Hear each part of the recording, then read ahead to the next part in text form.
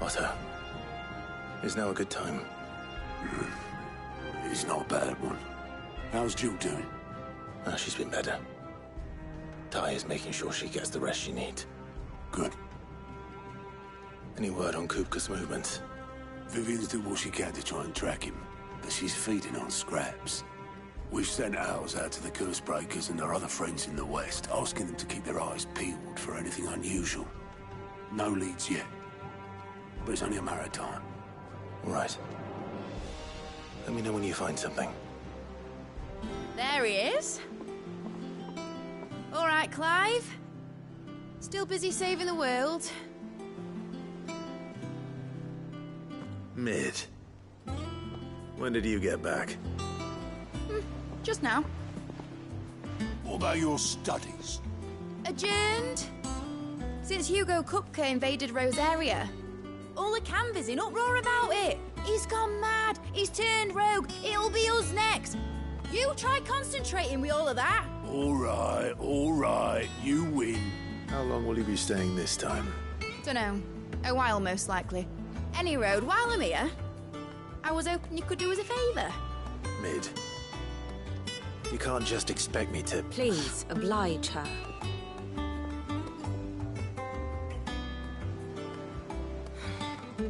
While we are busy tracking down Kupka, you should have a little time to spare. Professor! Now there's a face I ain't seen in a while. Shouldn't you have it buried in a dusty old tome?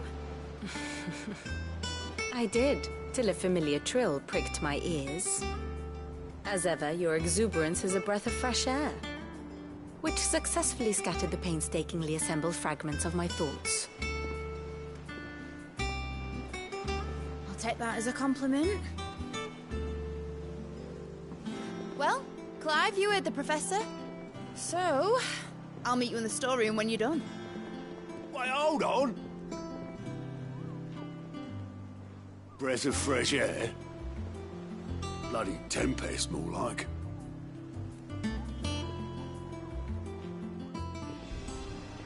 Oi, Otto, you got my gill? Huh? What are you all about? My fee for bringing Mid across. She said you were paying. That little... The storeroom, was it? I wonder what Mid's plotting.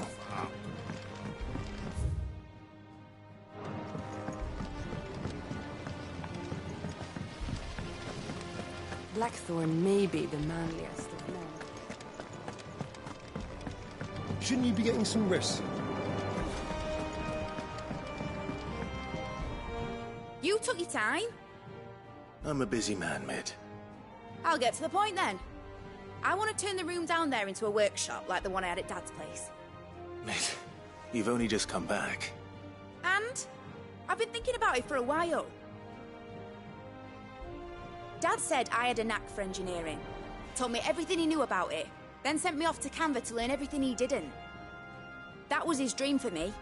That one day I'd put my studies to use for the good of the cause. But I'm helping no one stuck at school. I've studied enough. It's time I put my knack to work.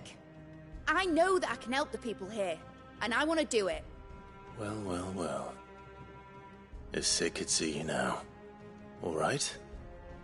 I'll tell Otto you'll be staying. I knew you'd say yes. Which is why I wrote up a list of jobs for you. For me?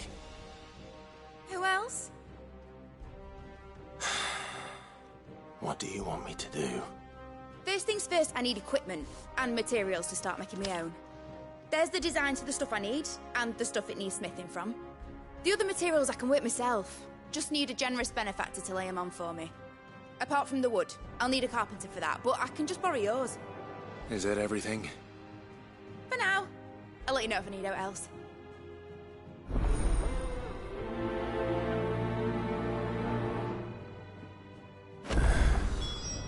Where to start? Materials and tools. That means Karen and Blackthorn.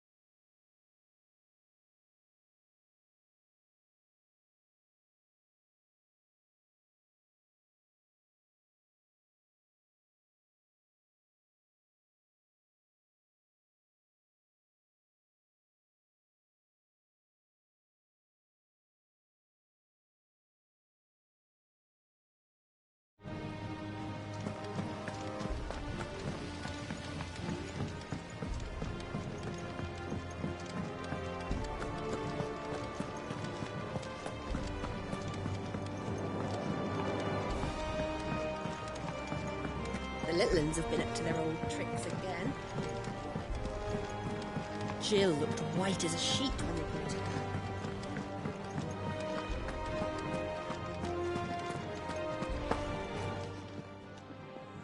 Was wondering where you got to.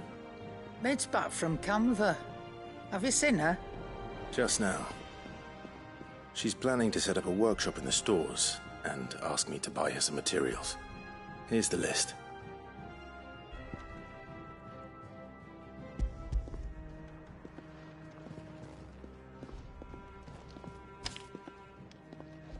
Think you can find everything on there? This lot? Wouldn't be much of a trader if I couldn't. Excellent. As for payment... It's paid. 100 times over by what that girl's done for us. If it weren't for her filters, we'd have naught to drink but blight water, and that would have drained the life out of us long ago. Indeed it would. I'll send the stuff on to Mid when it comes in. Thank you, Karen.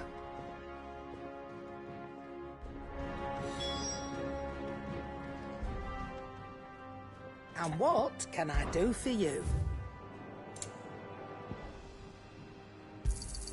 It'd better all be here. You're rubbing me blind, you know.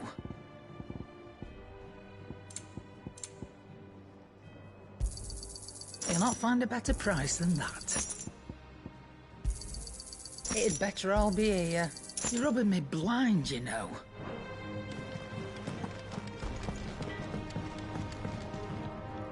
Blackthorn, you busy? What does it look like? I have a commission for you. From Mid. She requires certain tools.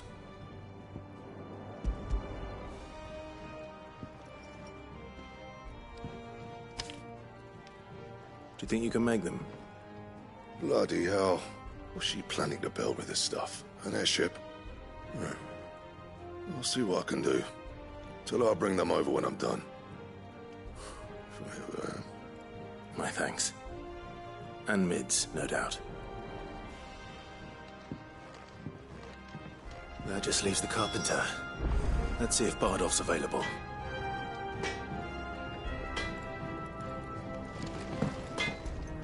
Back, are ya? What's saying for you, dear? No scratches, all right?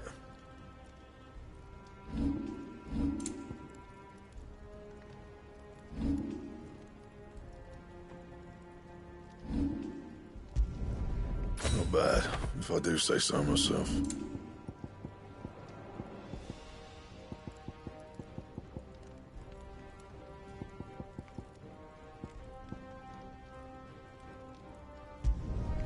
No scratches, all right? Yeah, that should do you.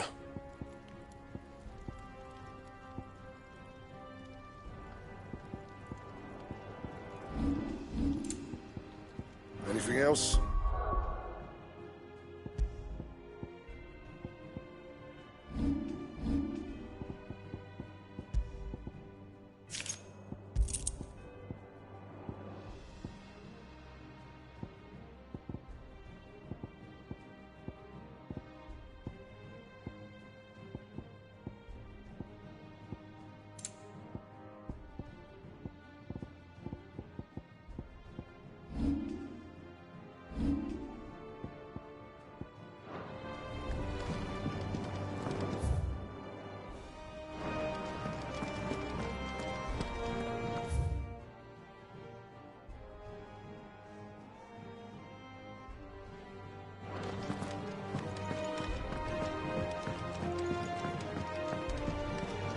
Jill looked white as a sheet when they brought her down.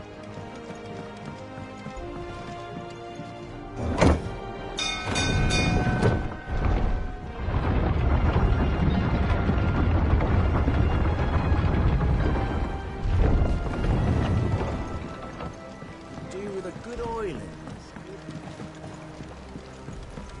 Should be enough to... How do, Master Sid? Bardolph. Mid's looking to build a workshop in the storeroom, and she needs the aid of a skilled carpenter. So naturally I thought of you. Well, I'd love to help the young miss however I can. but I'm afraid I got my hands full just keeping this place afloat. There's holes need patching, and if I don't patch them, we'll all of us sink into the mere. I'd gladly spare Mid all the time I have, but the sad truth is, I ain't got none. I see. It don't have to be me, though, does it? What about that other fella? You know, the one over at Martha's Rest. Bernard, was it? That's right. And he is a friend of the cause. I'll ask Martha if she can spare him. Thank you, Bardolph. Least I could do.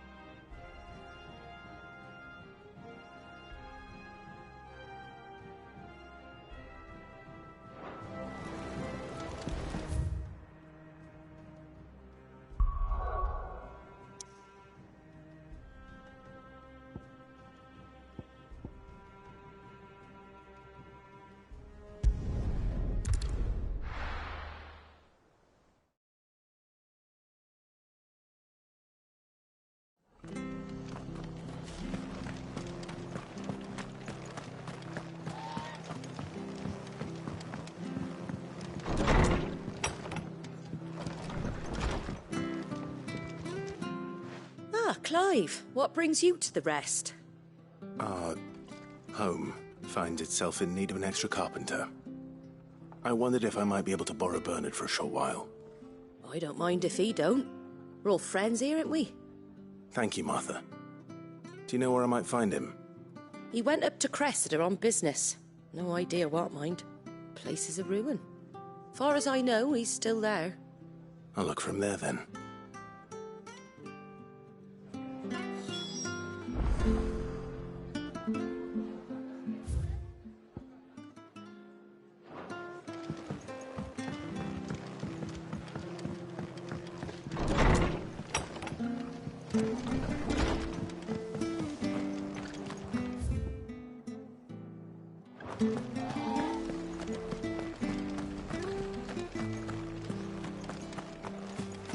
She had a man of Grieger locked in there. Please, teach me how to fight.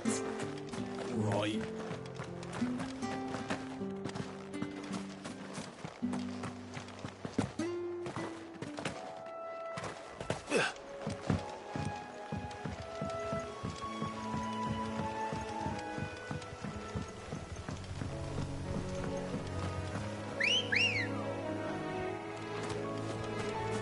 Ready, go?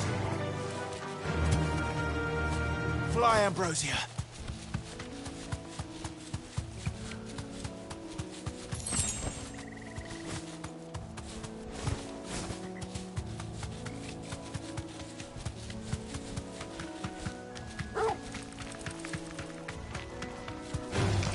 Time to fight.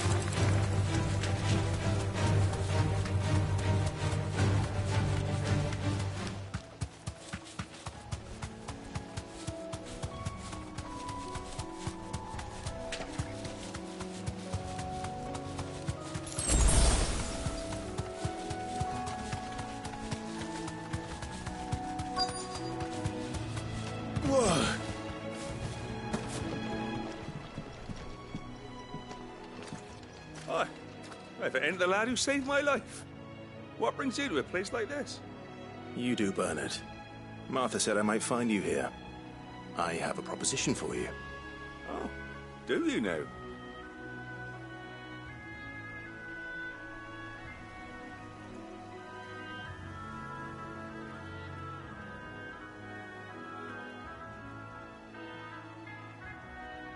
Building a workshop, you say? Well, that beats tacking boards to bridges, sure enough. And if Martha didn't mind me being gone a while, then neither do I. You just tell me where you want me. That's the spirit. I couldn't ask a favor, though, could I? Before we go? Of course.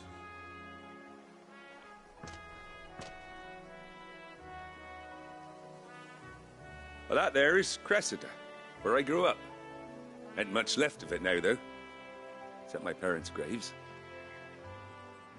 But I came up here hoping to visit. I even patched up the bridge to get across. Only to find the place crawling with fiends. But you're a dab hand when it comes to dealing with beasts and bogles, ain't you? Any chance you could, It's the least I can do. Well, thank you kindly. And take care.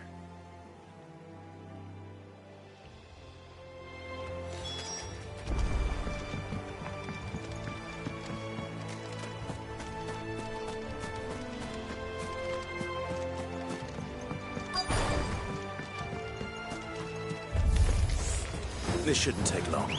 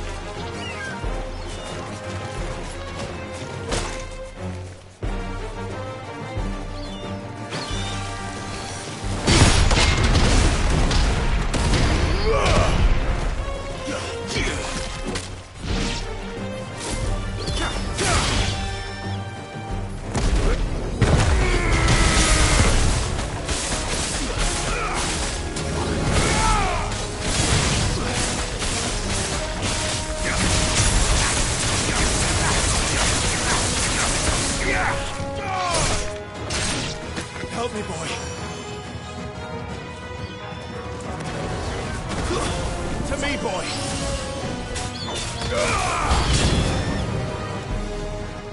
Garuda!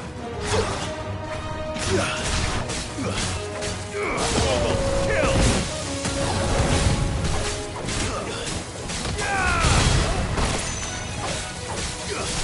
Help me, boy.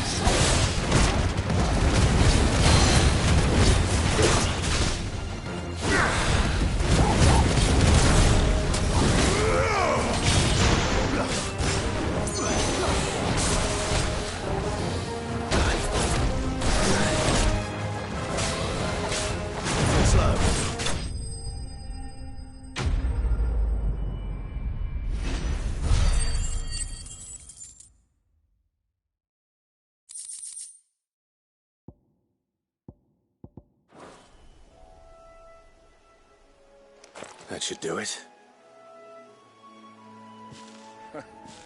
You made short work of that lot.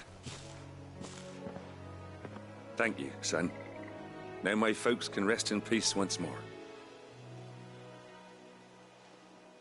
How long is it since the village was abandoned? Oh, people started packing their things after the duchy fell. Between the Blight and the Imperials, you just couldn't make ends meet. Must be nigh on a decade since the last wagon left. Though it may as well have been a century, looking at the place. This isn't the Cressida I remember. I'm sorry.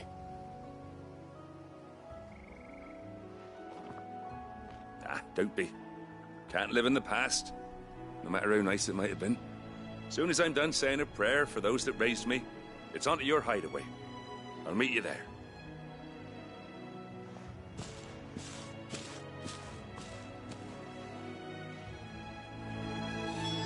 That should take care of Mid's little list. Better head back before she... Is there anything else?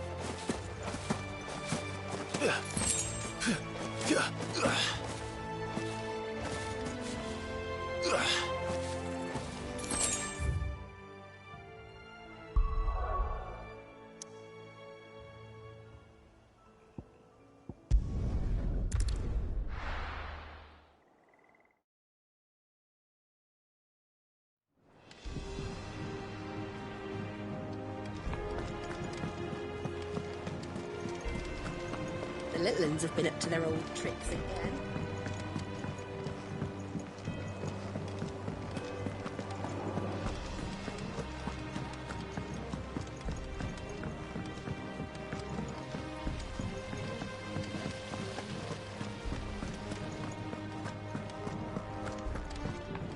Shouldn't you be getting some rest?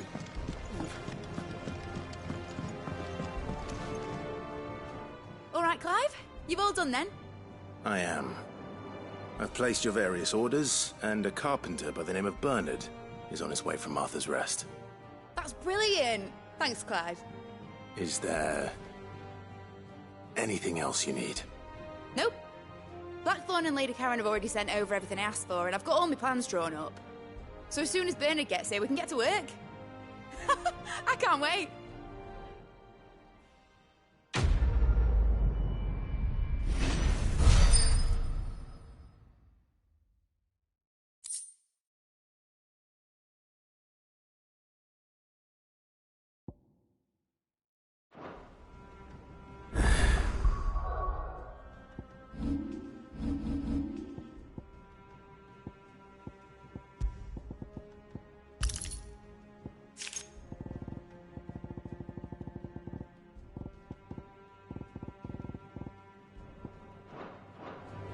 That's my good deed for the day done.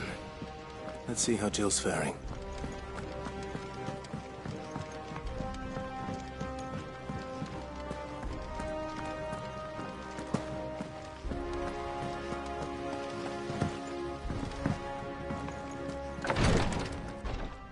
Ah, Clive. Talia, how's Jill? Recovering, but she still needs her rest. Of course. Take good care of her, won't you? I'll do my best. Oh, Gav was looking for you. He said he had something to show you in the shelves. The shelves? Oh, that's right. He went to ask Harpocrates about Torgor. He must have found something.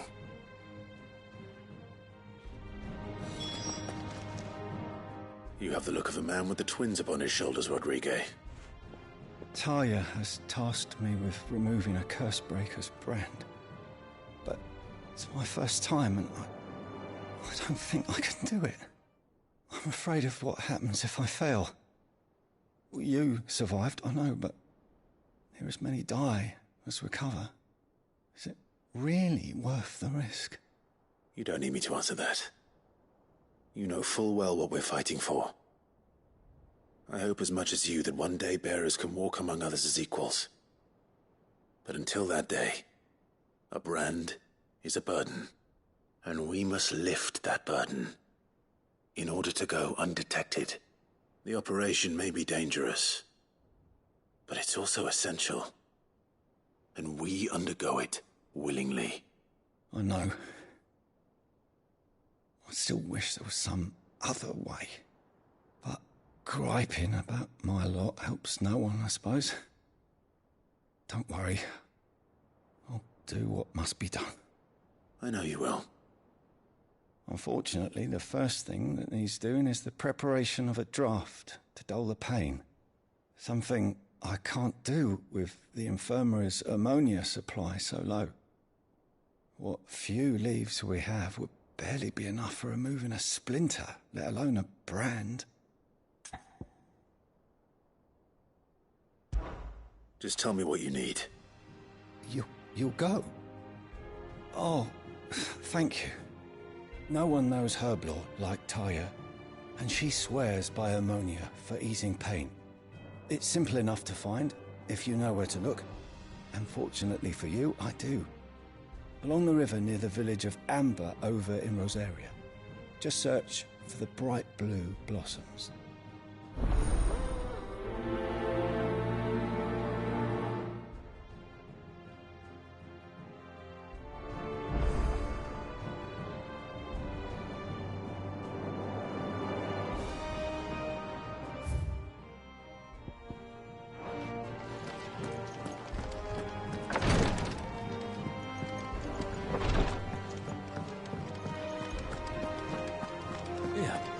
What's everyone whispering about?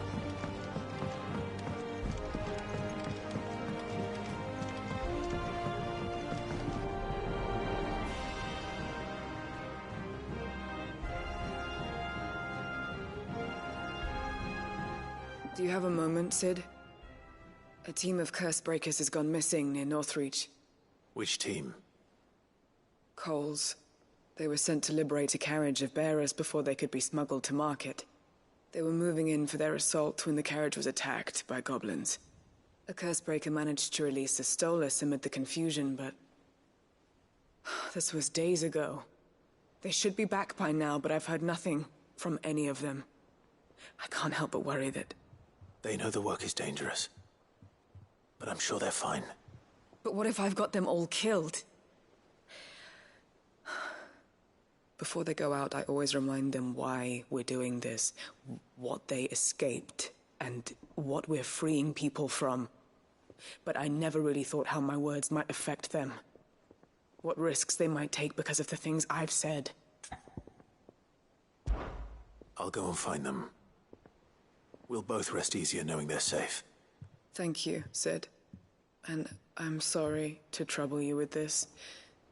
The plan was to intercept the slaver somewhere in the Dragon's Eyrie. I can't tell you much more than that, I'm afraid. That should be enough to go on. If they were there, Torgal will track them down.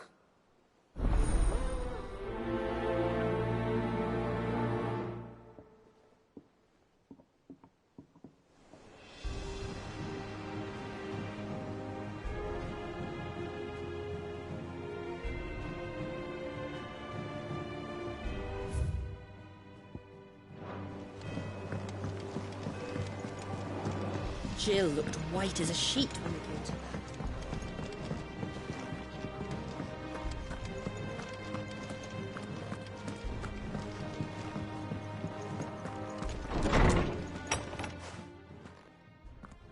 Clive, where have you been?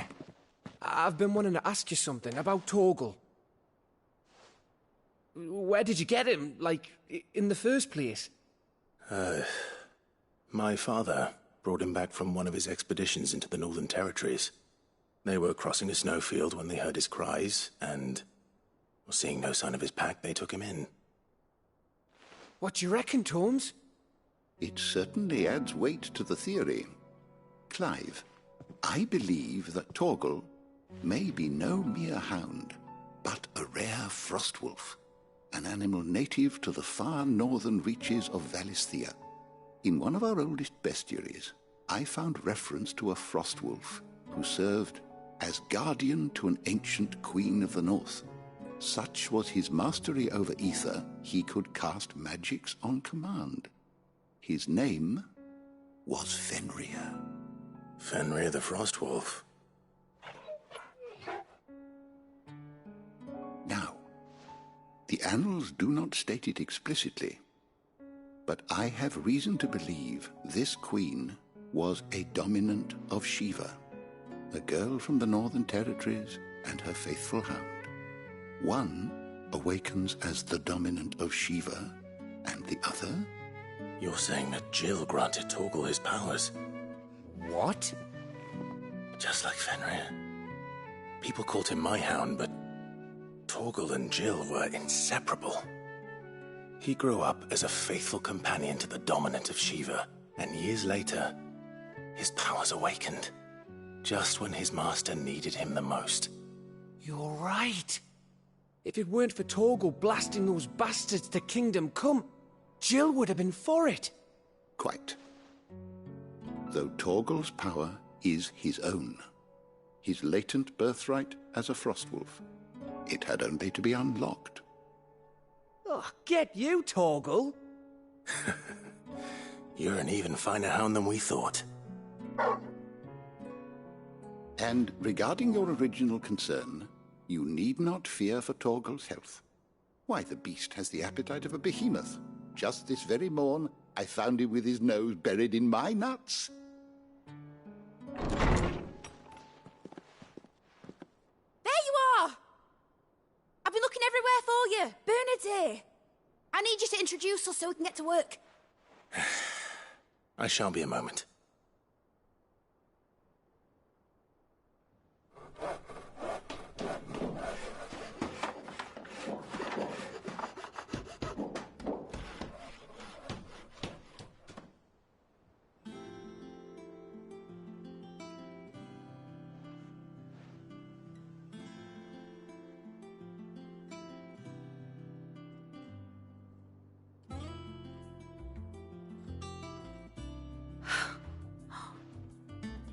Brilliant.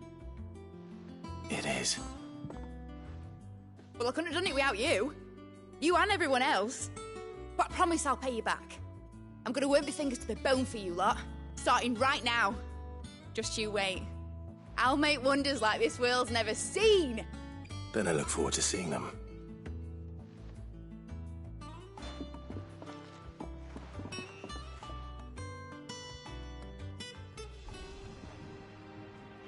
Now that that's settled, I wonder if Vivian's made any progress tracking down Kupka.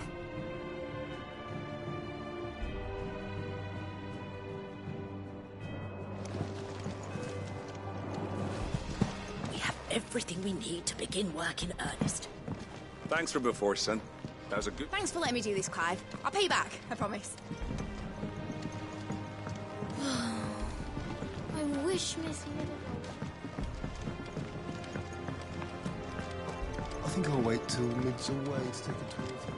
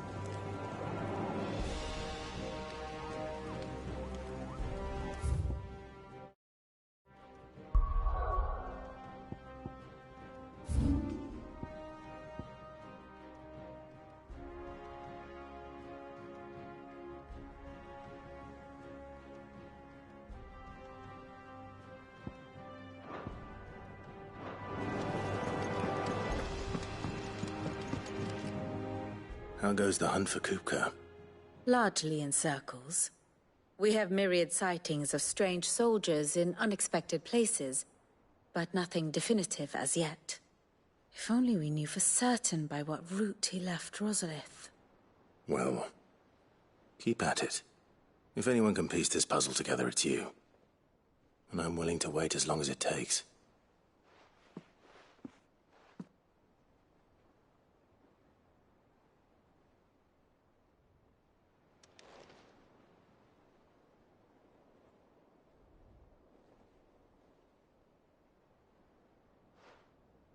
What? Here? Would that be a problem? Do you know, Clive? I believe it a mercy that you didn't inherit your father's throne. Your poor people would surely live in fear of you. You have nothing to worry about on that front. I won't be claiming his crown. That is a relief. Clive, have you got a minute? We, have a guest. A guest?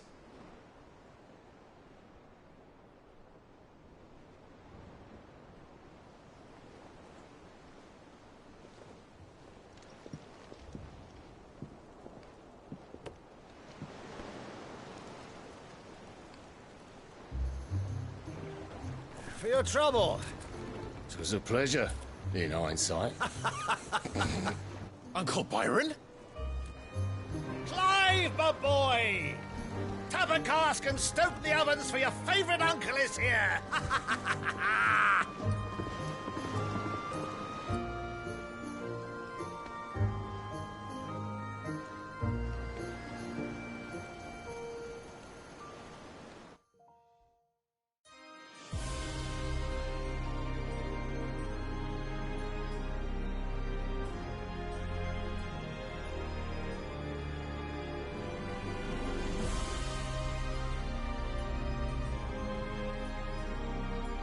The Dhalmekian government sues for peace. How shall we respond? If they're willing to accept their fault in the matter, I see no reason to refuse them. Still, we must insist on substantial reparations. The Twinside stores are not as bottomless as reported. Aye, and we have many more mouths to feed. We shall just have to have the Dalmecs empty their treasuries for us.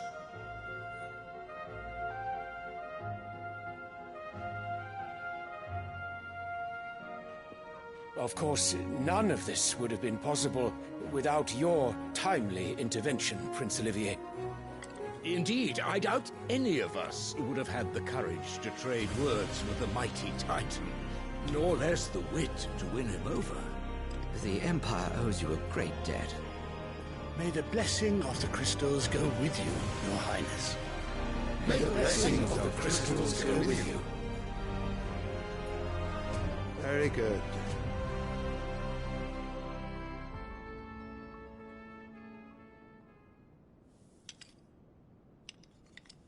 Now, let us come to the question of precisely when the Dalmecs will withdraw their troops. Dion's fire could rid us of them in mere moments.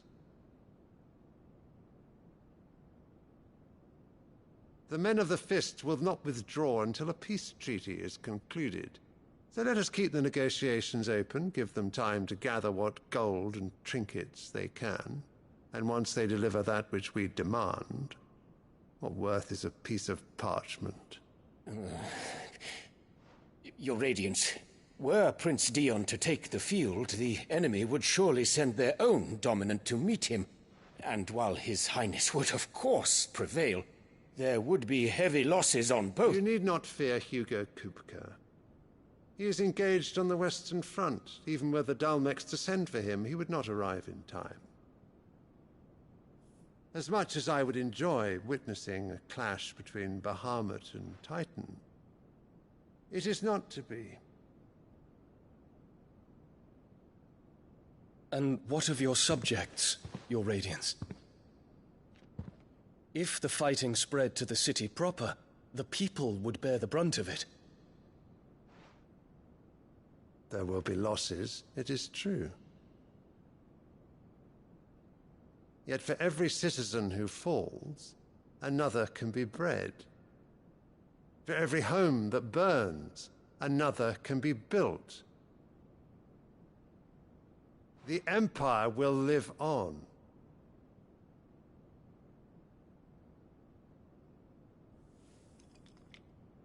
Dion? Yes, sire.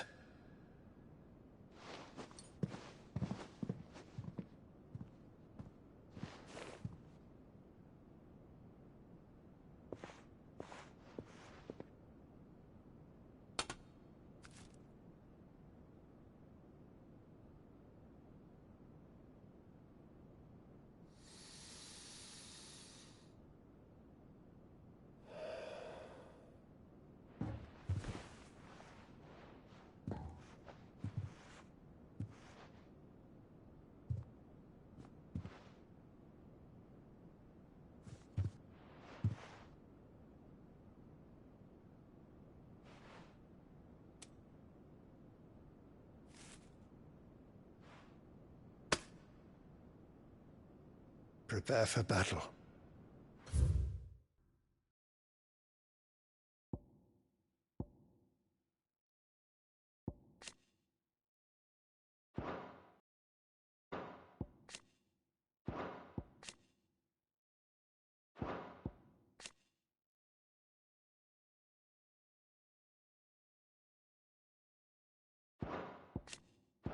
Sire.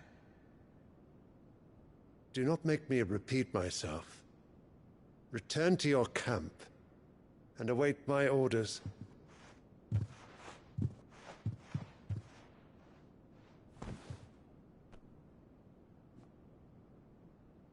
If that is your wish, Your Radiance, I shall depart at once.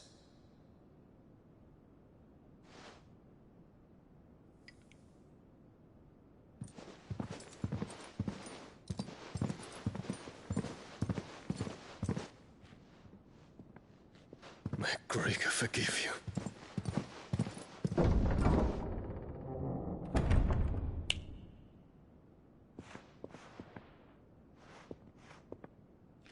What do the astrologers augur? The stars are in agreement, Your Radiance. The shadow of treachery hangs over Prince Dion.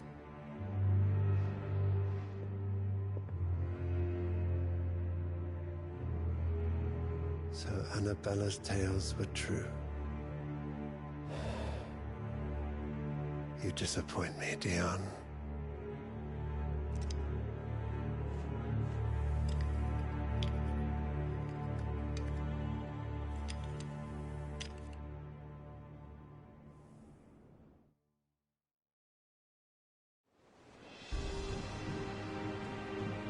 What on earth is Uncle Byron doing here?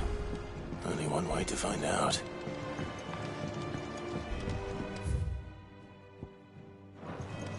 The Littlands have been up to... There's just one thing after another around here.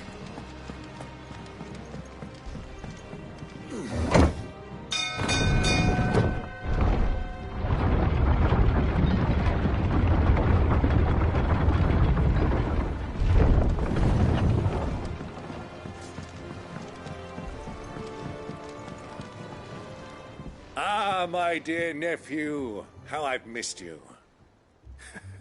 How did you find this place, Uncle? Through the good offices of young Sir Wade. He really is the most helpful fellow. As are you, I hear. The Guardians and those they freed tell the most outlandish tales of your heroics in Rosalith. Which is why I came, to learn the full truth of the matter. Sort the fact from the fiction, so to speak. You were working with the Guardians of the Flame to evacuate the people of Rosalith to Port Isolde. I was, aye. Then I have questions for you. Please, come inside, Uncle. Gladly. You there? There are 2,000 gold talents in those chests. See that they're added to my nephew's coffers, would you? 2,000?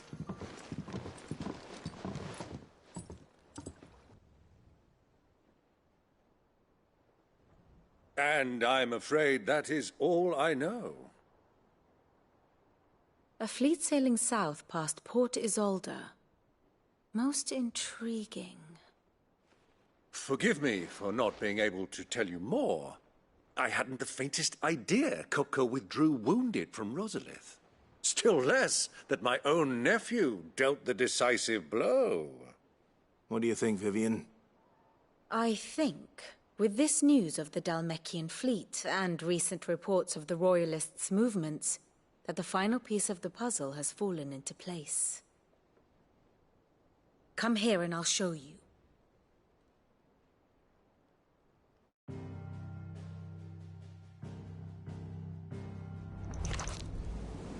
It is known that Kupka's forces entered Rosaria via its unguarded coast. So can the same be said of your visitors from Waloed? Certainly her Royal Navy is famed for the efficiency with which it bears her knights from one battlefield to the next. And in the Einherjar, or Black Galleon, she boasts a vessel nigh as swift, and every bit as feared as the kingdom's legendary cavalry. A fitting flagship for a land apart, her naval presence being crucial to her ambitions beyond Ash. Yes, it seems safe to assume that the Royalists did indeed enter Rosaria from the sea. So then, had you a vested interest in Titan's survival, whither would you take him? Why home to Drake's Fang? A place rich enough in ether to conjure the magics needed to mend his hurts. But would that not entail an arduous voyage around the southern cape? Let us say that the Royalists did put ashore with a mind to spirit Kupka away from under your very nose. Could that truly have been their plan for him? To load him aboard one of the ships flying Republican colors sighted off the coast near Port Isolde. To spend weeks at sea, being tossed hither and yon by unforgiving waves, his life hanging in the balance. No. The journey would mean Titan's death, and Kupka's faithful creatures would not allow it. So what then was the plan of our Waluda friends? Reports suggest they made not for the coast, but for the desert. And by cutting through the Velcroy, a party traveling light would have Titan back in his bed days before a galley could lurch into port. To wit, it was the Royalists, not the Republicans, who effected Hugo Kupka's safe retreat. I would stake your life on it.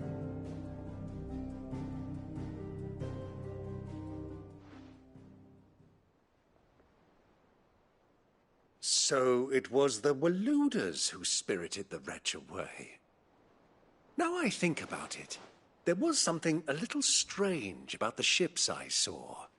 The men seemed almost crestfallen, as if in mourning, as if they believed, or were made to believe, that their master was dead. You have a keen mind, Lord Rosfield. And you have your answer. To find Kupka, you have merely to follow the Royalist trail across the Velcroy. It may well have gone cold by now, but as they say in the Republic, all roads lead to Drake's Fang. Allow me to accompany you part of the way. As luck would have it, I had intended to journey Canberward on business after visiting you here. The Fang would be but a short detour. I'd be glad of the company. Give me a moment to make ready. I need to tell my friends what we've learned, and where we're going. Very well, but be quick about it, my boy. Time waits for no man.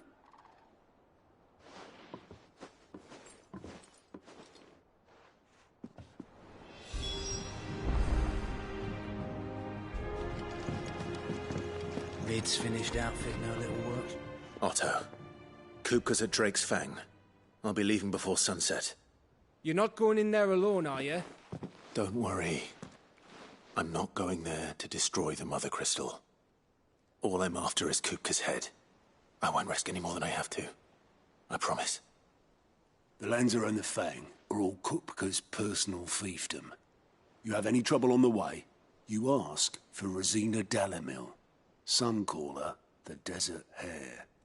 Who is she? An old associate of Sid's. And only Sid's. All I know is the name, and that they used to meet at the Dalamil Inn. We've heard nothing from her since he died. But I'm thinking maybe the new Sid might be able to bring her back into the fold. Thanks. I'll keep that in mind. So, what about your uncle? I mean, he's welcome to stay, but... Don't look so worried. He'll be coming with me. Thank fuck for that. Gav, Otto, I'm leaving you two in charge. You can count on us.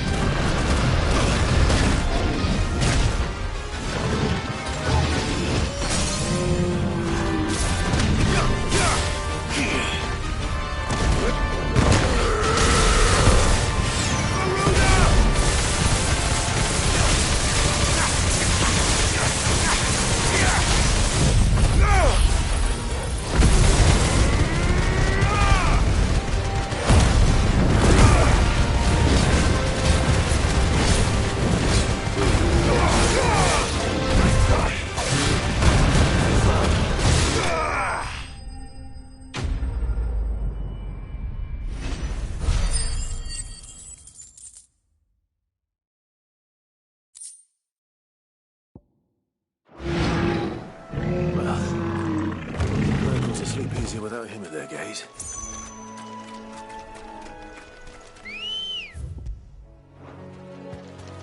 Good girl.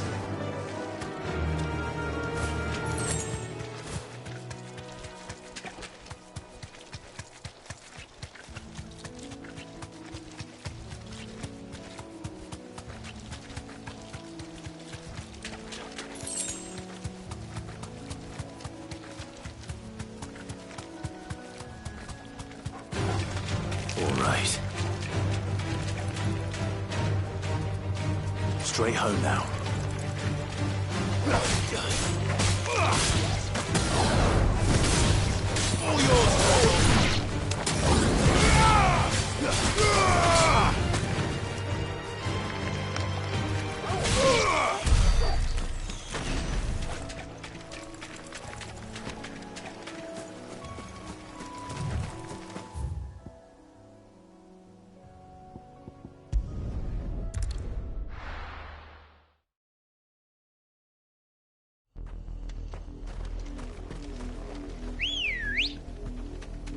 Let's go.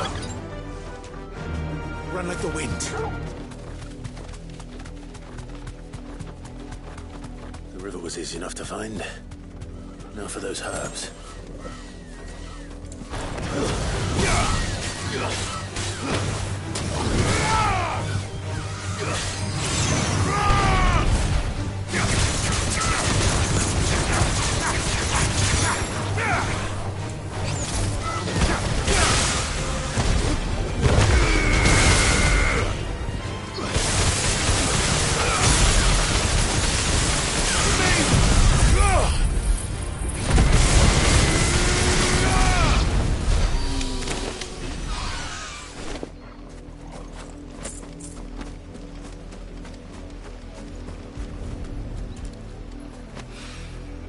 This is the only plant around here with blue flowers. I hope it's the right one.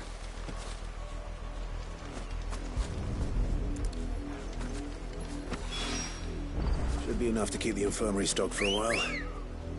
Hopefully this will put Rodriguez's mind at ease.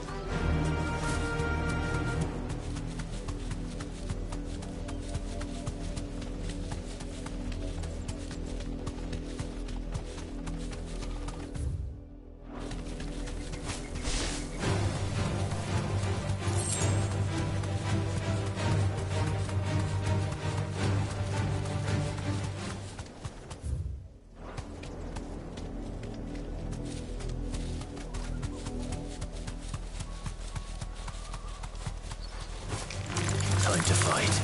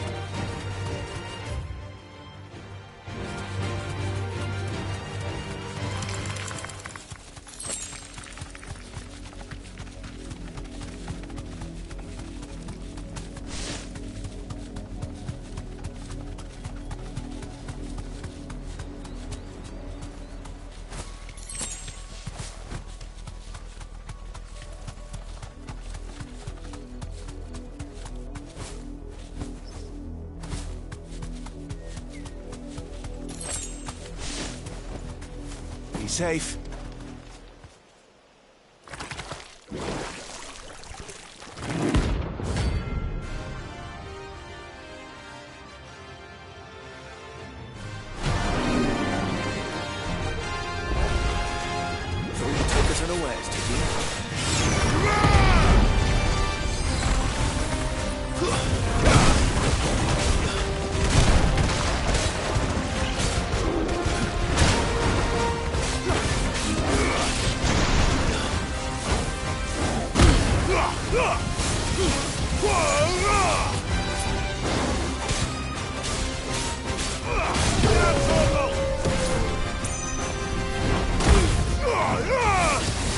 What?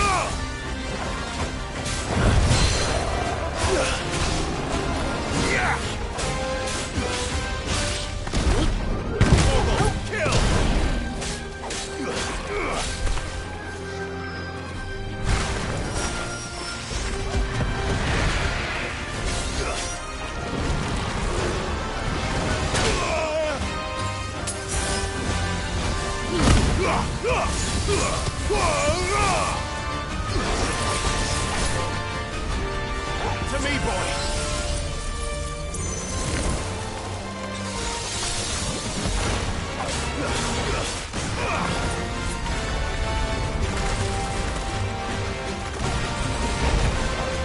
Let's try. All yours, Torgal!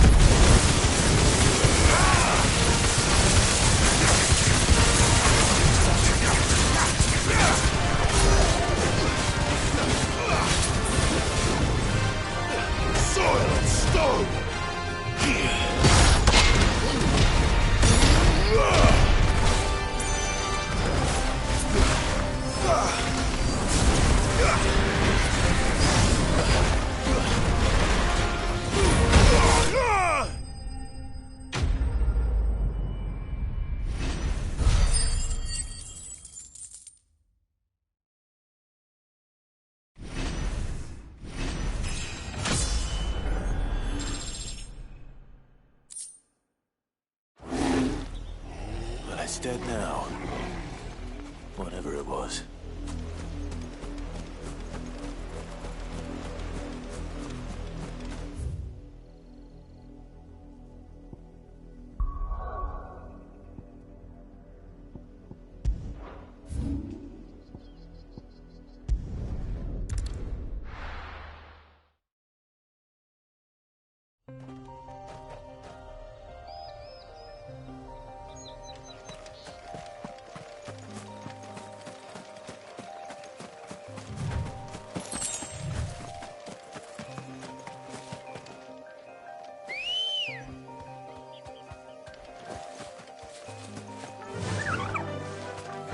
Fly, Ambrosia.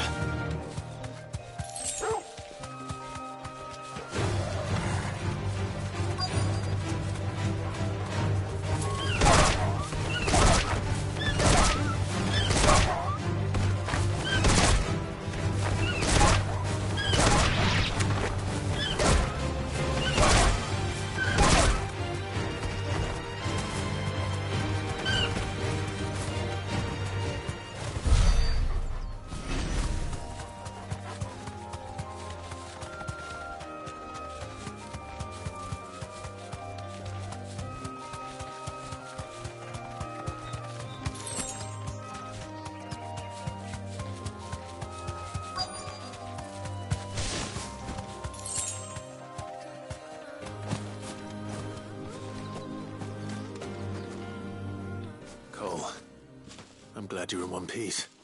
Just about. Sid, if you don't mind me asking, what are you doing here? Doris sent me to find you. She hasn't heard anything since the attack. She's been worried about you. I sent a runner to the Dame in Northreach. The Hideaway should have learned of our survival yesterday. Well, I'm here now. And it looks like you freed the bearers. Only some. The rest locked themselves in the slavers' carriage rather than fleeing when they had the chance. I want to help them, Sid. But we're barely in any state to protect those few we did save. You made the right decision. Now where's the carriage? The goblins may still be out there. You have duties to attend to here. See to the injured. I'll handle the rest. All right. Just follow the path to the south. You'll come across the carriage soon enough. And please, hurry. If the beastmen get to those bearers, the poor souls will be eaten alive. I won't let that happen. Thank you. And Sid, it's good to see you. Don't thank me just yet.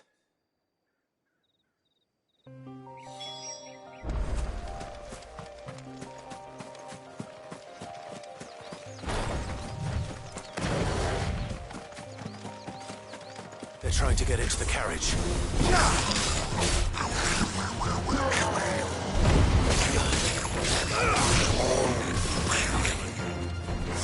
Stay down!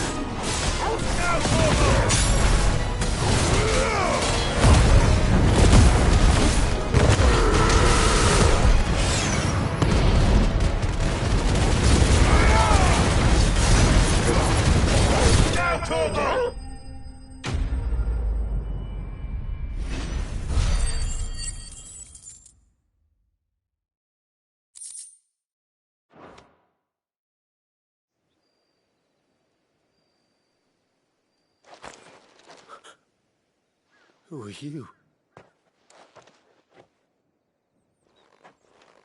A friend. Are there any more survivors? Why didn't you flee with the others?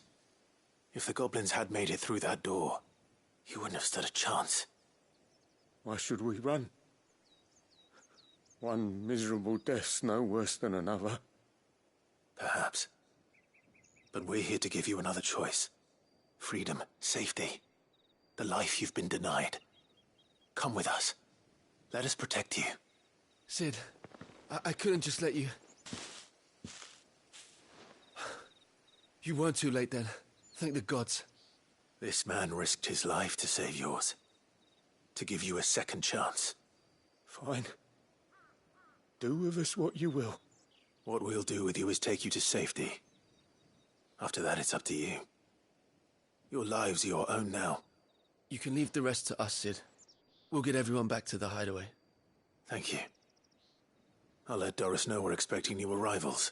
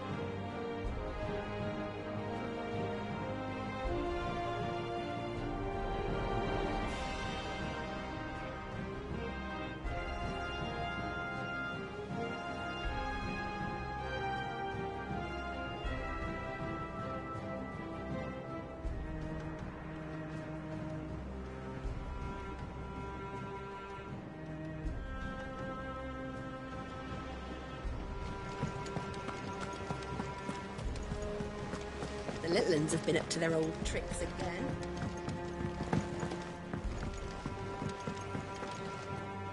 Cid, welcome back. A Stolas from the Dame arrived not long after you left. If I'd just waited a little longer. Or maybe I wouldn't. Cole and the others got home. No. What kind of lead? I should have urged greater caution, told... We swore the same oath as you, Doris. It's good to see you. With all due respect, we Cursebreakers don't risk our life. No one with doubts that we all know how much... Cole, I never... Thank you. I sometimes... But... You will.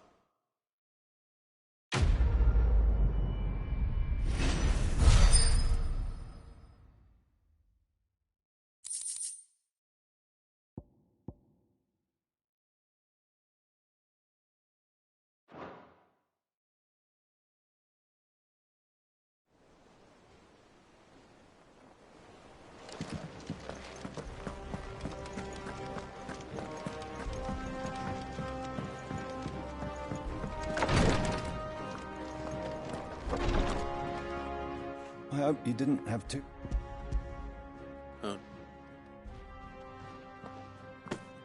Oh, yes. This is it. You'll do fine. Thank you. I'm sorry. The brand is one ill-conceived incision. A single and even success means tremendous pain.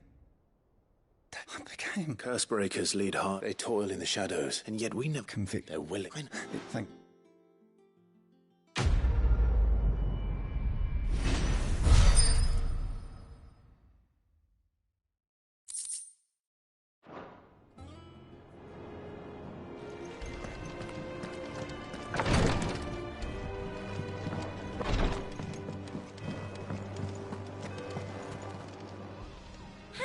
Help you today, Clive?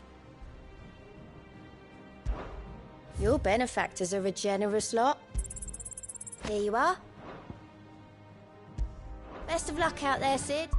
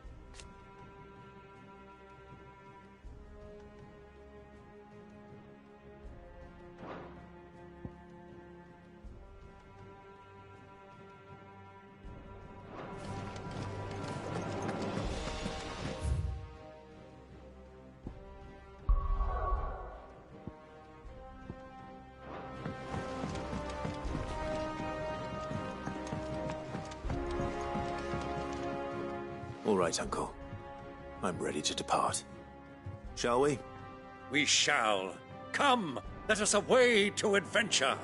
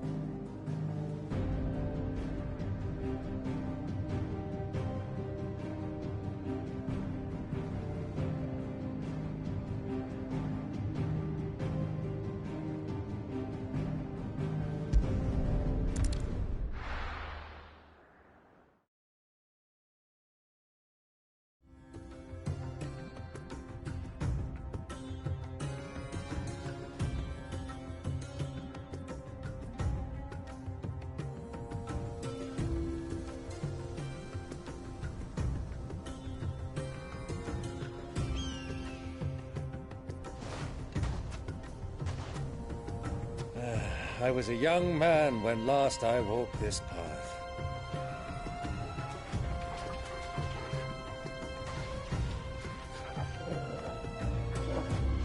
There's an old trading post not far from here. The road to Drake's Fang leads through it. The trading post it is.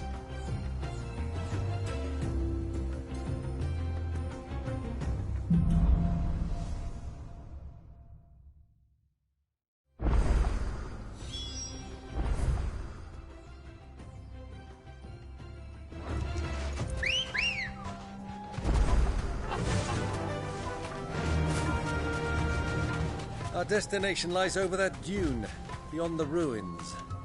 Mark 'em well, Clive. It's all too easy to lose one's bearings in the sands. Be safe.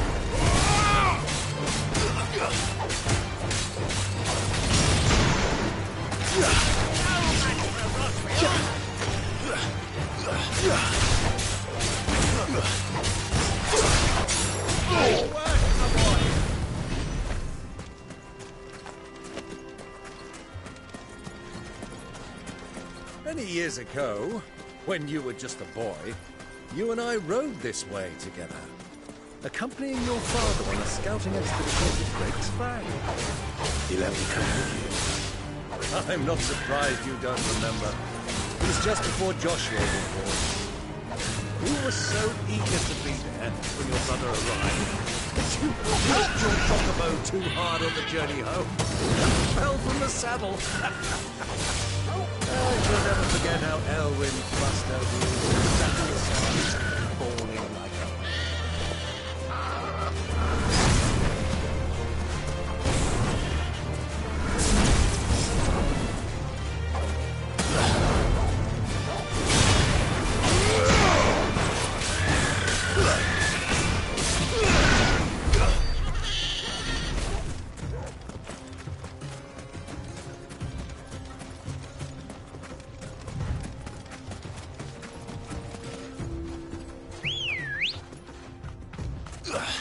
Good girl.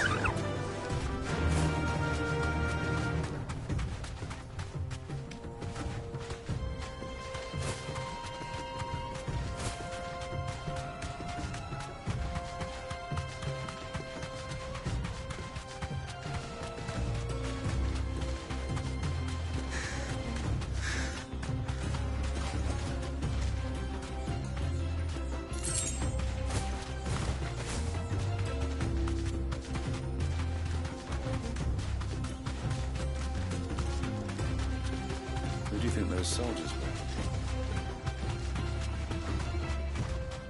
So, Lord Cook has finally made his move.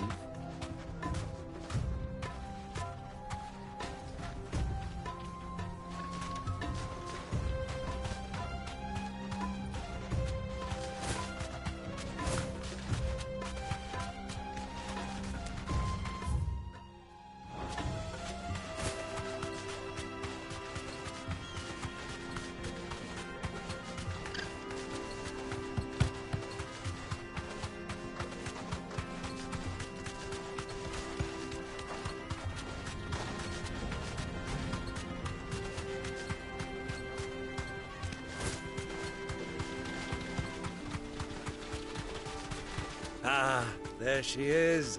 The good old Dalamil Inn. Do you know, this heat has given me quite a thirst. Quick drink before we press on?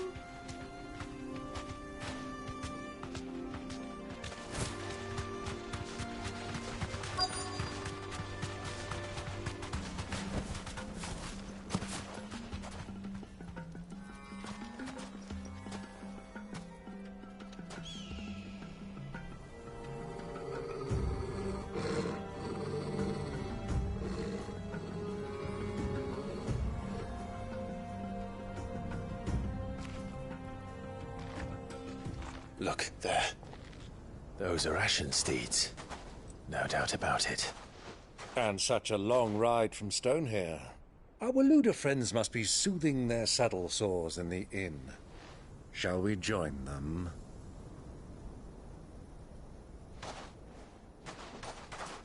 Run along and play now, Torgal. Dogs aren't allowed inside.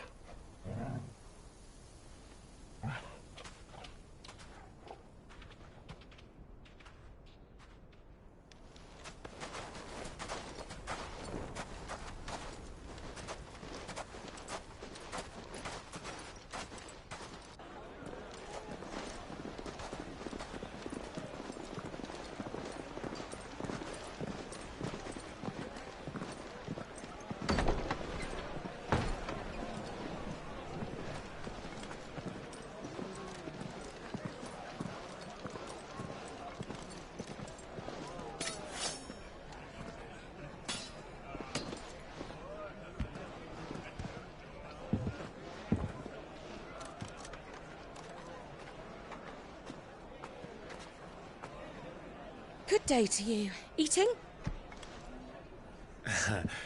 Sorry about my pal. He only talks when his mouth's full. What do you recommend? Well, if you're after something light, we do a fine chocobo soup with lentils and honey. 2 bowls of that, then. An ale. Right you are. Hey, girl! Coming! Your pal? Would you rather be my squire?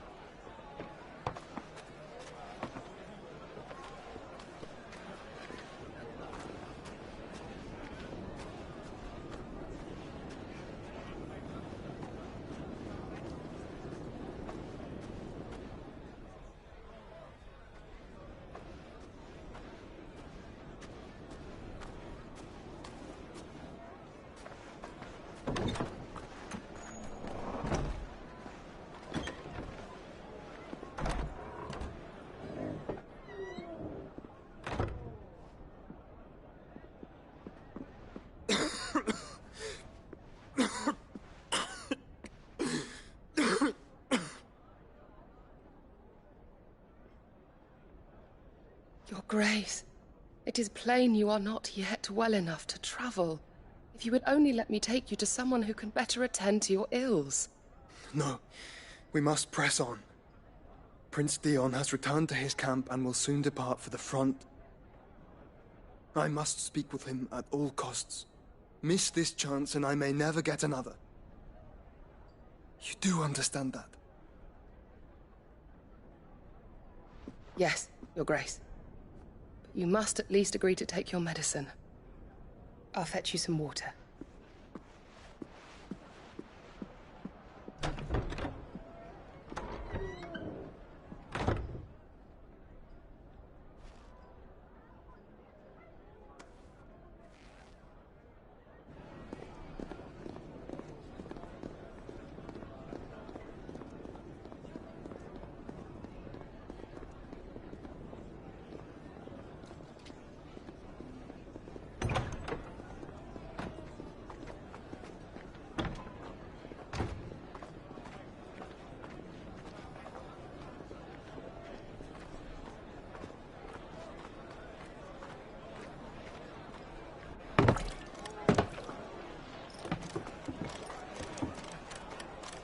Keep watch, they tell us.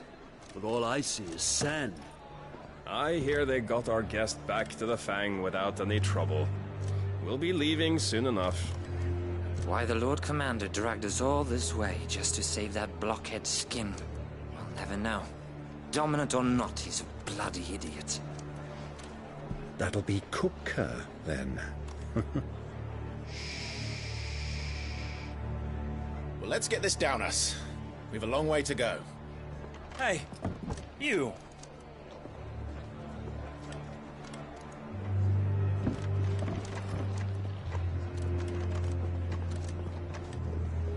Uncle? Sorry.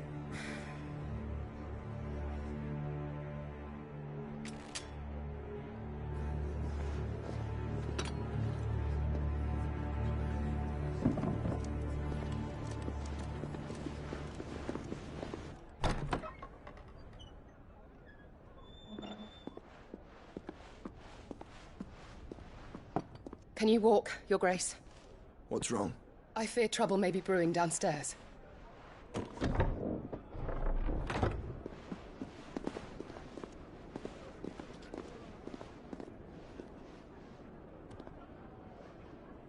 You two are travelers, are you not? Me and my companions are strangers here. Perhaps you'd be good enough to accompany us a while. Help us find our way. Sorry, lads, but we've got business in camera that can't wait. Ah, I'm sure you could spare us an hour or two. Come on. Friend.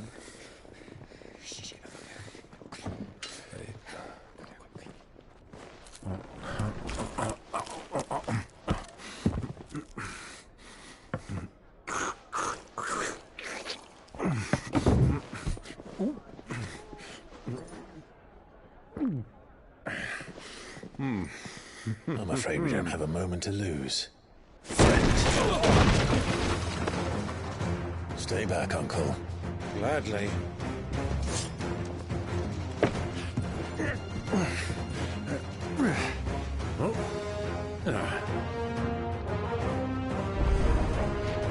The outlaw! Take it! Try it.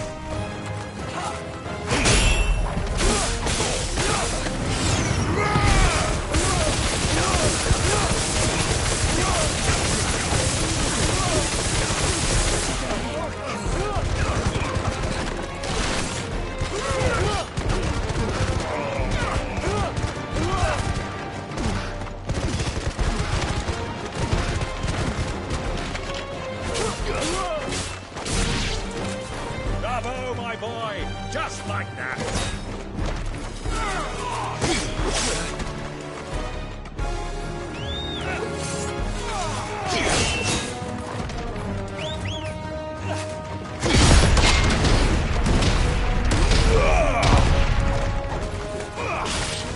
Stay down!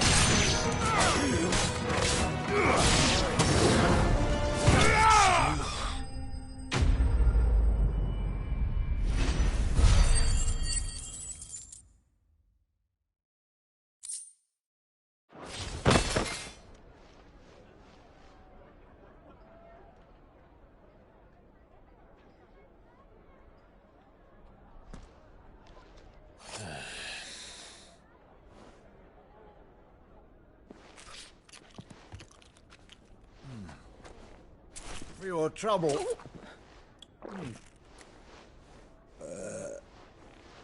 Word of advice, miss. That soup could do with a touch more salt.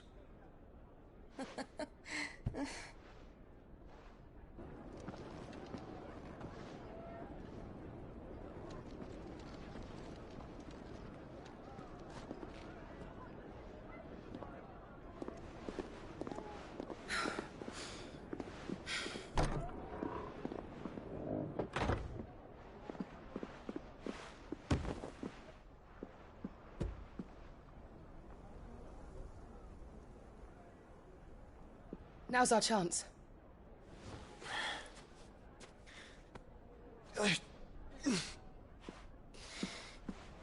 Your Grace? I'm fine.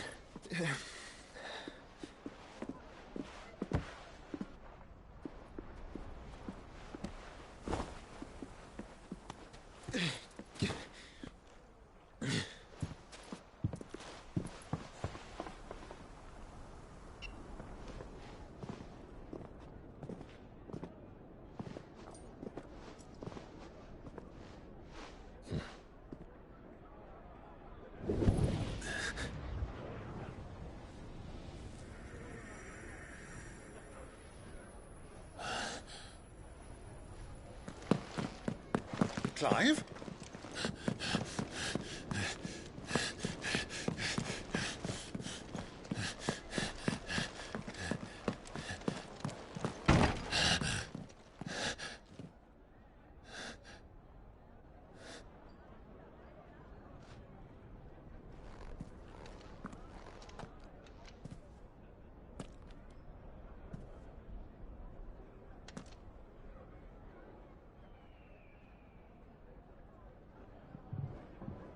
What is it now?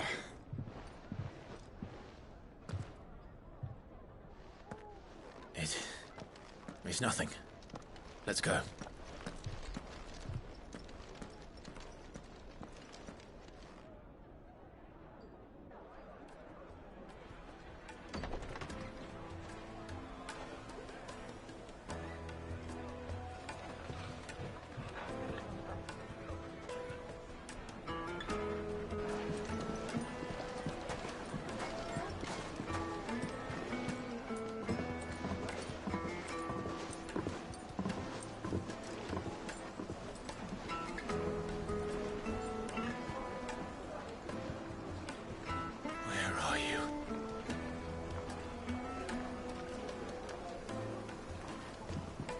Well, we didn't know where to find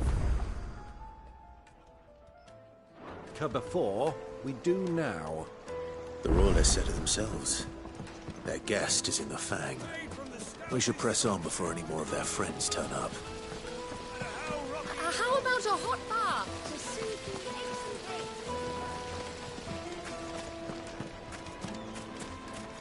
pains? Your arms are like iron.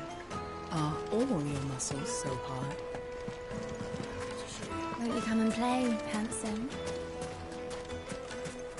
It's all the fault of this blasted war. Bunch of dissolved.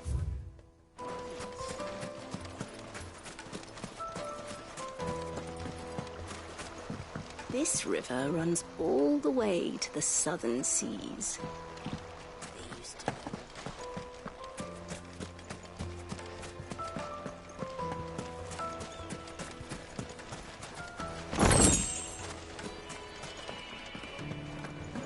Fucking men of them wrong.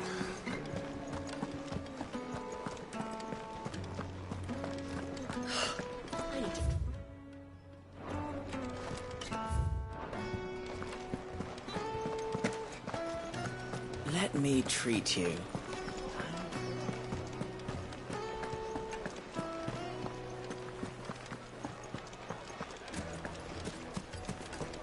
Why is the tavern shut? Another fight, is it? Sorry, but the master's not here at the moment. All orders have to go through him.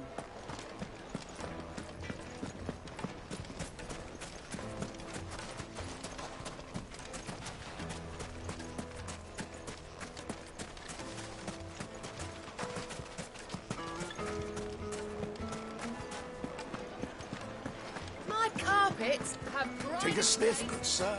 Fresh bread, warm from the oven. Here, have a taste.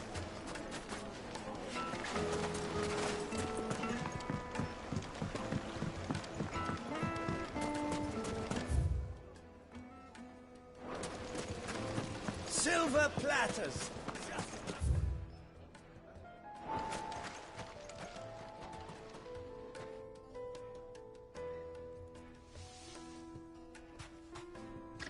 Ah, they've closed the road. And it's the only way from here to the Fang. It would seem Lord Kupka is not accepting visitors at present. We have to get through that gate. Not by force, I trust. We've attracted quite enough unwanted attention already. By guile, then. Perhaps the Desert Hare can offer us her aid. Rosina Dalamil, woman of mystery. But how will we find her? We know naught of her but her name. And that she was working with Cid. Cid's other collaborators have all been people of means, the wealthiest and most successful members of their communities. I'll wager this Rosina Dalamil is the same. That would certainly help to narrow the search. We need only inquire as to who is in charge of the town. And that's exactly what I mean to do.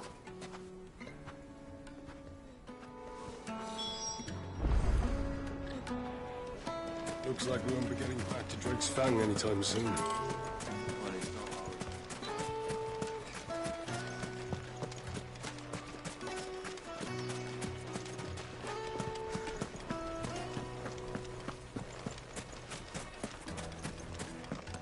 Are you looking for something in particular?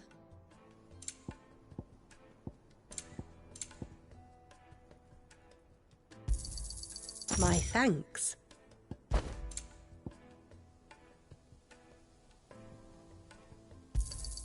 An excellent choice. Here you are. An excellent choice.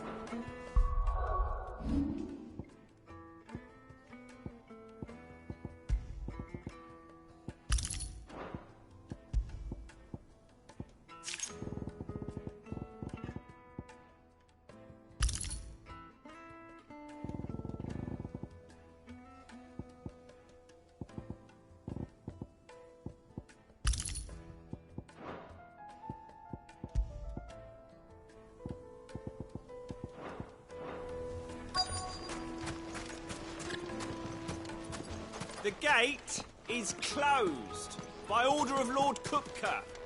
Any attempt to gain...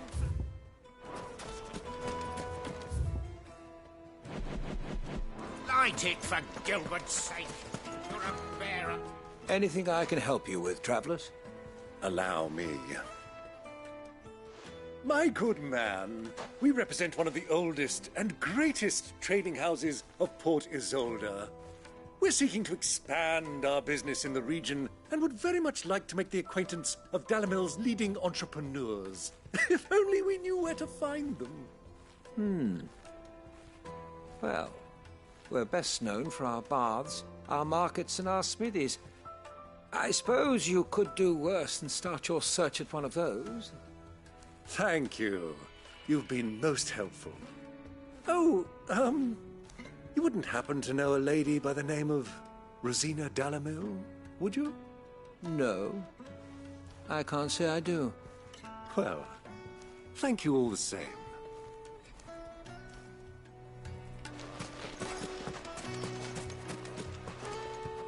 What do you want? Can't you see I'm busy? I won't keep you long. I'm looking for someone. A woman by the name of Rosina Dalimil.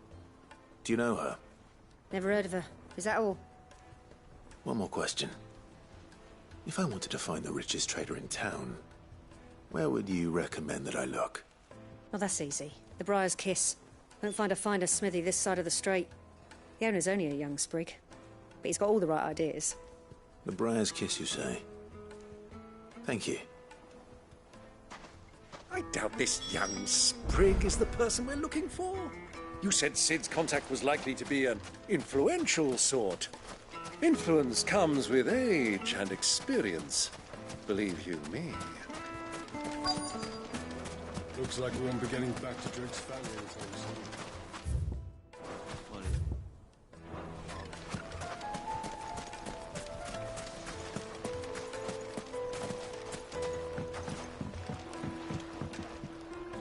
Can I help you? Yes, I'm looking for a woman by the name of Rosina Dalimil. A long-standing pillar of your community, I believe, from old trading stock. Then you should ask further. He's been here for years. Knows the place and its people like the back of his hand. And he's in with all the old merchant families. Try the baths. That's where you'll usually find him. Thank you kindly.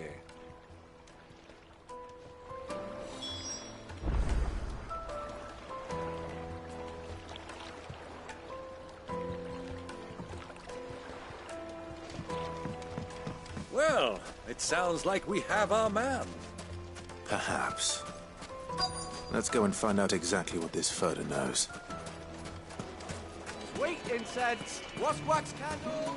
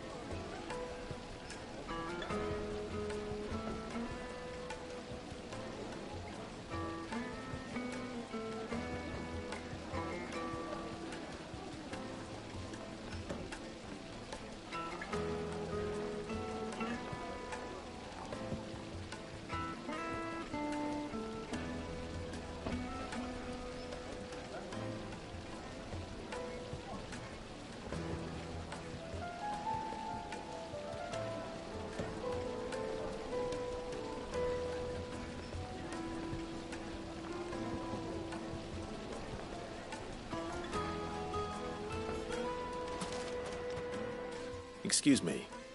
Are you Ferda? I am. Can I help you, travelers? I hope so. You've lived here for some time, is that correct? Do you know Rosina Dalamil? We believe she may be a trader of some renown. And what business do you have with the Desert Hare? She was a close friend of mine. I was hoping she might be able to help me. Very well. Go to the Bordello. I'll arrange an introduction.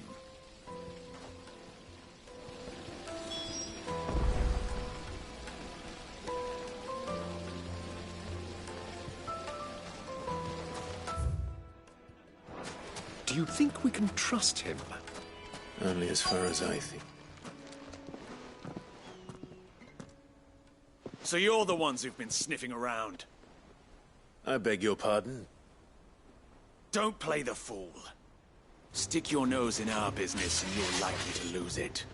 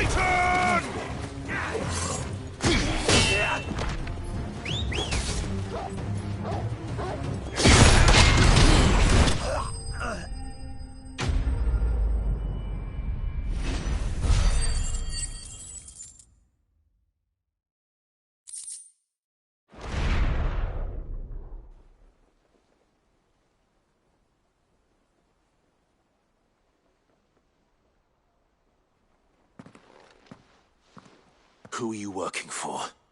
Him or her? Him. The boss. He wanted us to test you. Though one could hardly call that a test. Lord Ferda?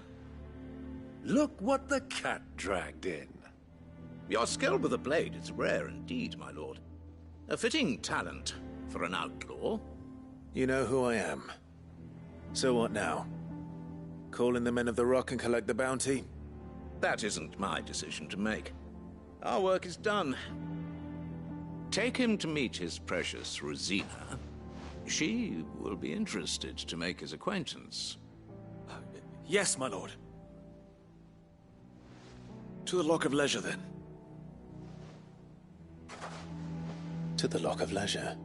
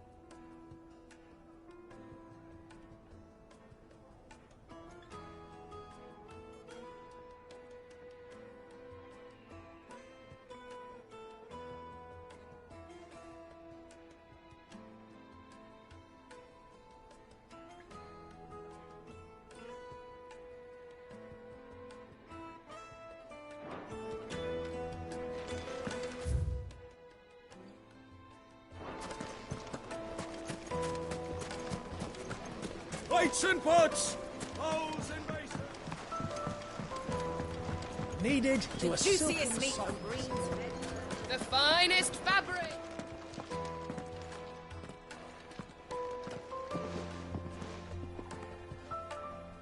Is this the place? Ubor's Forge. The Briar's Kiss. Ah, so it was the young sprig after all. So much for Rosina Dalamil being a woman of experience. How wrong I was. It was an easy mistake to make, Uncle. After all, it must have been years since Sid last saw her. Sorry, him.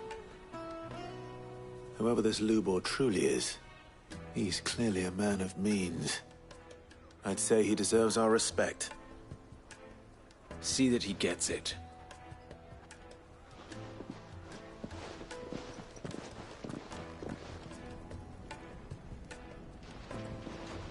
Lubor, Lord Furder told me to bring them to you.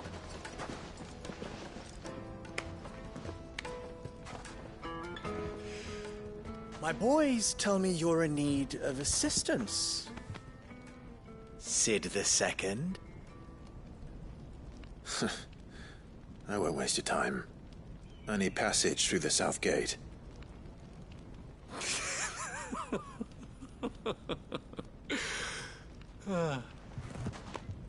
Tell me, what do you think is a merchant's most important commodity? Why, trust. Everyone knows that. Without it, you have nothing. And nothing is exactly what you have.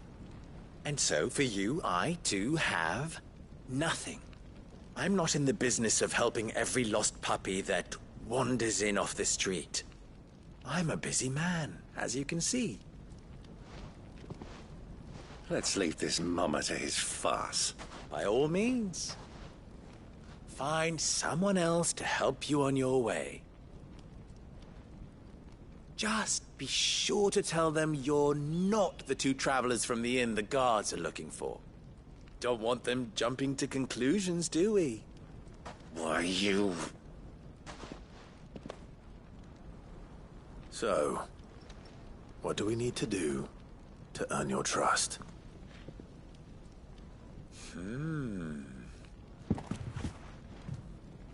I like this one.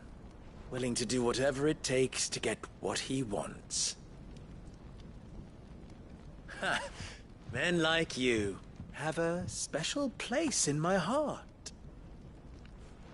Why, you ask? Because they get me what I want. Always. Fine. So what do you want? Don't tell me you're going to listen to this swaggering scruff! We might as well hear him out. It's only natural that an ally of Sid's would seek assurances of strangers. Assuming he is an ally, of course. 5 years ago, he would have still been a boy. And yet even then I had more good sense than a man... 5 times my age? But enough of the pleasantries. We were speaking of what I want. I want you to put an end to the trouble in Dalamil. Return to me when you have done so, and you shall have my aid. Until then, I bid you good day. What trouble? If you're going to give us orders, be clear about them, damn you! Manners, Greybeard. One catches more damselflies with honey than with vinegar. What did you call me? My apologies. A word of advice in recompense. Follow the crystals. Oh, but that was 3. Oh, I'm making this too easy for you. Ha! It will be easy. Solving his little riddle should be like dealing with him. Child's play. Let us divide our forces, Clive. I'd rather not drag this parlor game on any longer than we need to. All right. Good luck, Uncle.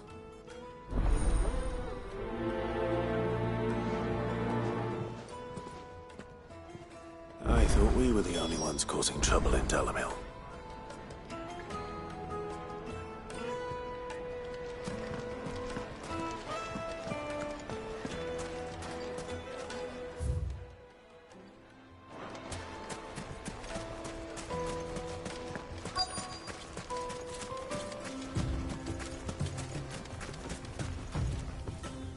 Excuse me. Is it true there's been trouble with crystals of late? You've heard, then? I've heard rumors. Damn thieves. Pilfering the crystals that were meant to fill our cups and light our stoves. Us common folk have hardly had a shard to share between us these last few moons. And it isn't as if we can buy them on the black market either. Whoever's taking them, they aren't sharing.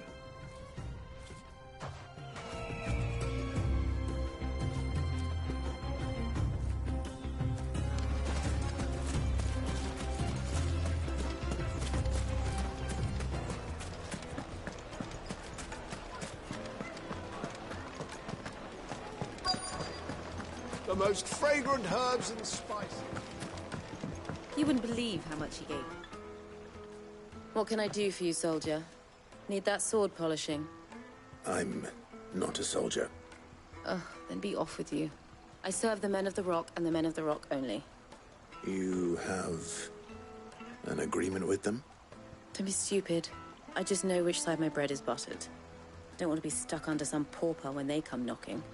With pockets deeper than Zemeckis and an urge to empty them. No, just leave, will you? Before you scare them off. Do you think they'll be back soon? I need a new dress. If they pay anything like last. Fresh bread, warm from the oven.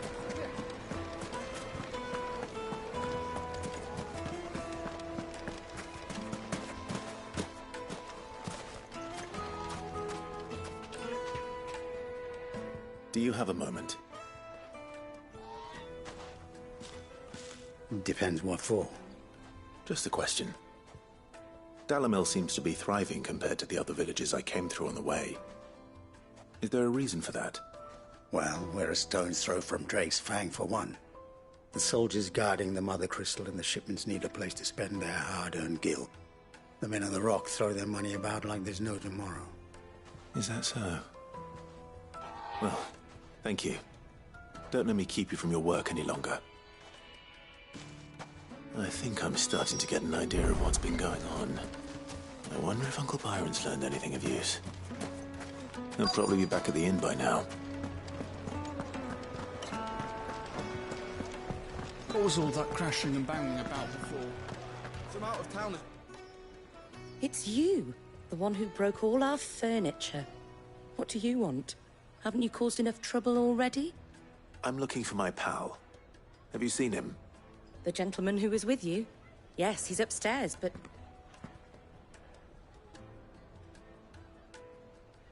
Thank you. I'll go and fetch him.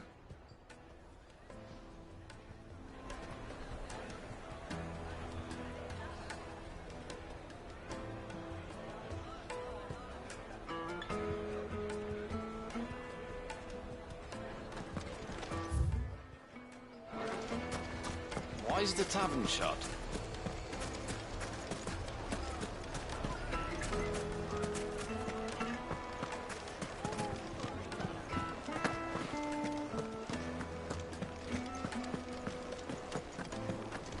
Let me treat you. Huh?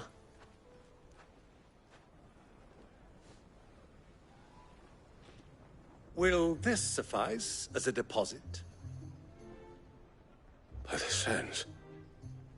That's a black pearl. One of the many treasures in my collection that I would be only too happy to part with, should you give me reason to do so. All right. I'm sure that we can come to an agreement, but not here. What are you doing, Uncle?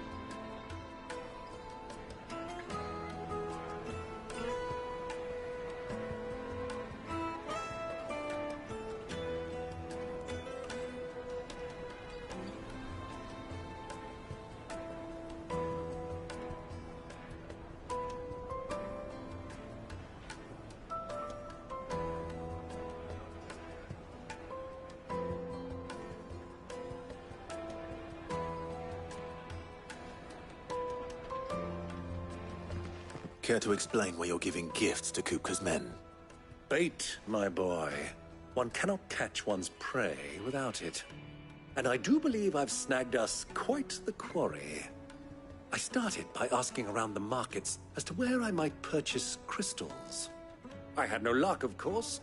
It's forbidden to trade in such things. But my uncharacteristic indiscretion just happened to attract the attention of those uniformed ruffians. They took me aside and said they could procure the crystal I sought if I proved I could pay for it. So the pearl was your proof? I thought they'd asked for more. A second-rate specimen like that would only fetch 500,000 or so. A small price to pay for admittance to the underworld. But enough about my little act of subterfuge. What did you discover? That the supply of crystals has dried up of late. And some people seem to think they're being stolen. Meanwhile, members of Kupka's private guard have been spending money all over town. I'll wager those soldiers you've been talking to have been siphoning off crystals meant for elsewhere, and pocketing the profits. I'll wager you're right. We'll meet with them then, just as you arranged, and put an end to the trouble Lubor spoke of. Ha! That preening popinjay thought this would be difficult. It just goes to show, one should never underestimate a Rosfield. We'll soon wipe that smirk off his face. I arranged to meet with the soldiers in a secluded corner of the Velcroy, far from prying eyes. The perfect place for a spot of double dealing. I trust I can count on your support, if things turn sour.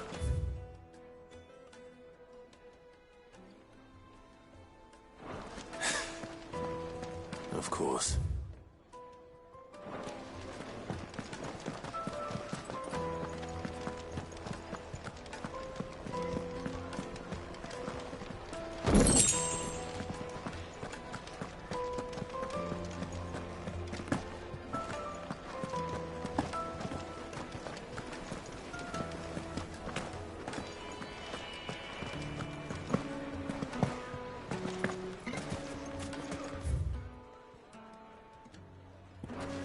What was all that crashing and banging about before?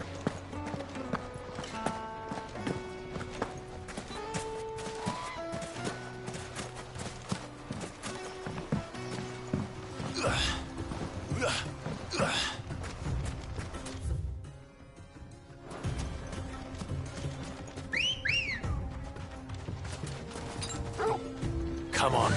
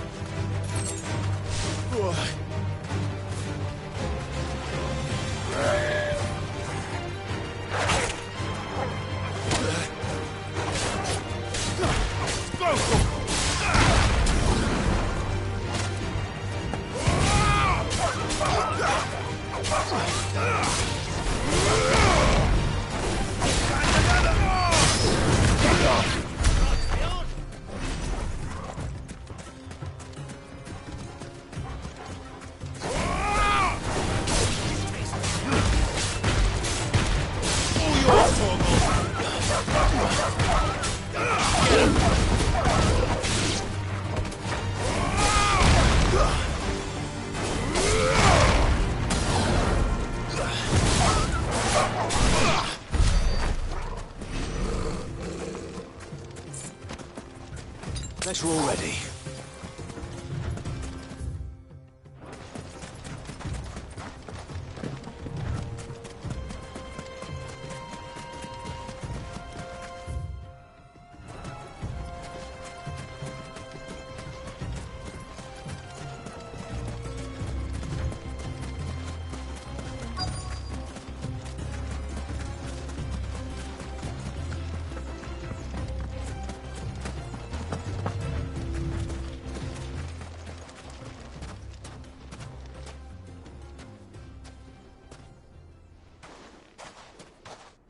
I'll take it from here.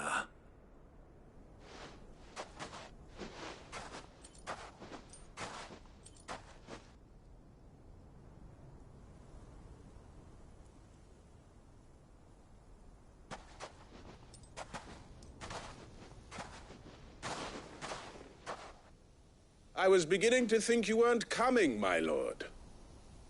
You've brought your contribution? All the silver and stones I could scrape together at such short notice? You brought the whole 500 talents. That was the price we agreed upon, yes? If you've no objections, I'd like to see the crystal. Of course. Right this way, my lord.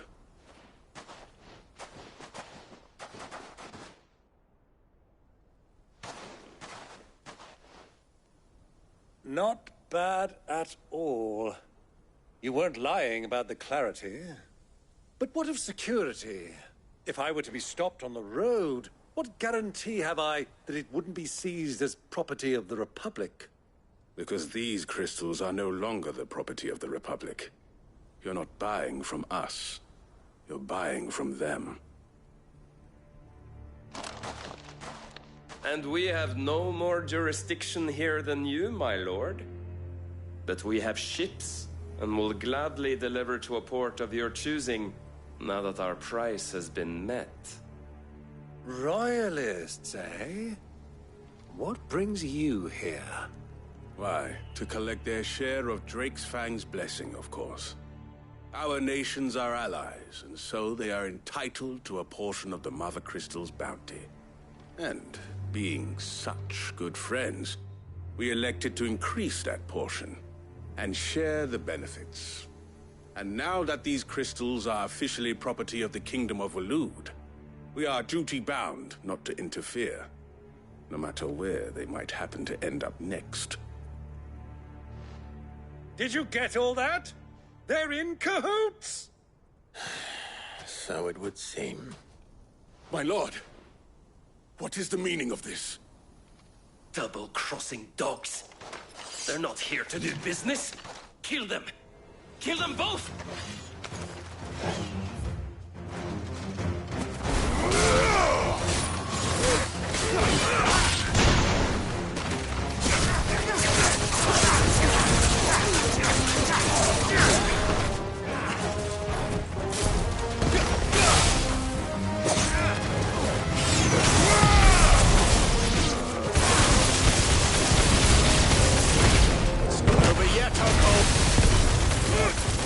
Just getting warmed up.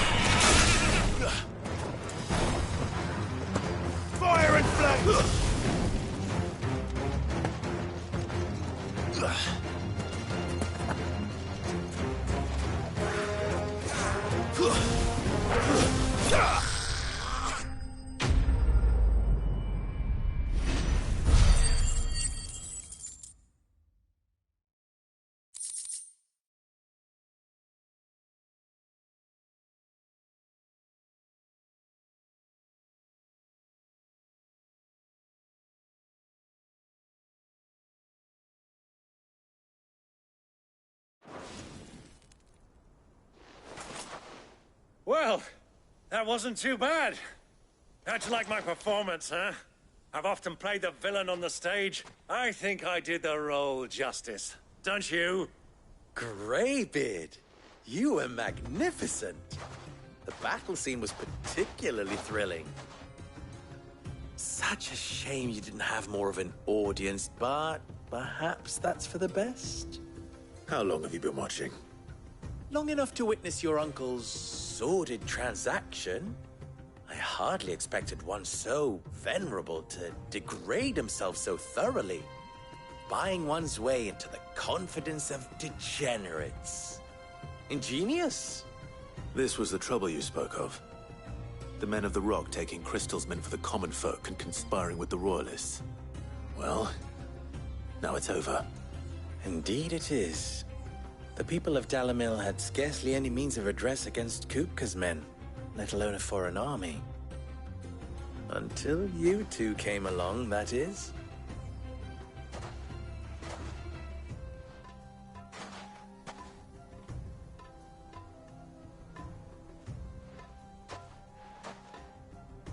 Well, we'd better get these crystals back to town. You won't mind waiting with them while I fetch a wagon.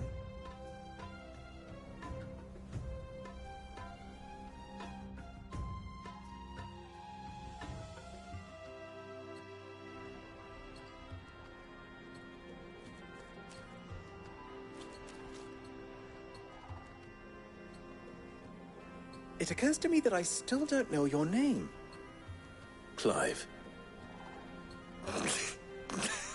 So, Sid the Second is a Clive? I suppose it could have been worse. Well, Clive, you held up your end of the bargain, so I must do the same. Passage through the South Gate, was it not?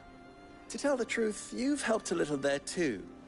Many of the guards have already been redeployed to deal with the issue of their missing comrades. And those left behind have been encouraged to look the other way should you attempt to pass through. Thank you. And please allow me to cover your costs.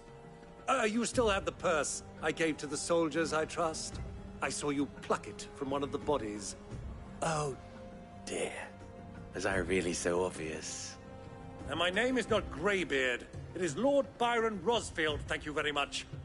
No, thank you very much, Greybeard. Of all the... Ugh! Here, wear this.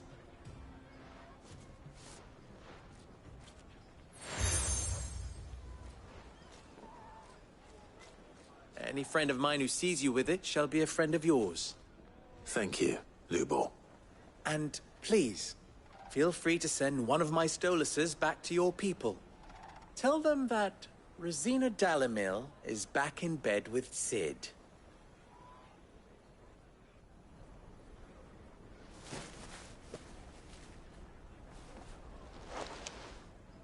Omia Lostelan. Tuisa Gelith.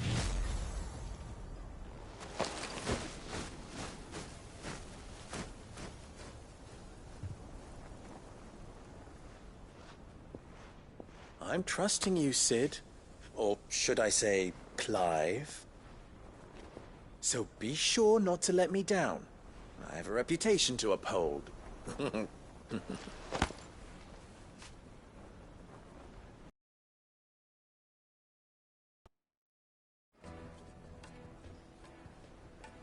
Well then, I wish you a safe journey south.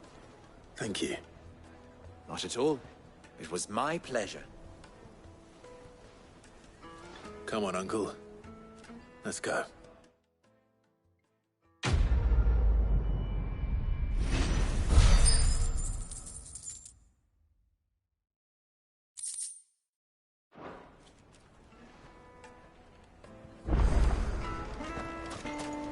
could even forged a button.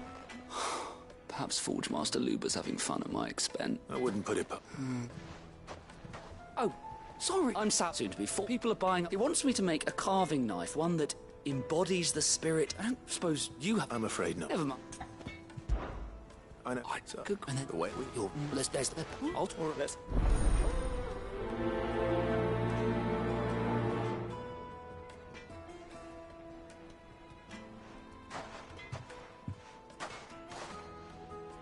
Trust Lubor to take a simple test and turn it into a riddle. I'd better get to it. Is it true what I'm hearing? The finest Take a sniff, good sir. Welcome, sir. A question, if you don't mind. I need to know what makes a good carving knife. Something. Fair enough. Now, first and foremost, it's got to hold an edge. Most give me a blade which can slice through anything that crosses my chopping block. So a knife that stays...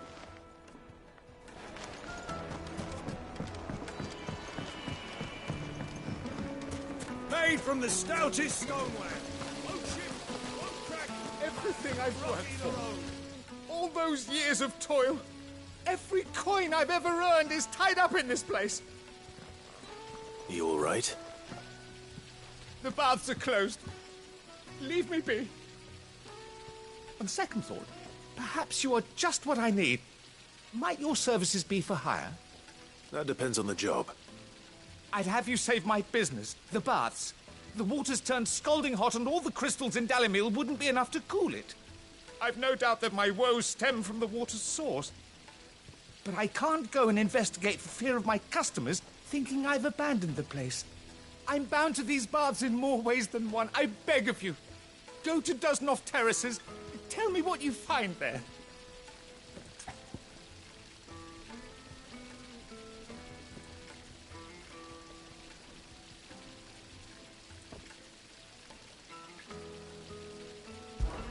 All right. I'll go and take a look. Wonderful. It's not far. Leave the market by the south gate. The smell of sulphur will guide you the rest of the way. These baths are all that keep me from an ignoble end in a debtor's prison. My livelihood, my very life, is at stake.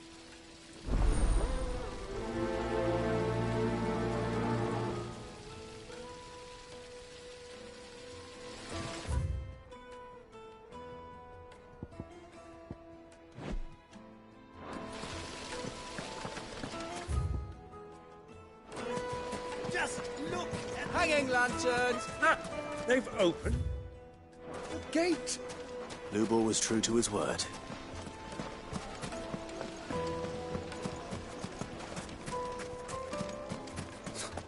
I'll be asking for you again.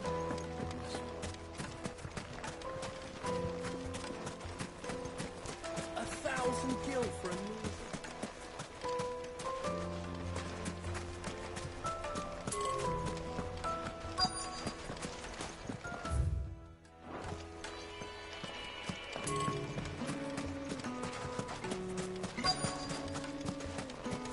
Can't even fill my cup. Fucking men of the wrong.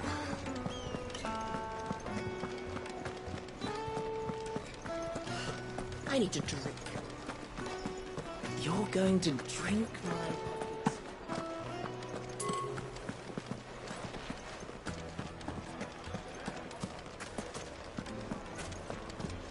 Is it true what I'm hearing? Yes, they're quite sought after. Kneaded to a silken softness. Plates and pots! Sweet incense! What?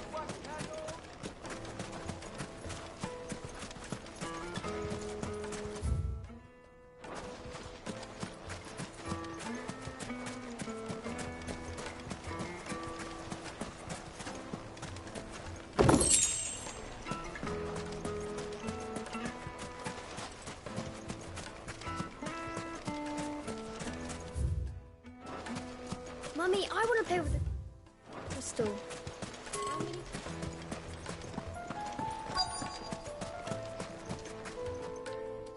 What is it? I'm in no mood for chatter. Sorry. Do you mind if I ask your trade? Hunter, why? I have a question. Can you tell me what makes a good carving knife? I assume you use one out in the field. Has to be able to put up with some punishment. Can't be dealing with a brittle blade, not while I'm on the hunt. If your knife snaps every time you use it, you'll be spending coin as fast as you make it. Times are hard enough as it is. Thank you. I won't keep you any longer. All business, eh? Man after my own heart. So, a carving knife should be hard-wearing and hold an edge. Hardly a revelation. Let's hope Sava had better luck than I did.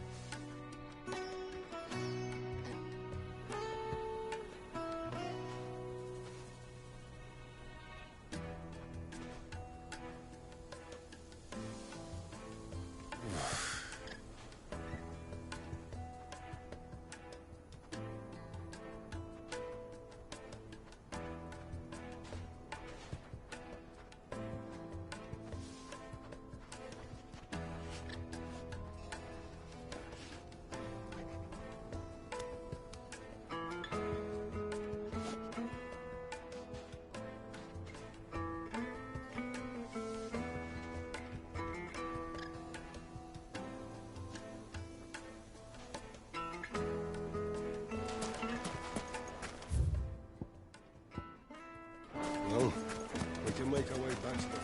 Hanging lanterns! Keep the darkness from your... Made from the stoutest stoneware! The most fragrant herbs and My carpets have pride of place. So, you learn anything useful? Only that a blade should be durable and All the too heavy. So we know perhaps... No. No doubt you're right. I have to make a... Agreed. Right. Trouble is, meanings... Is there no one... A murder. I bet...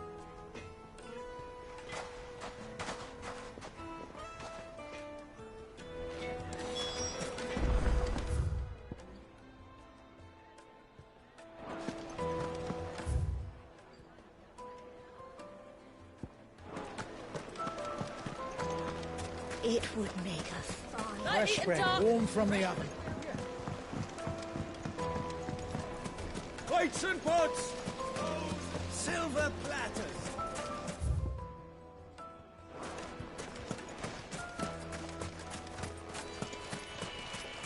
We should get going soon.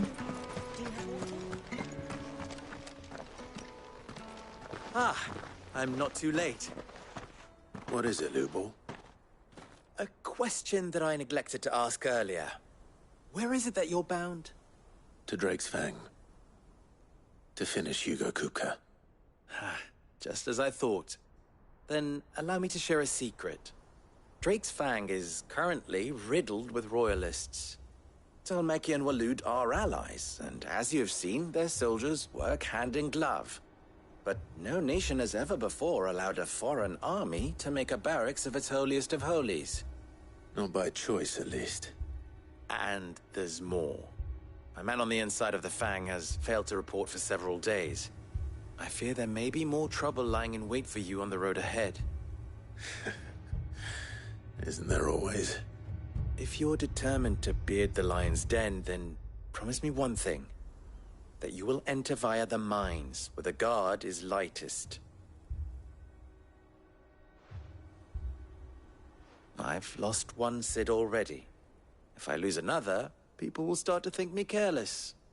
I don't plan on dying. Not before Kupka does, anyway.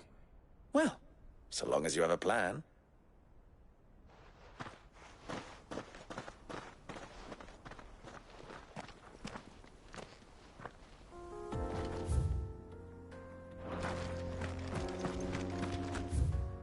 Drake's Fang should be just beyond these springs. Shall we press on? Come on, girl, the gate's open now. We can press on.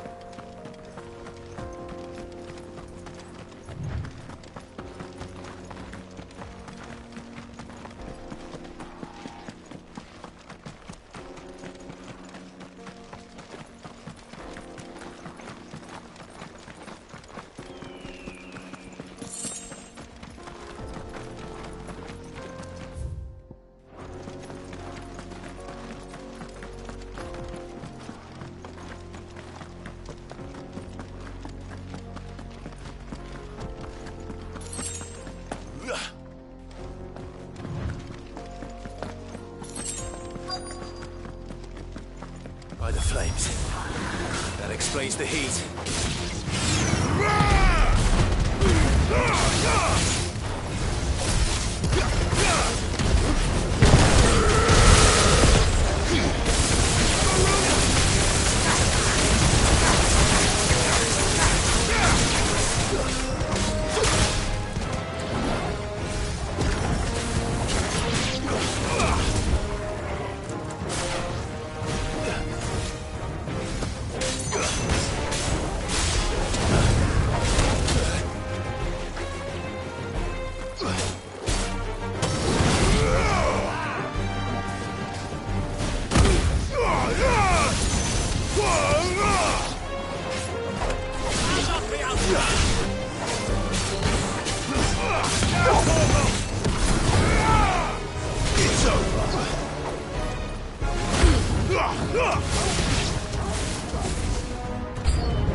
Out of the frying pan.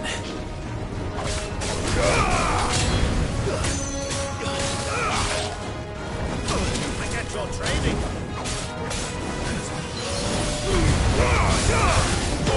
Kill! Nice try. Help me,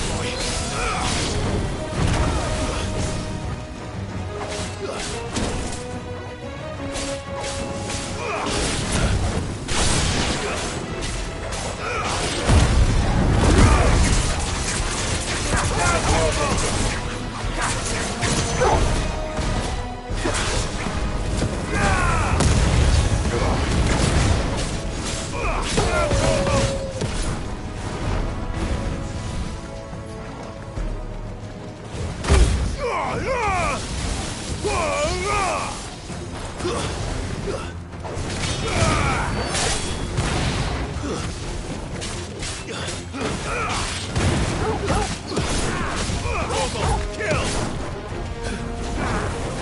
Soil and stone!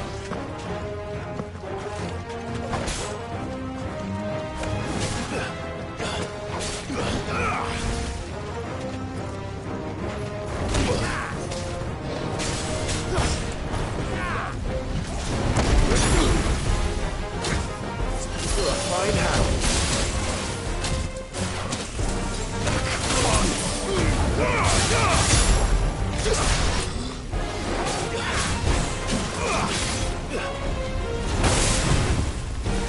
I get your training. My turn!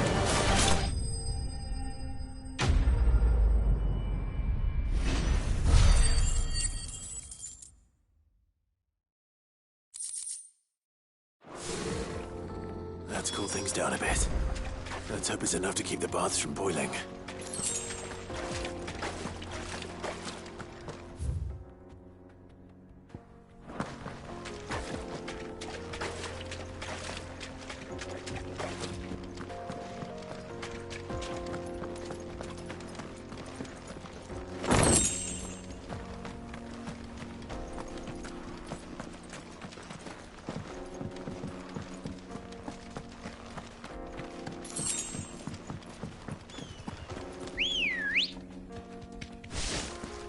Ready, go?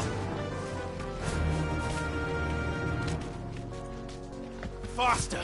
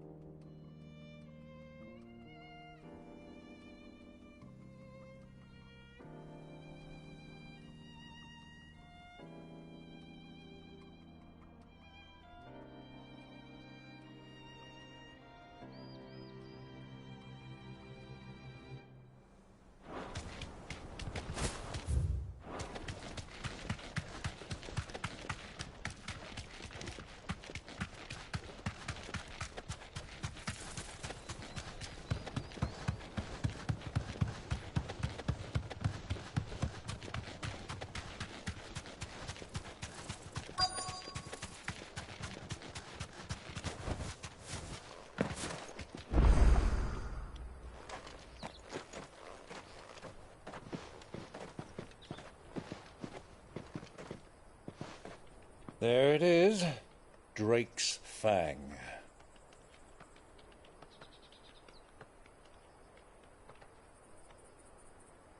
Kupka will be hiding inside. Along with goodness knows how many guards, all on highest alert.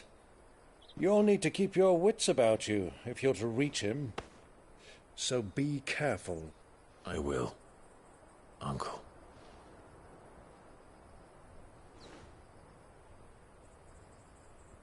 Before you go, Clive, allow me to apologize.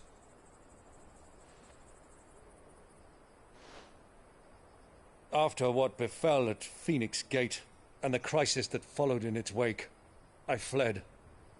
I retreated to my counting house and danced attendance upon the vicereine in the hope it would bring me favor. I betrayed my nation to save my skin, like the coward I am. And I'm sorry. Uncle, please. It's not too late, Clive. Rosaria is yours by right, and there are those that would help you to take it back. Had I the courage of my brother, I might already have done so. But that ship has sailed. You, however... No. Forgive me, but I cannot. I fight to build a new world now. A better world. Where men can live and die on their own terms. I was raised in a nation that strove to improve the plight of bearers.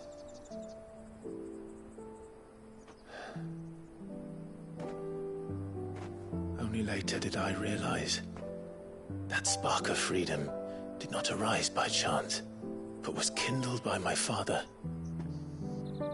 You would see me follow in his footsteps. And that is exactly what I mean to do.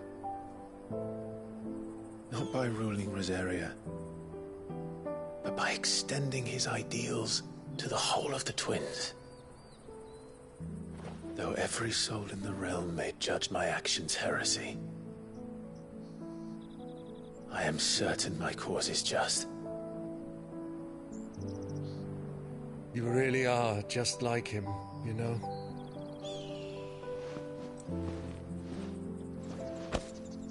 Thank you, Clive, for coming back to me.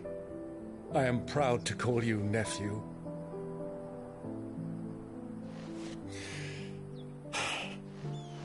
Well then, this is where we must part ways.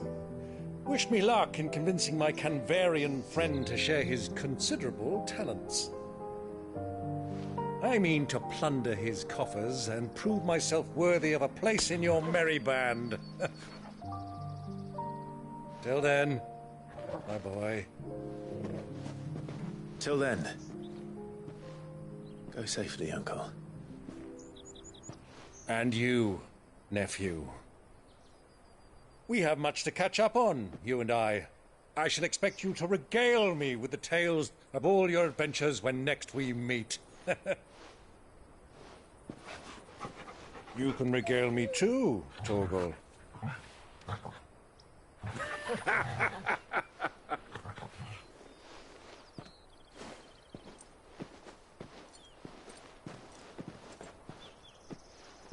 I'm coming for you, Kupka.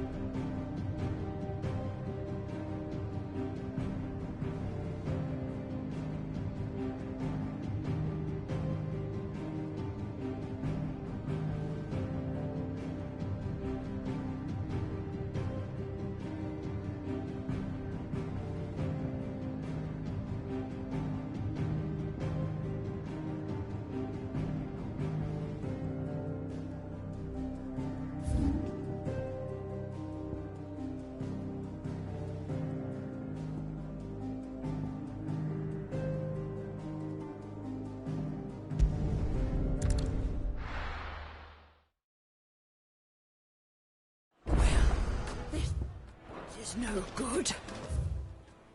I was hoping to get out of the heat.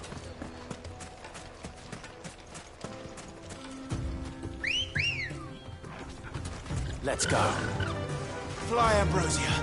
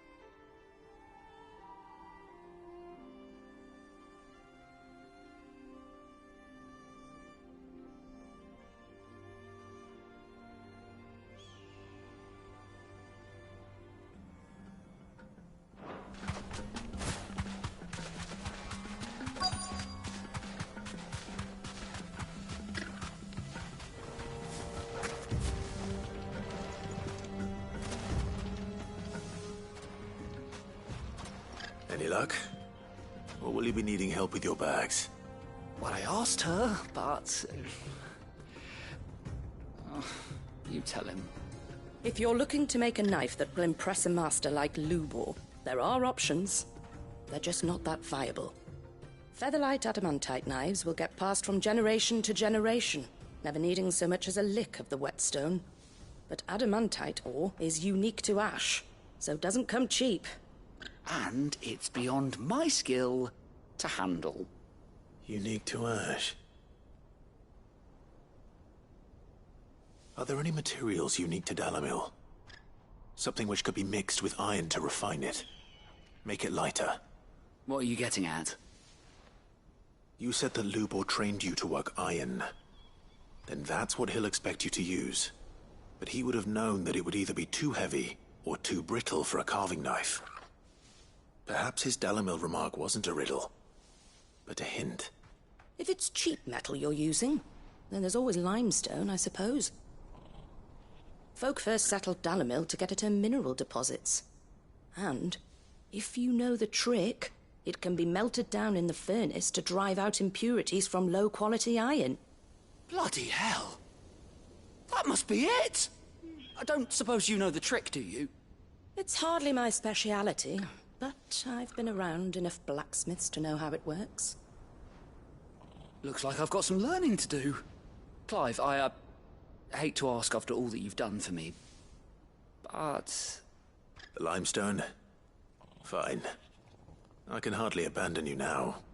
Besides, I want to know if this is the answer to Lubor's little riddle. I can't thank you enough, Clive. You'll have no trouble finding limestone over in the terraces. The place is bloody made of it. Then I suppose I'll meet you back at the forge. Right you are. I'll see you shortly.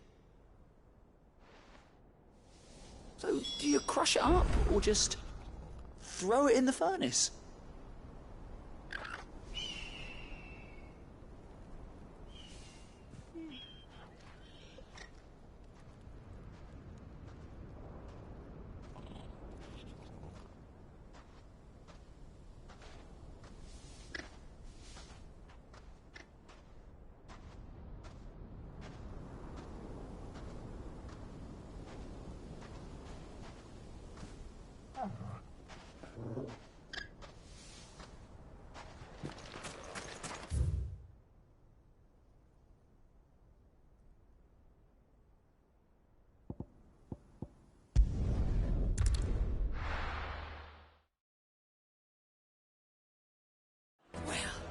This is no good. Is it true what I'm hearing? The finest fabric. Take a sniff, good sir. Fresh bread, warm from the oven. Made from the stoutest There he is. You saved my business. I was hoping we'd be seeing you again. The baths grow more bearable by the moment. It won't be long now before we are back to business as usual. I'm glad to hear it. Now, tell me this. What did you find at the terraces? What threatened to make me a pauper? Not what I expected, that's for certain.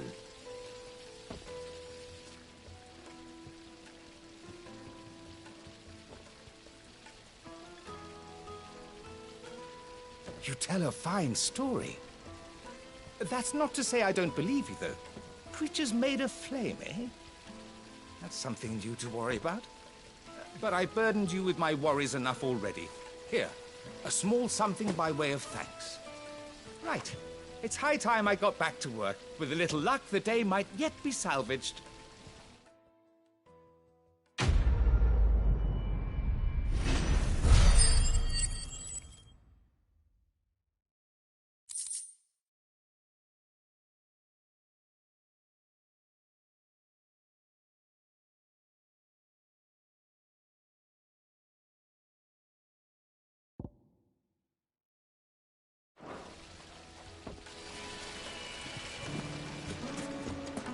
Sweet incense! What, candle? Well, we can make our way back to the farm. We should get going soon. Do you have water?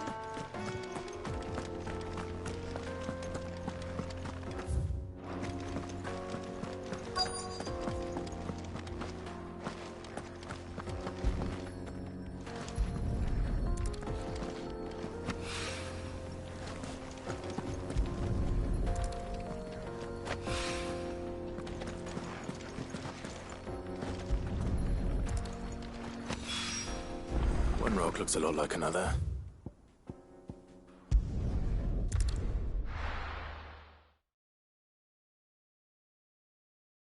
Well, this is no good.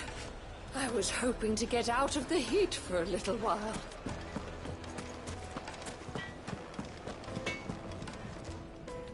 I wasn't sure how much you'd need, but I hope this is enough.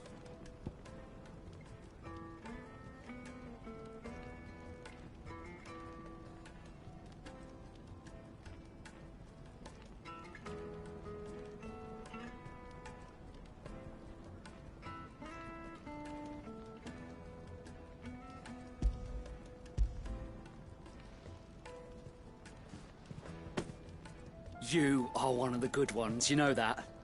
You and that merchant both, she's got quite a gift for teaching that one. Now, time to see if limestone is the secret weapon we were hoping for.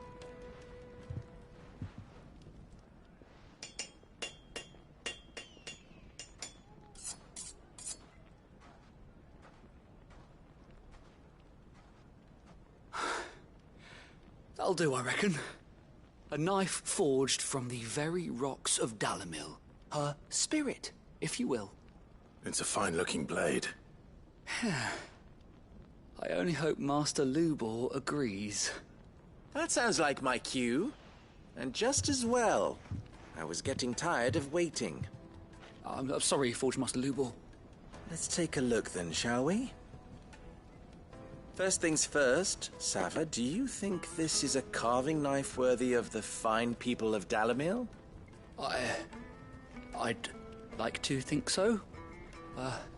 But what do you think? What do I think indeed? It's sharp-ish, but it won't last long with hard use. And it's heavy, heavier than it should be. You might not think it just to hold it for a moment, but sell that to a cook and you'll never hear the end of it. It looks like someone paid a visit to the terraces. The limestone was a step in the right direction, granted, but one that still leaves you short of the mark. And I was so certain I had it all worked out. I don't know who you found to teach you that little trick, but It certainly shows initiative. Next question. How much do you think I would charge if I'd made this? Well, if it took you even a fraction of the time it took me, I would say you could demand a heavy purse. And who would be able to pay that? The butcher? The hunter? The cooks over at the inn? Dalimil is home to humble traders, not wealthy lords and ladies. Rule number 1 in any business, Sava: know your customers. Yes, Forge Master. This is just about passable. But only just. I'd say you're worth keeping around a little longer. Starting tomorrow, you'll have an anvil of your own. I will. Thank you. I was wondering, what would you do if you were asked to forge a carving knife? I'd do what I always do. Ask who it's for. If it was for the butcher, I'd make sure it holds an edge. For the hunter, I'd make it as tough as Titan. For the cook, light as a feather. And for the nobleman, I'd make it cost an absolute fortune. There goes a master, all right. It looks like congratulations are in order. I couldn't have done it without you. So much for the Forge Master's riddle, though, eh? The spirit of Dalimil had nothing to do with limestone or anything much at all. Meaning, I had you run around for no good reason. You've passed your test. That's all that matters.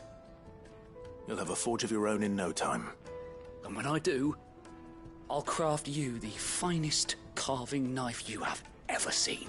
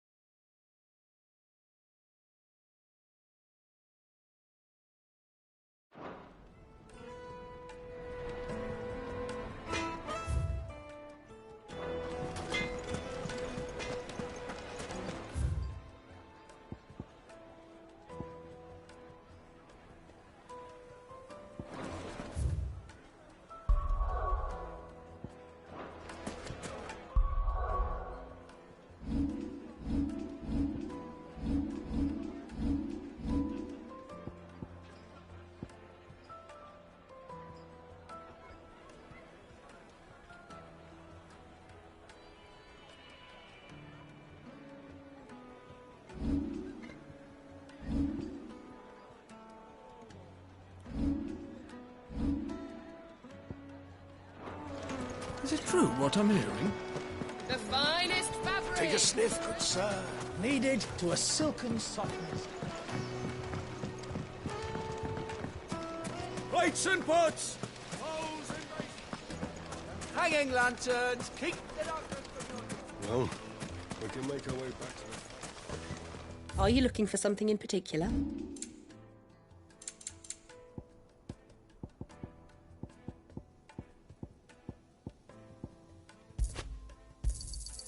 Thank you kindly. Pleasure trading with you. Thank you.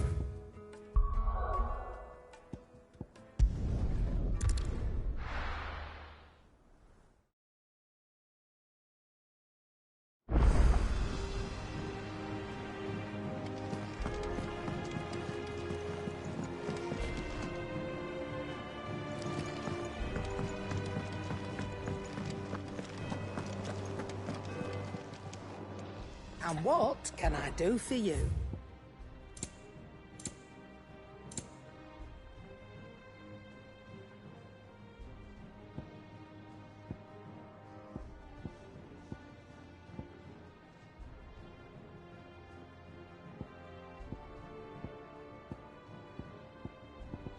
Come again. Or don't. I'm not much bothered either way. Back, are you? So, what'll it be?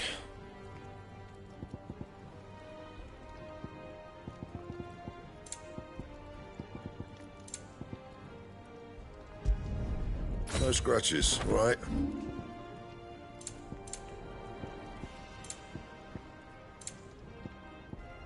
And?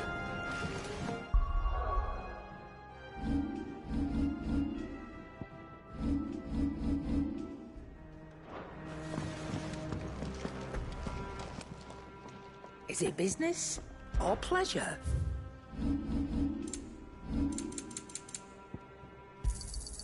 You're rubbing me blind, you know. You'll not find a better price than that.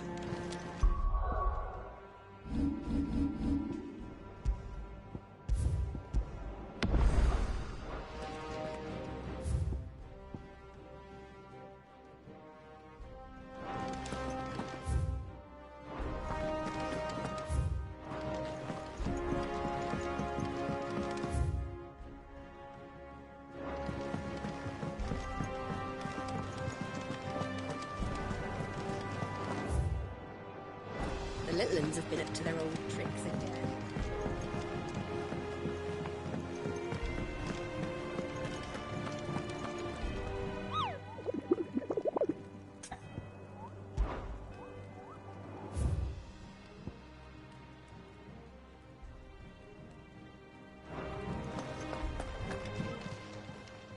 Welcome to the Patron's Whisper. Come to claim your just desserts? All in good time, eh?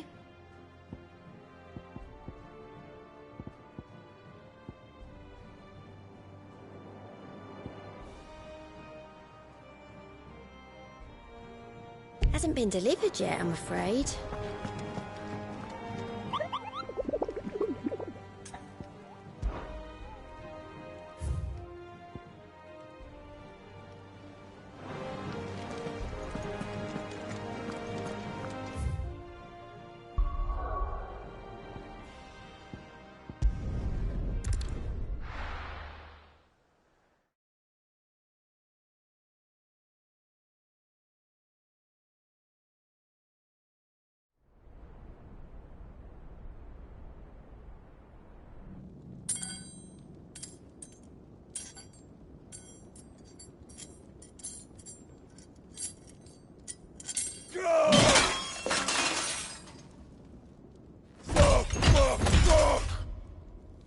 What are they stored? What has that gutter rat done to me?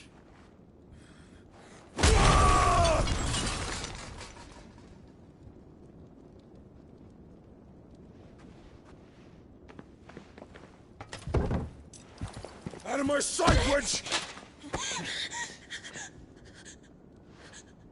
I'll kill you, Rosfield!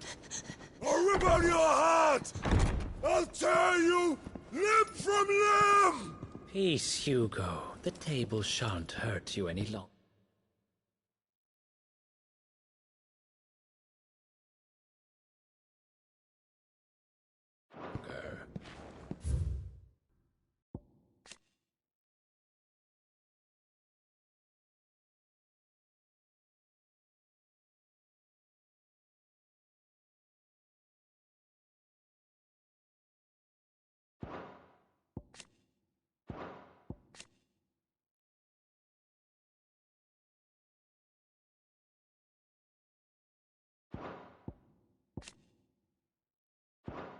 He sought to humiliate me. Me! If you hadn't interfered, he would be dead! You truly believe you would have triumphed had the battle continued? Titan would have ground him into dust! And how would he have done that without his head?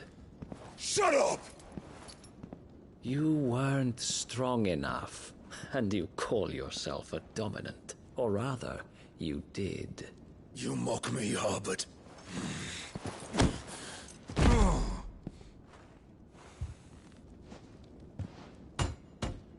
Do you see, Hugo? You are weak. Fuck! But so long as that fire burns within you, there is still hope. There may yet be a way for you to take your revenge. Tell me, what must I do? Please, I'll do anything. Just tell me.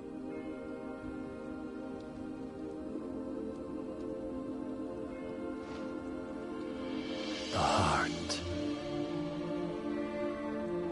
What of it?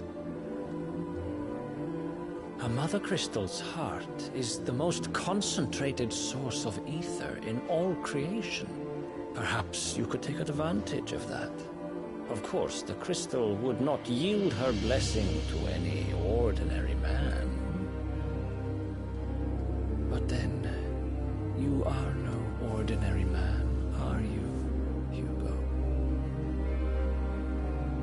Clive Rossfield stole your power, but others have suffered a similar fate, and still managed to find the strength to conjure their icon.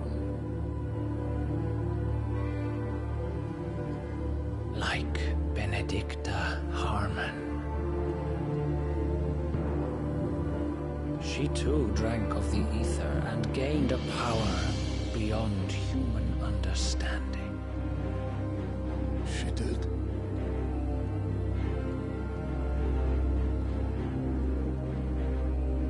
Benedicta. Benedict.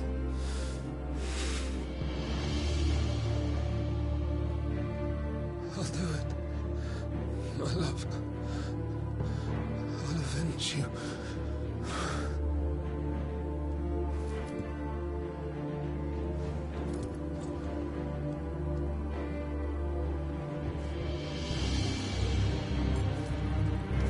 Run along now, Hugo. You need only follow the light.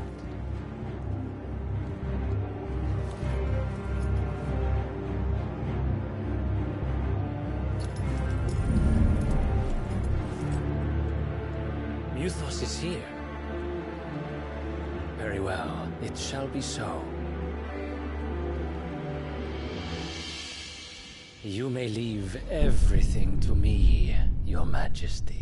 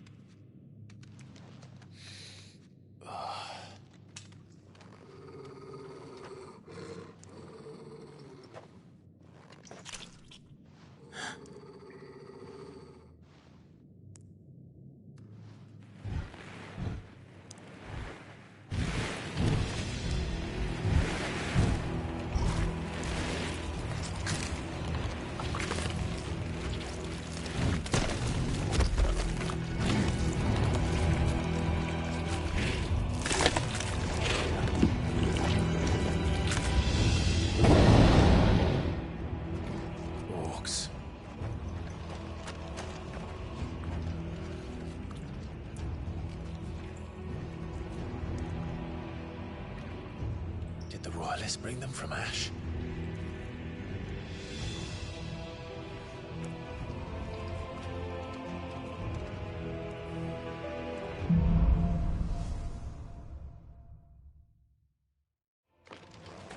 Are the Beastmen part of the Waluda army now? How the hell did that happen?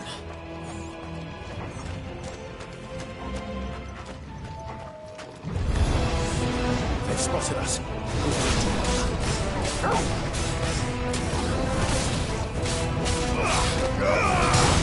Soil and stone!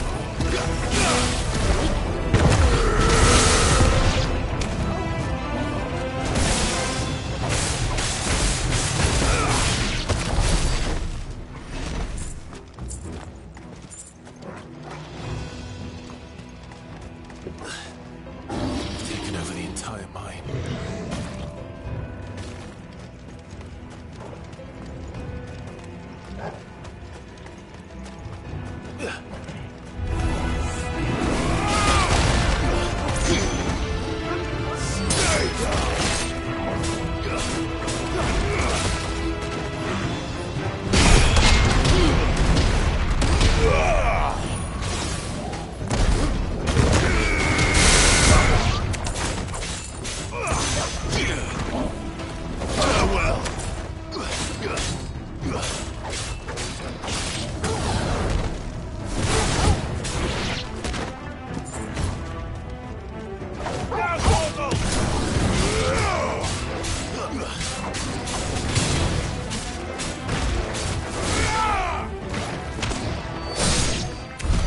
So much for the men of the Rock.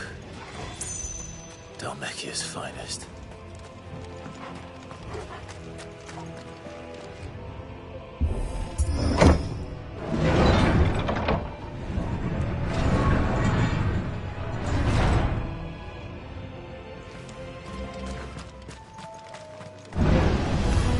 Time to fight.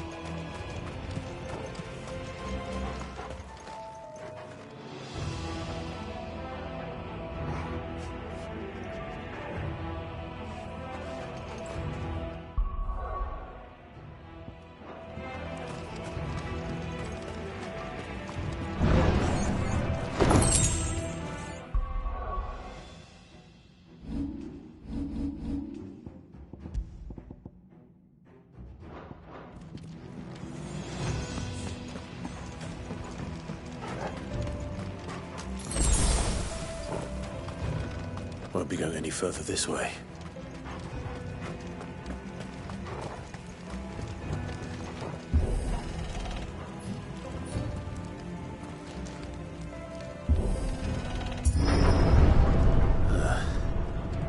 Stairs. This must be the way out.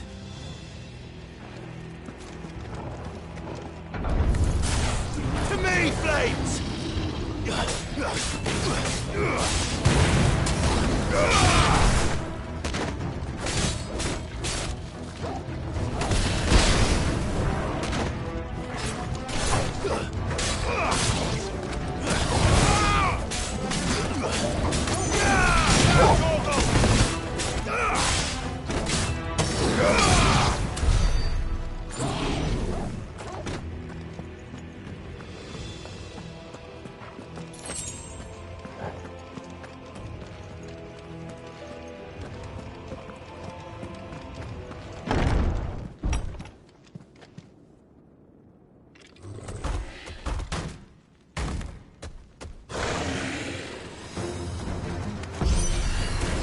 I won't be sneaking past this one.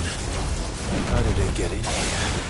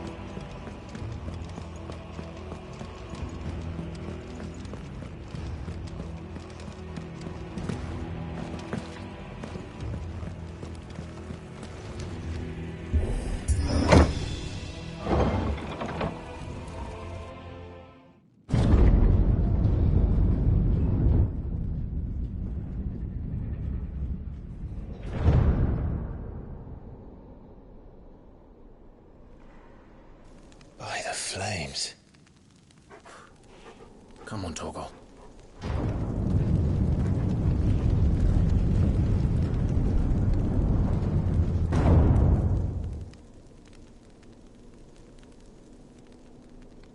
Kupka never did do things by halves.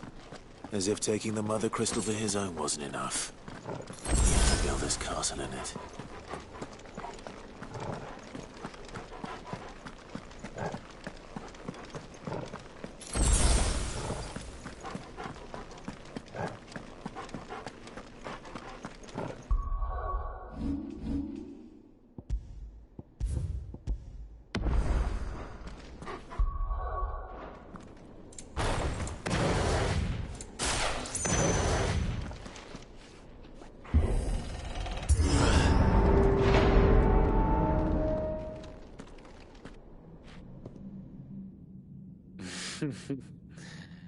Let the trial begin.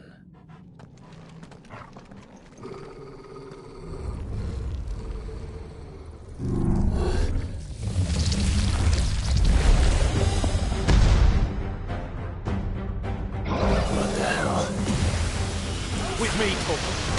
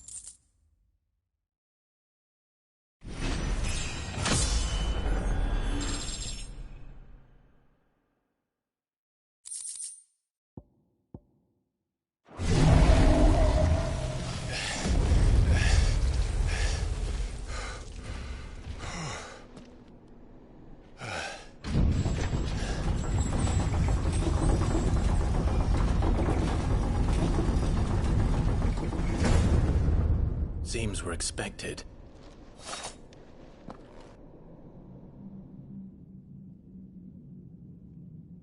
So this is the power of Muthos.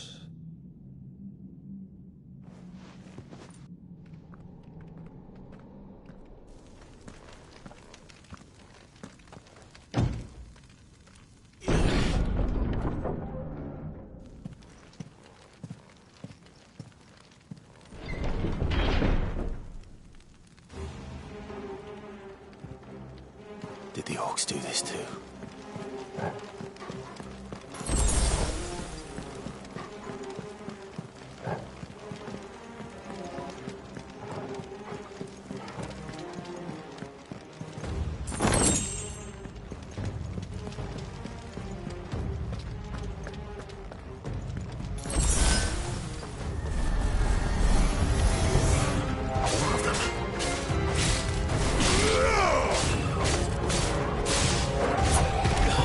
Ugh!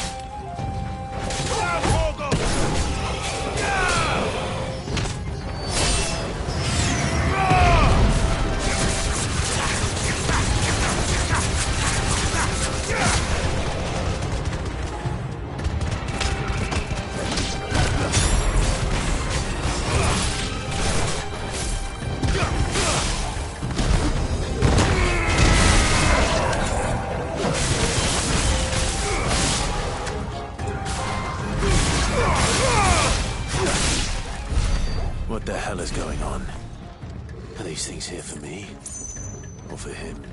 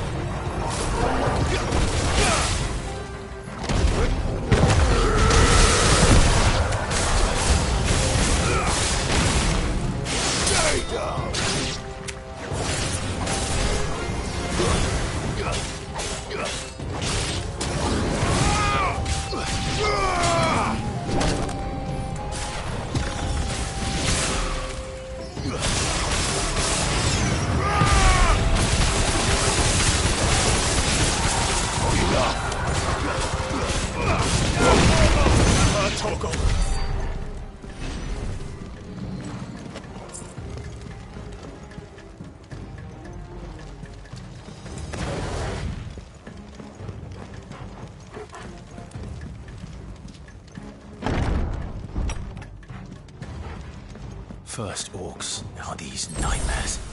Is this your doing, Ultima?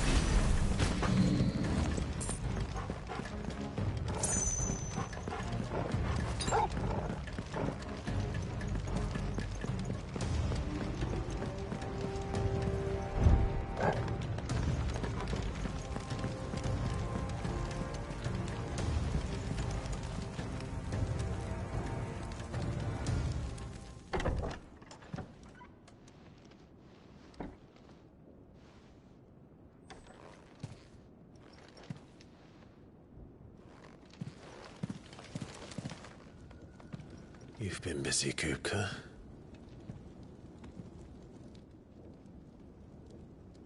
But where did you go?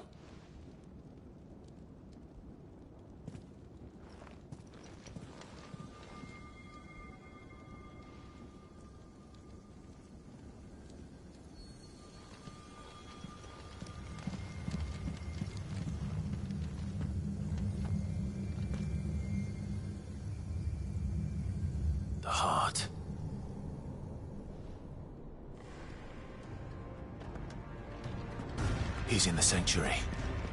I can feel it. Come on, Torgal.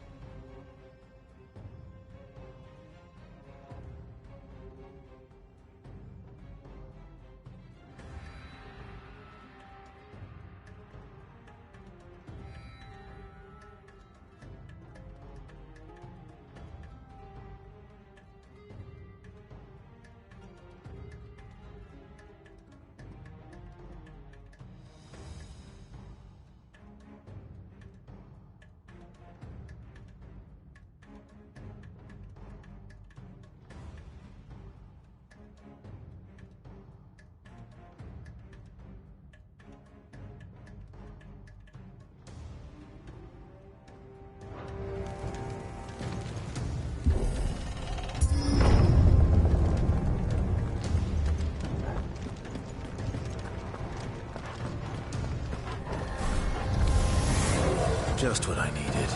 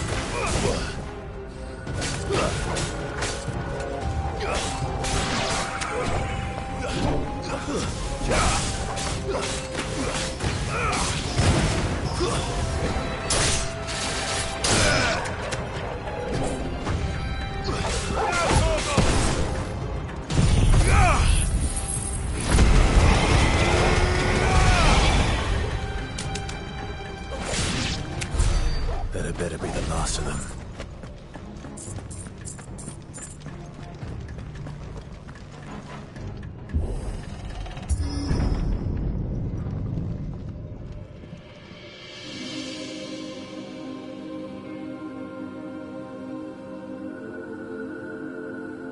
Benedicta, my everything. I've missed you so much.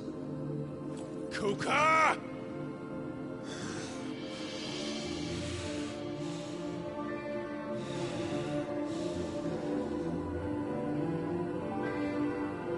I swear to you, my love, we will never be parted again. What's wrong with him?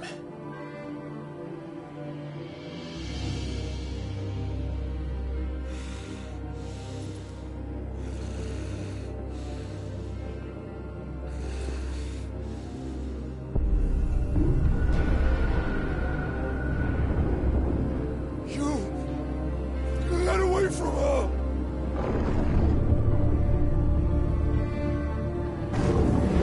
Benedicta!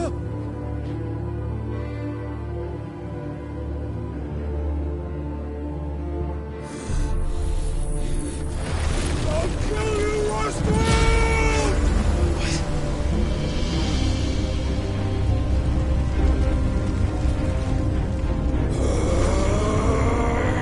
Oh shit, he's priming.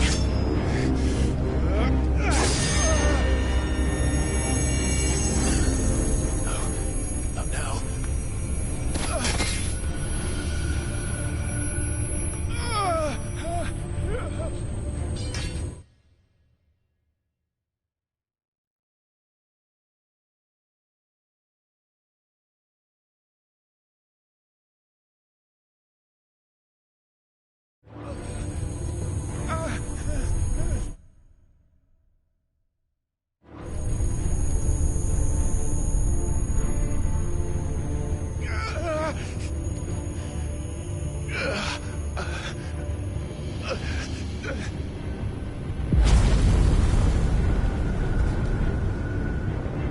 Come on.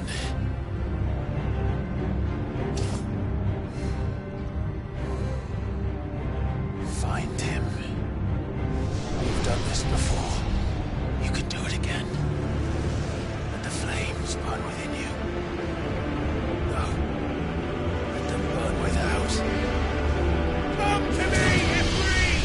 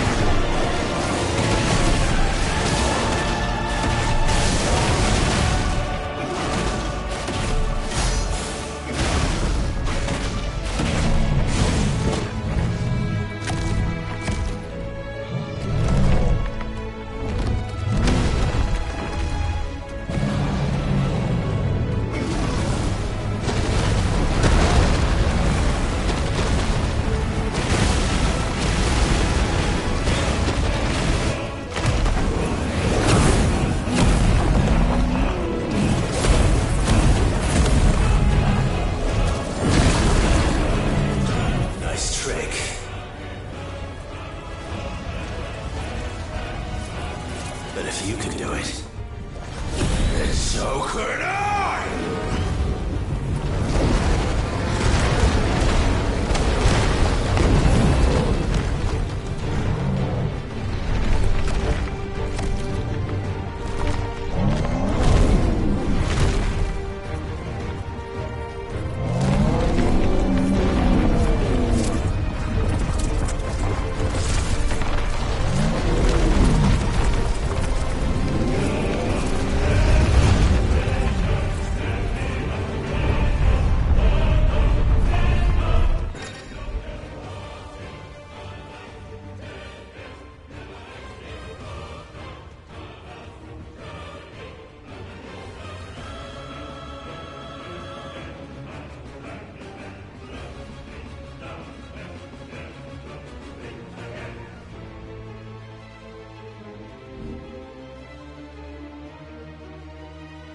Let's give this a try.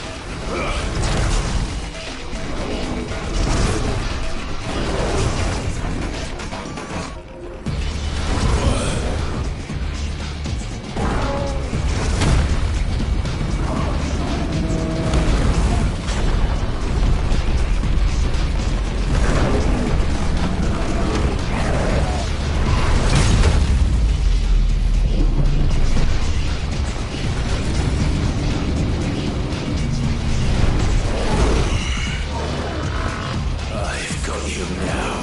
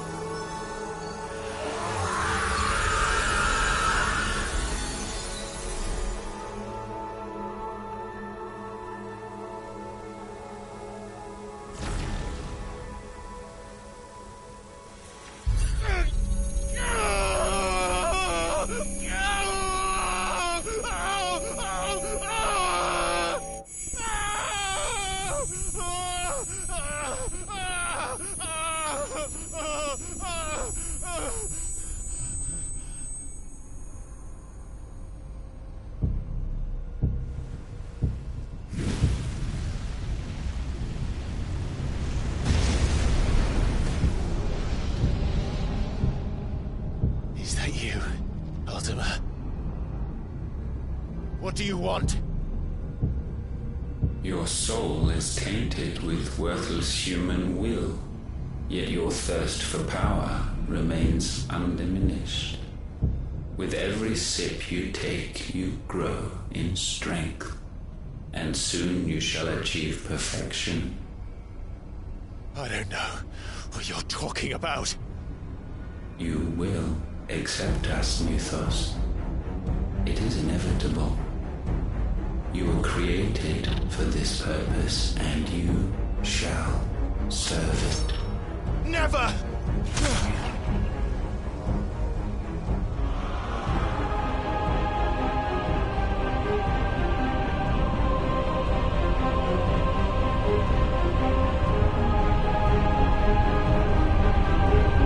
Fight it, Clive!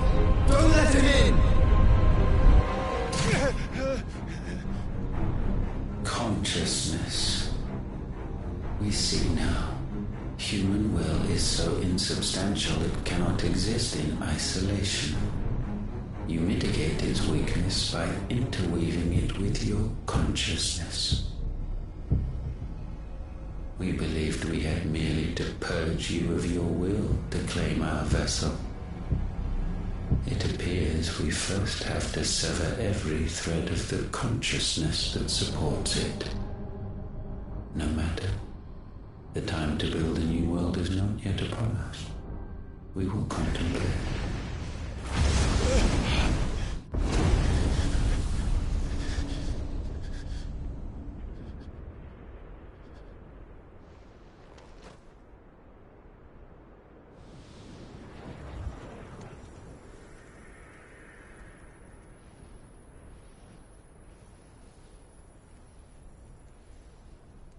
Thank you, Joshua.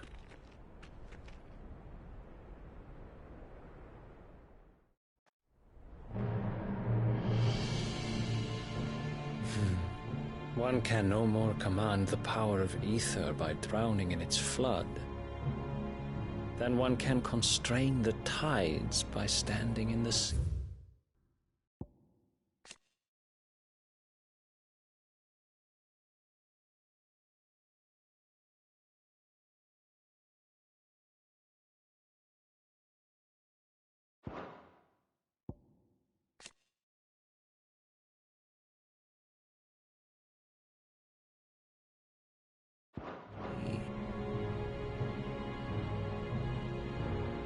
I had thought Hugo wiser than this, but it seems his head was full of rocks after all. Titan was strong.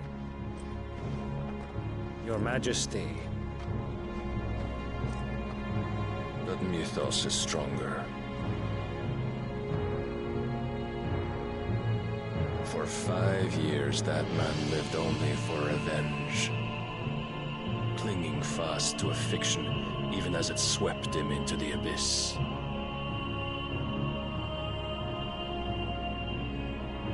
One cannot change one's nature through force of will alone. Only the Almighty can do that.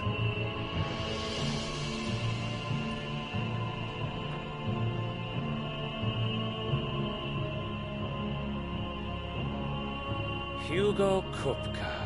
The man who gave his life for a woman's head.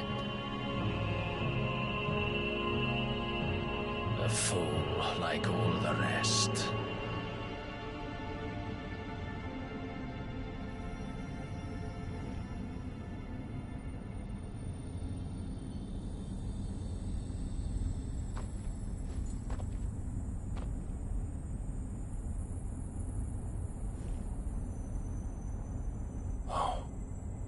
That the death of a mother crystal should be so beautiful.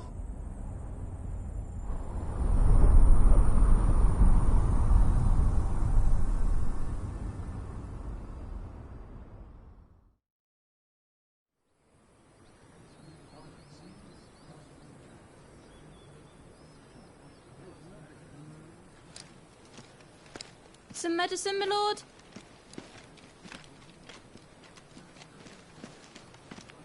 I have salves, potions, anything you need. Stop bothering me, urchin. or you'll feel the back of my hand.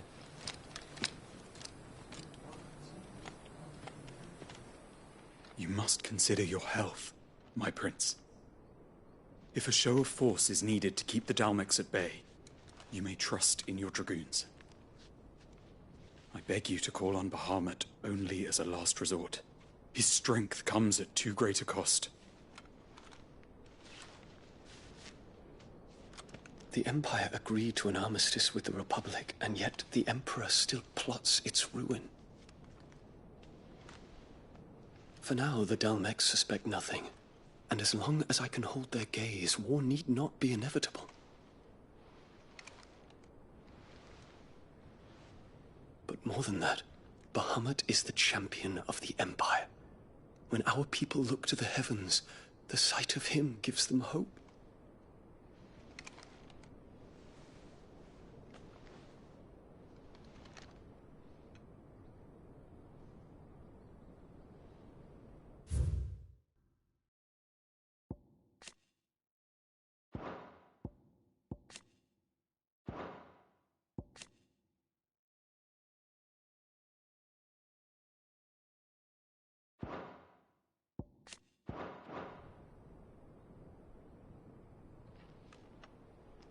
Forgive me, Terence. Would that you were my master.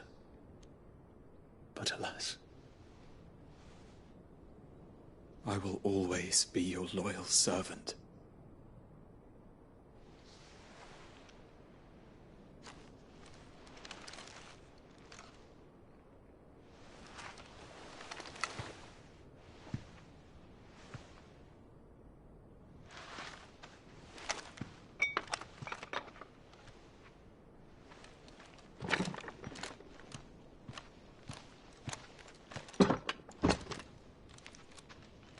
Should the Council's brazen maneuvering prompt the Republic to tear up their own treaty and launch a new assault, our soldiers would advance to meet them, cutting across the Central Isles, but not in time to prevent their forces from breaching the southern defenses and storming Twinside.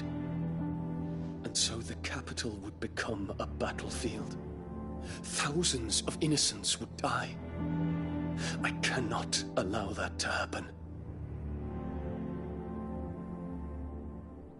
There is one small mercy, at least. You will not be forced to do battle with Titan.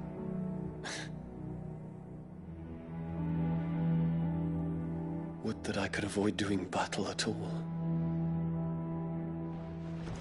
1,000 pardons, Your Highness. What is it?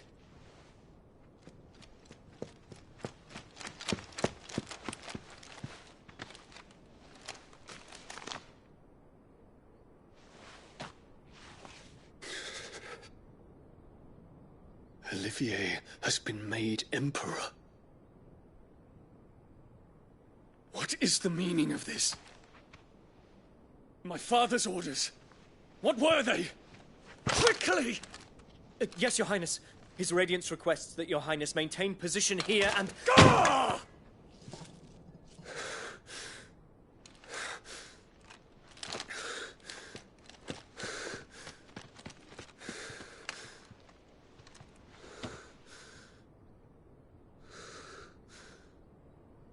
Terence. Yes, my prince. I must go to the palace. I'll ready your steed.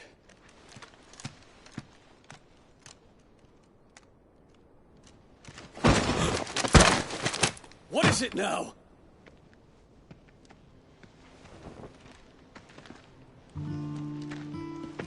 Forgive the intrusion, Your Highness.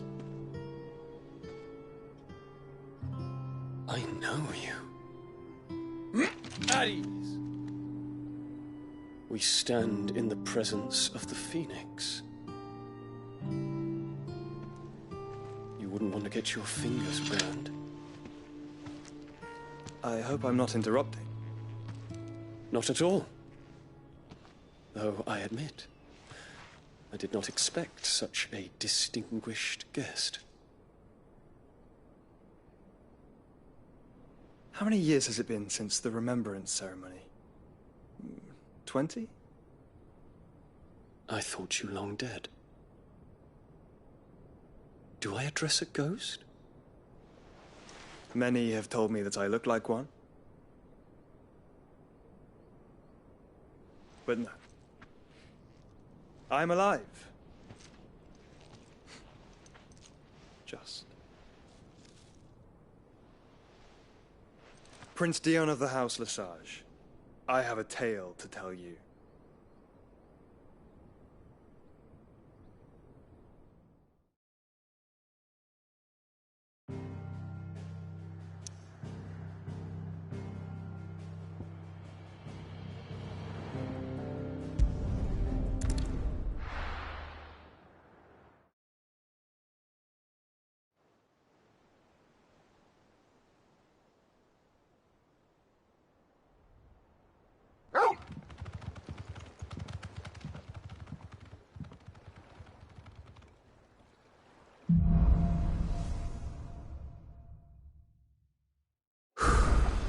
I'd better give Otto the good news.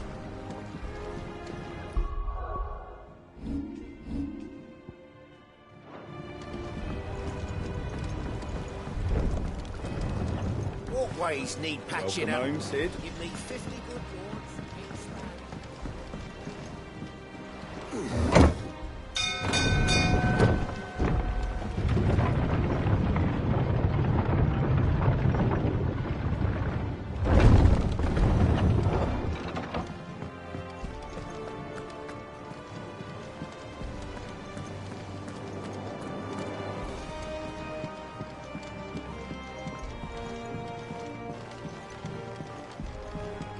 We're seeing troops amassing at every border, Rosie. No surprises there.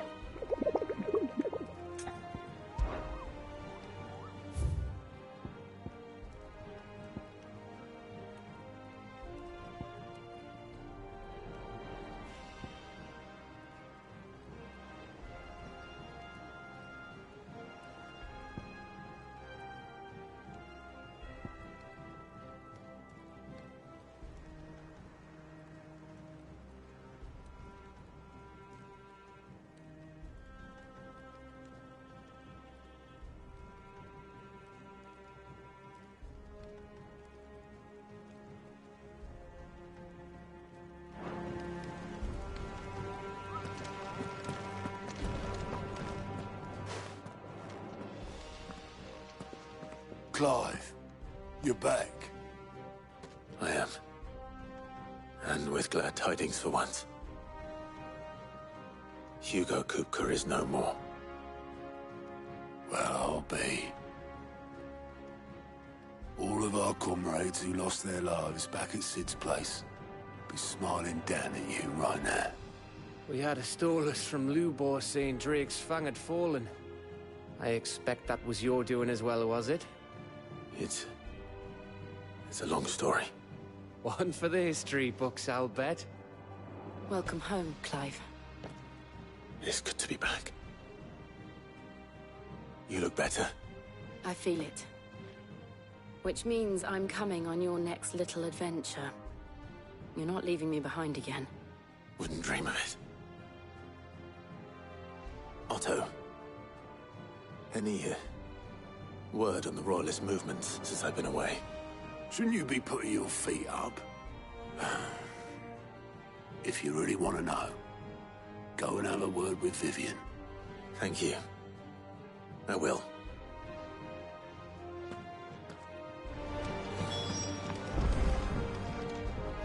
Ah, the conquering hero returns. And with hardly a scratch on him. I may have picked up one or two. Well, the fact that you came straight to me instead of visiting our resident Physica suggests that you picked up something more important. A scent. The scent of Waludas. The very same. But whatever plans Kupka was hatching with the Royalists, he took them to his grave. As did his men. Slaughtered by the Orcs who'd taken over the Fang. Orcs, Vivian. I've never seen such creatures in Storm before. The Waludas must have ferried them over from Ash, but why? Why work to rescue Kupka only to invade his home, the mother crystal of an allied nation, and let both fall? It makes no sense. Do you know the tale of the blind men and the Adamantus? One can often be led astray by focusing too closely on individual details. One must instead see the bigger picture. And what bigger picture is there than my map?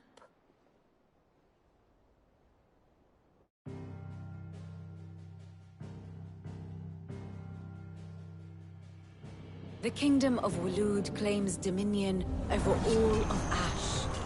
It is a nation forged by the bloody conquest of Barnabas Tharm, the dominant of Odin. The Canvarian War of Independence in 849. The Battle of the Twin Realms in 865. The Battle of Belinus Tor in 873. Wheresoever his armies fought, Odin was found where the fighting was fiercest. But of late, the warrior king appears to have laid his sword to rest. Battle rages for control of the crystalline dominion. Yet Tharm sends not a single ship in support of his Dhalmekian allies. Meanwhile, the Blight ravages great swathes of Ash. Yet warlike Waloed shows not the faintest interest in laying claim to untouched lands. So why go to the trouble of sending an army of orcs into the heart of Drake's Fang, only to make no attempt to claim the Mother Crystal for Waloed? It can hardly be for lack of men. Tharm's armies rival any in the Twins. No. We have not seen the last of the Waloed Standard. Odin will ride again. It is but a question of when. And on that day, who will be trampled underfoot?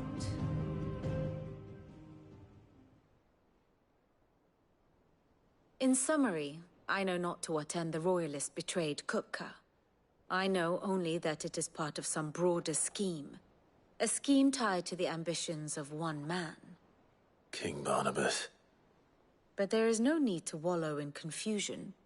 If one is to cure a sickness, one must first identify the symptoms. And your Lord Uncle has volunteered to do just that by keeping an eye on the Royalists' movements. He's really throwing himself into this.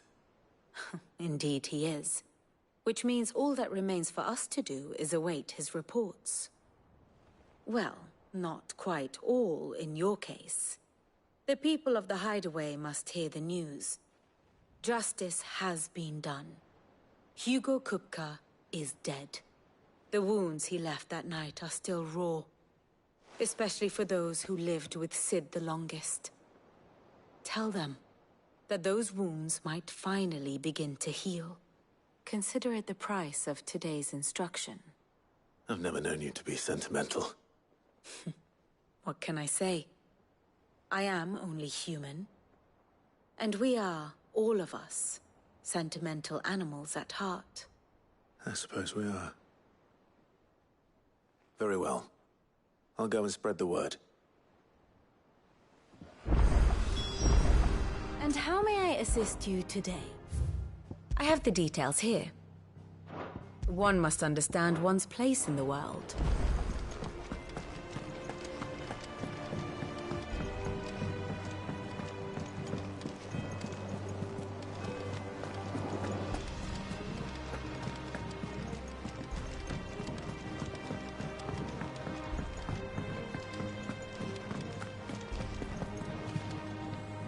Well, someone looks pleased with himself.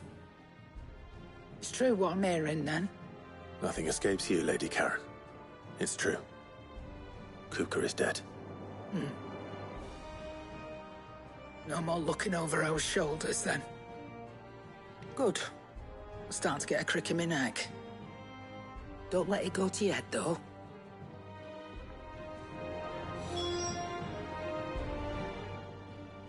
And what can I do for you? It's a relief. Thank you, Clive.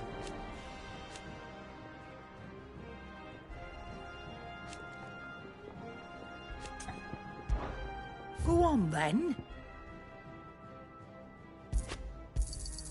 You'll not find a better price than that.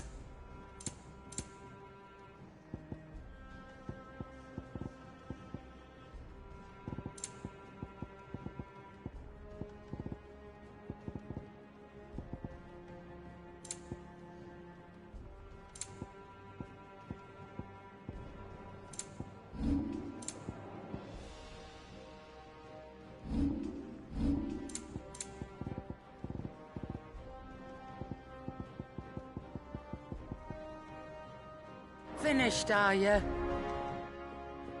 Is it business? Odd?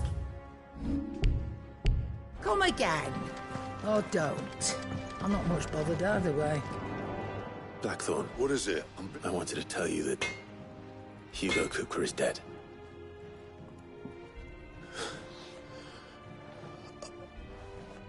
I can't tell you how long I've been waiting to hear those words. This is it then. A new beginning. Under a new Sid. I'll try to live up to the name.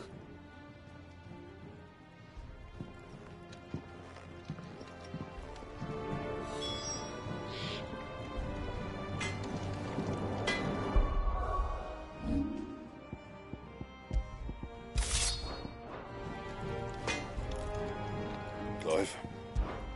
So, will it be? Back, are ya? You're a bloody riddance.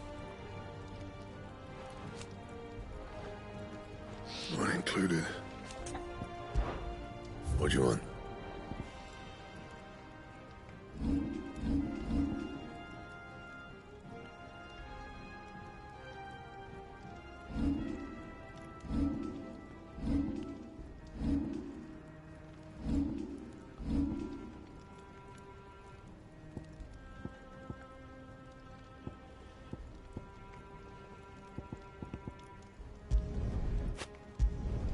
You can thank me later.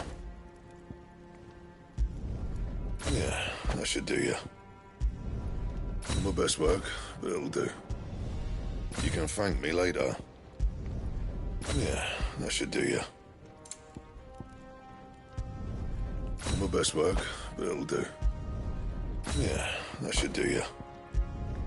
You can thank me later.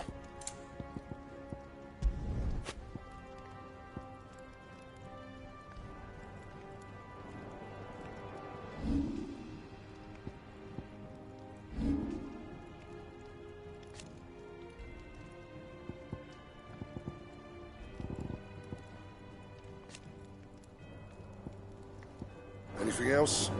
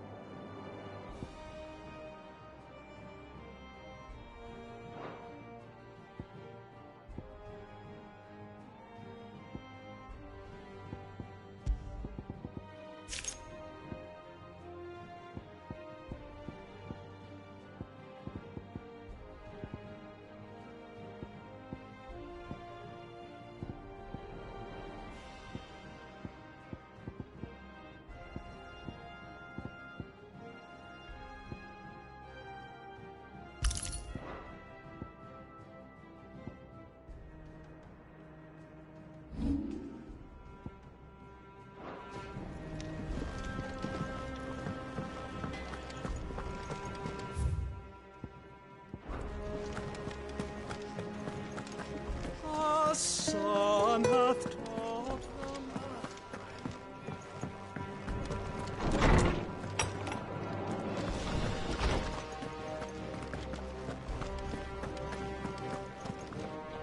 Ah, Clive. Have you come seeking the gift of knowledge? No. To share mine, actually. Hugo Kupka is dead. Oh, my. Can it really be true? Look, he's crying. He is. The big baby. And with good reason, children. These are tears of joy. We must offer up a prayer to your parents that the heavens might weep with us. There shall be no lessons today, only thanksgiving and merrymaking. Go, put away your things. All right. Brilliant.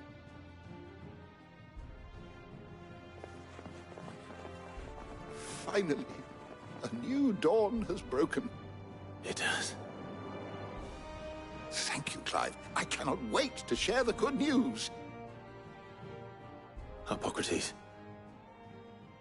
After Kupka fell, Ultima came to me. I need to know what he is. Have you learned anything? Alas, no. And not for want of trying. I have scoured nigh every historical tome in our collection and found nothing. Not even the sort of conspicuous absence that might suggest a concealment of fact. One is almost tempted to conclude that such a creature never existed. But I saw him. With my own eyes. I don't doubt that you did. Alas, it seems you are the only one who has. To others, he reveals naught. We see only that which he leaves in his wake, like some terrible force of nature beyond the ken of mortal man. A bringer of death. Whether the Ultima you met with was the being itself, or merely another projection of its power, I know not. But until I do, my investigations shall continue. Thank you. It means a lot. Right. Let's see if Otto has anything else for me.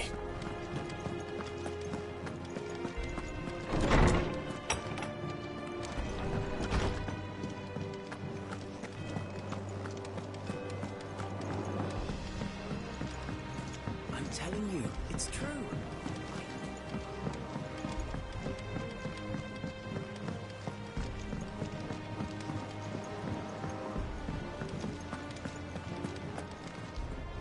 You barely sat down since you came home. Vivian got you running errands or something? Just spreading the word.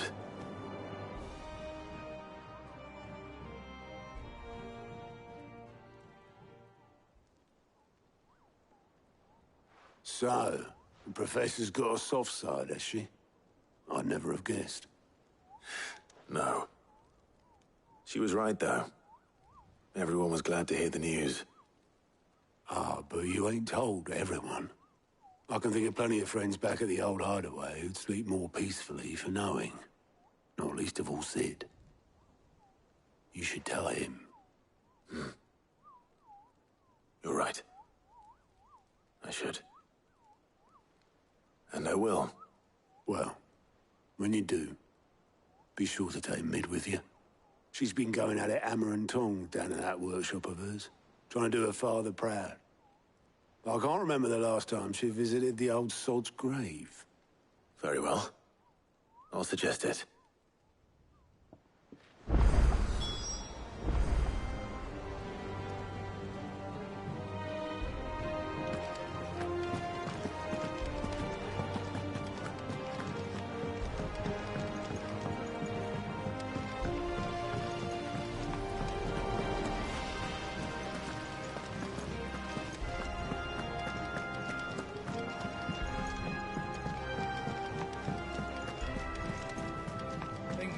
Might need some help. If I don't come up with something soon. All right, Clive? What do you want? I'm going to visit Sid, and I thought you might like to come with me. Sorry, I'm too busy for all that right now. I've got to get this thermal displacement stack sorted. Thermal... Displacement stack. Here. And this is for... Only the fastest, finest ship the world has ever seen. The Enterprise. Me and my dad designed it together. Where other vessels rely on the fickle winds to drive them through the water, ours is fitted with mithril engines. And those things have got more push than a behemoth in a bad mood, and more heat than all the hells put together. Which is where the stack comes in. I may have already talked some tight-lipped shipwrights into putting the hull together for me in a little dockyard in Canva. But the stack's a bit more involved, so I'm building it here. Thing is, it's so involved that I'm running behind and it's starting to hold things up over at the shipyard. I'll come and see my dad, though, when I'm done. whenever that is. Is there anything I can do to help? Good old Clive.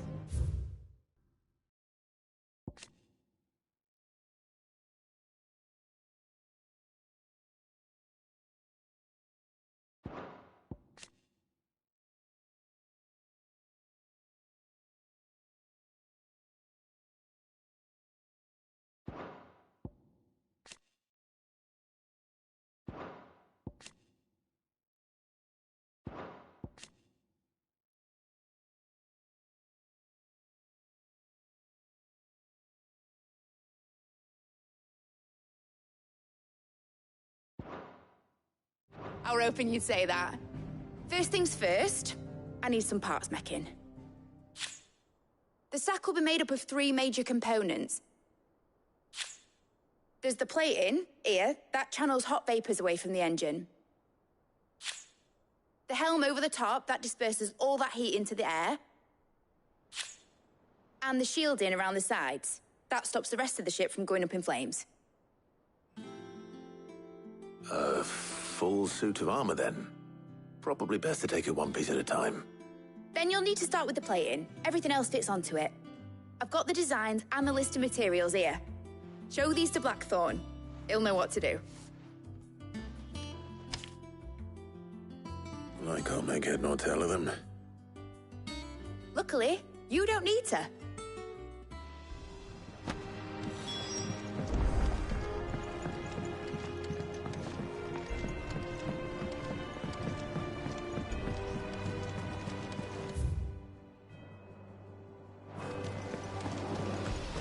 Editors started reading books that don't have any pictures.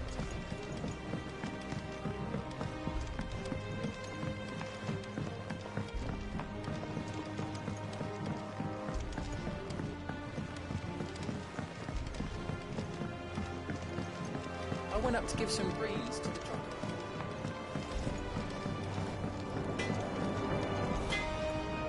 Blackthorn, can I ask a favor? Out with it. It's for Mid. This my last chance to say I'm otherwise engaged. I'd spare myself the arseache. Go on then. What is it this time? She said you would know. Here.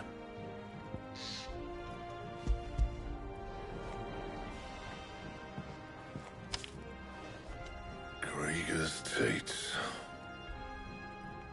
Well, I don't know what the hell you'd want this for, but I can make it. Won't be easy, though. And I'll need help. Get Gavin-Otto in here, will you? All right.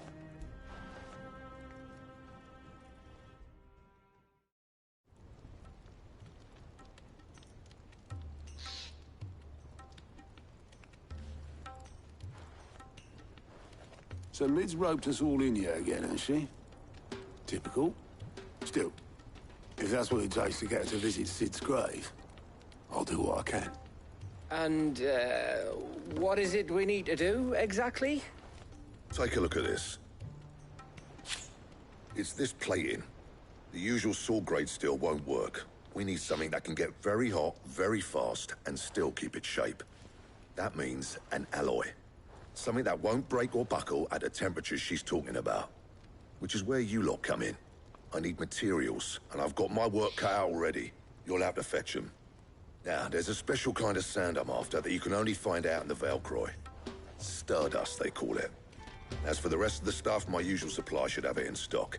It just needs buying and bringing back here. Well, we'll get it done quicker if we split up. One of us should probably give you an hand coat in the sand. And the other can go and get the rest from this supplier.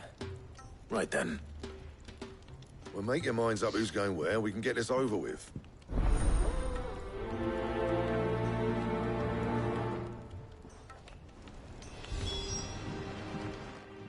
You going after the Stardust then, are you?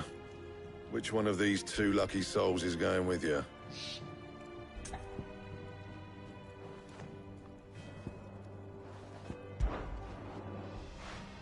Otto, you're with me. All right, then. Where do we find this Stardust, and how will we know it when we see it? There's a river that runs through the southern reaches of the Velcroy. It's the black sand that washes up on its banks that you're after. And I'm guessing you'll be needing sackloads of the stuff. Might be worth our importers and the Dalimil Inn. I'll head down there. See about finding us a wagon. All right. I'll meet you by the river. Yous two take care, eh? I'll go and see this supplier. Just don't let the bastard fleece you, eh? He wouldn't do that. He's Blackthorn's mate. Isn't he? Best of luck.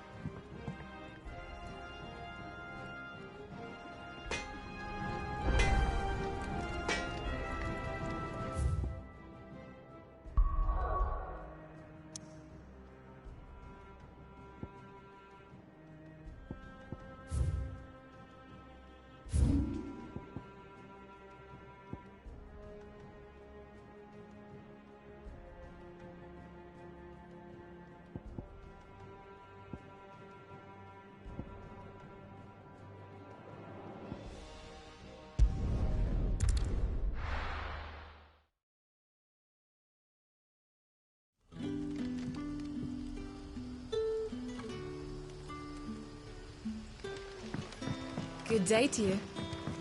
See.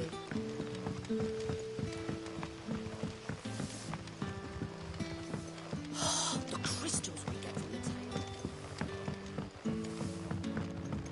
the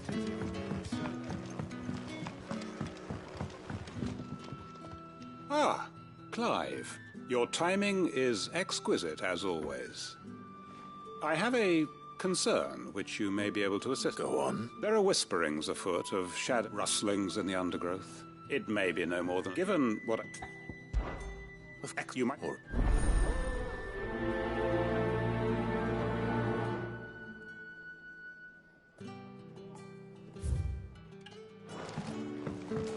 Right.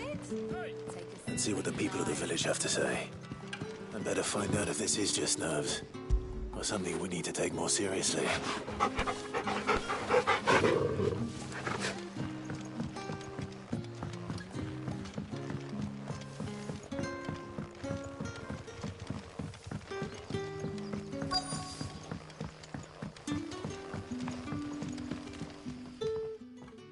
You're... Quinn? Or...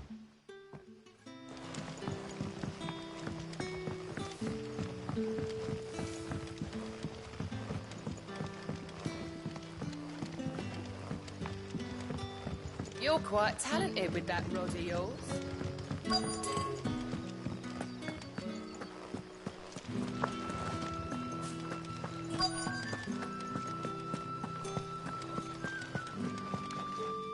Yeah, No, but I've heard something. where was this? In Lorbert's pub. Was out foraging for her. Ran back here as quick as... I see. Seems Lorbert's Pass is our best bet. Then, what do you say, Torgal? Shall we go and investigate?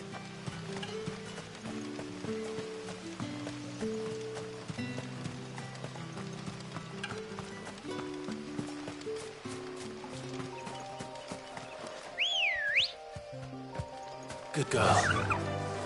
Fly, Ambrosia.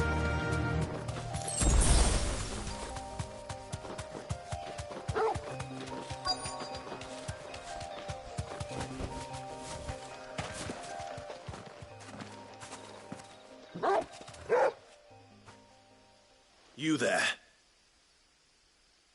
Fuck! He's seen us. Get them before they escape! Black Shield. Here. What the hell are you doing here? What is it to you? We give a damn. All that matters to us is that you don't leave here alive. All yours, Torgal!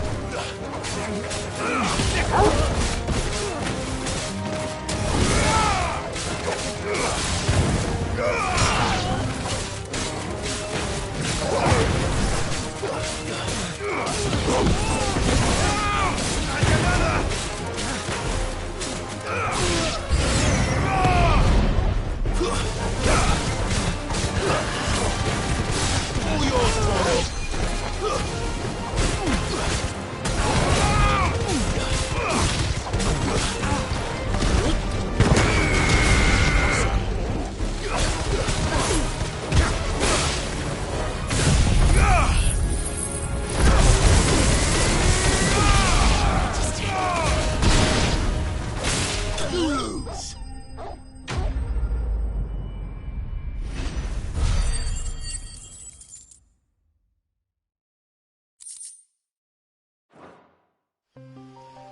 Why were they here? Were they planning an attack on Lostwing?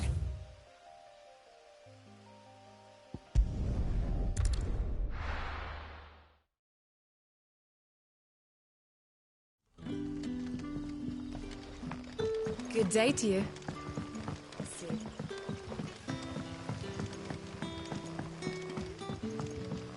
The crystals we get from it.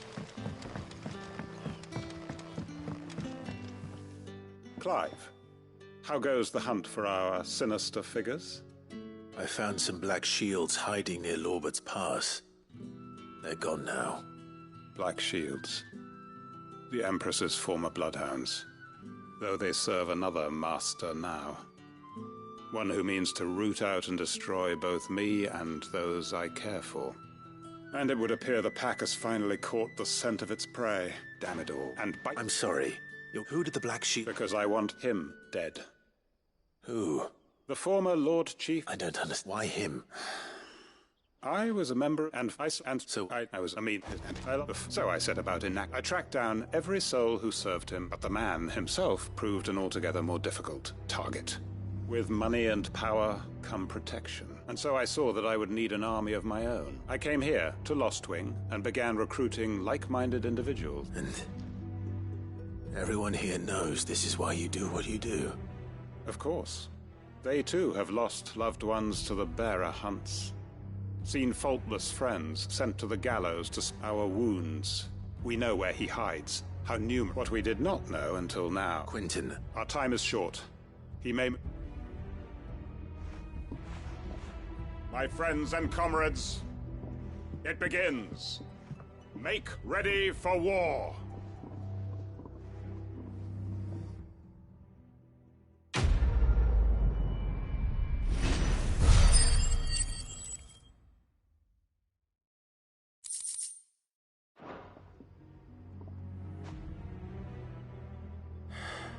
I'm not going to change his mind.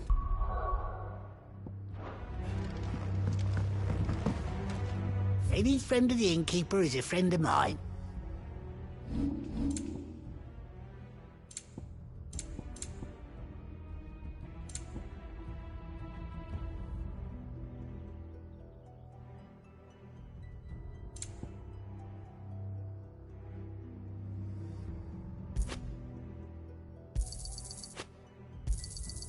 Ah, yes.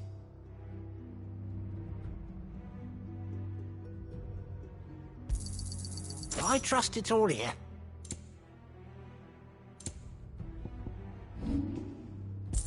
You're always welcome here in Lostwing.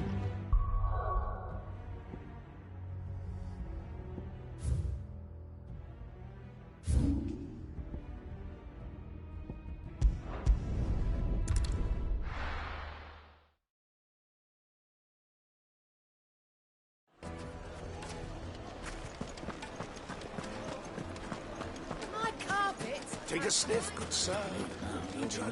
Go on, just like that. What's the matter? It's my... I'd go and look for him myself, but I've got a bakery to run. Loath though I am to... All right.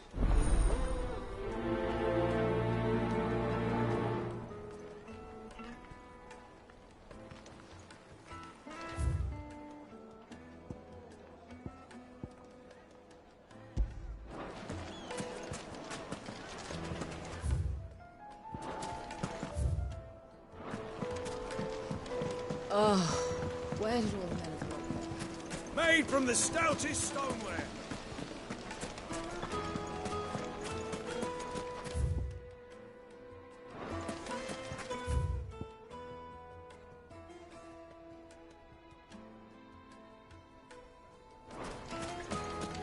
No, I'm telling you, it's gone.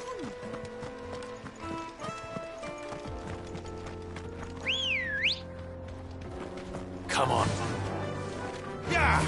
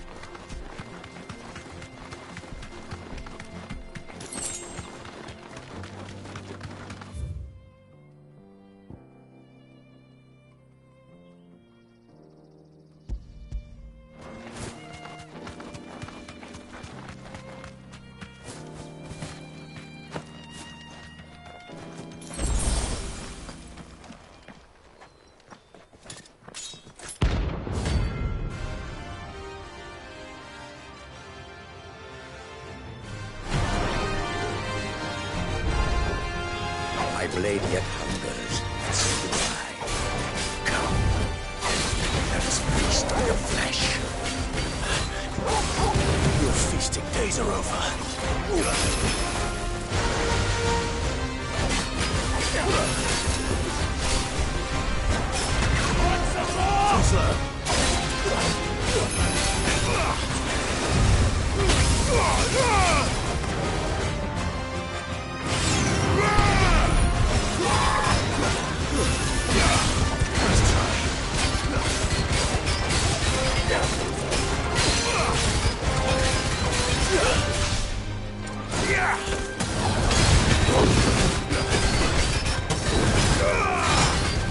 All yours, Tormund.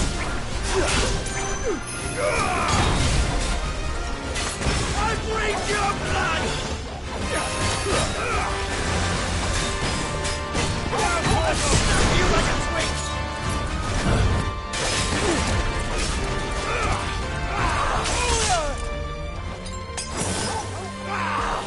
Help me, boy.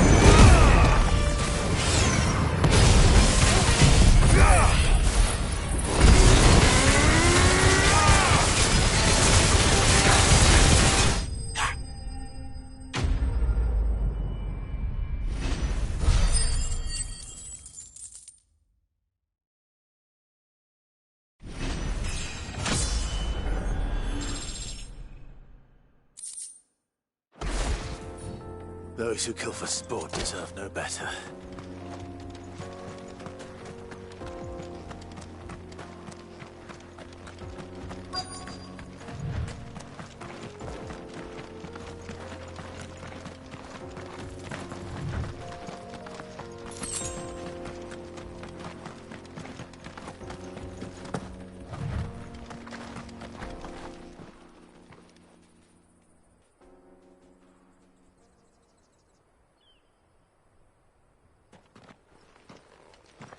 Excuse me.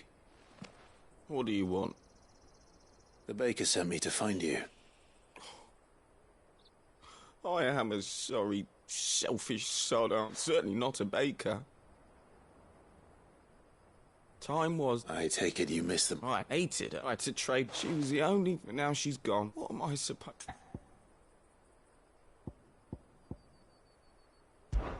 Try to remember the good times. Even in the bakery. What a fool I've been. I have to get back there, right?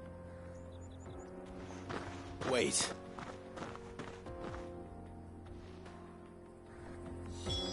Suppose he won't be needing an escort then.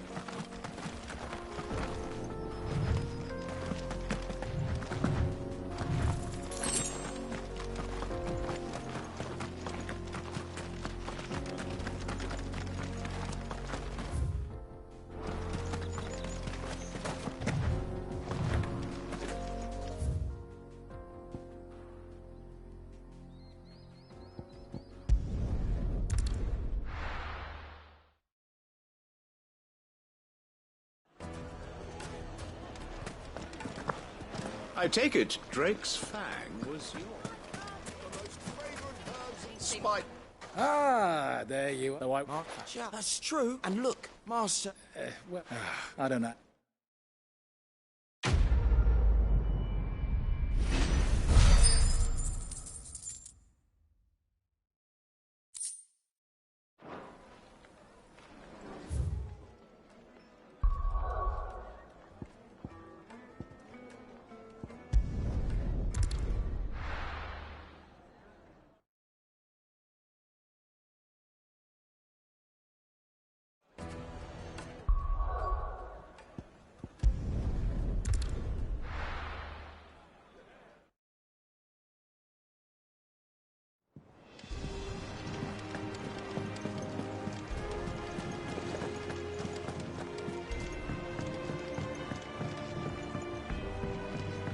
We're seeing troops amassing at every border. No surprises there. How may I help you today, Clive? You earned this. All done? Oh, I wasn't expecting you. Business is busy. Still. Kuka. But when I close my eyes... Only I don't... I wish you were... May the goddess go with you. How are you doing? Anything catch your eye? Seen enough?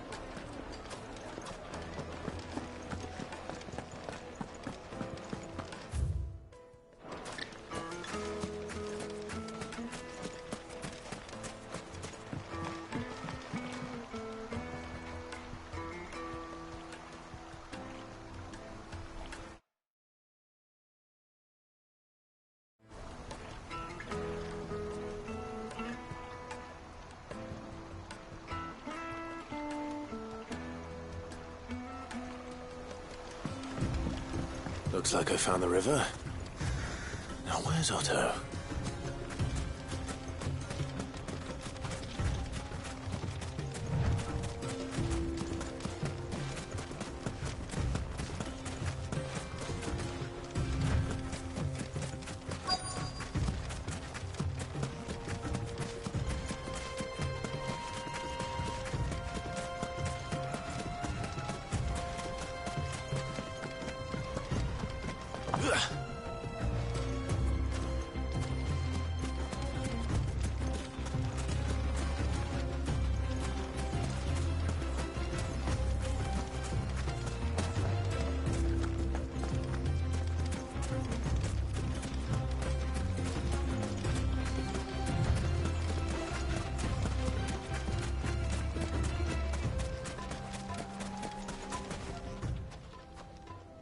Otto, sorry I'm late. Oh, Clive. I had a quick scout about, and I reckon this area's our best bet. Seems Blackthorn's the only one who thinks smithing with his Stardust stuff's a good idea. It's just lying here, waiting for any old fool to fill his boots. But unlike any old fool, you thought to bring a wagon. Well spotted. Now get filling.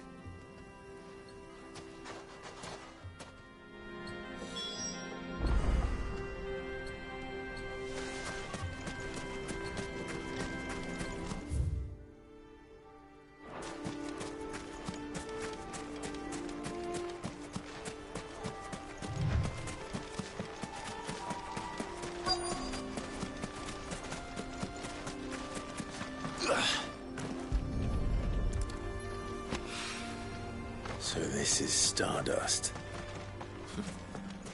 It just looks like black sand to me.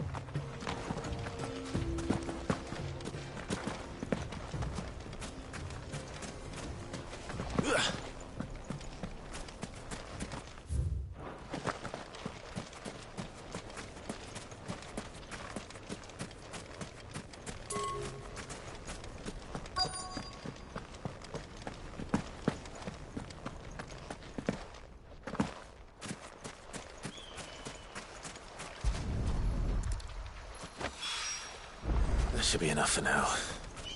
Let's see how Otto's getting on.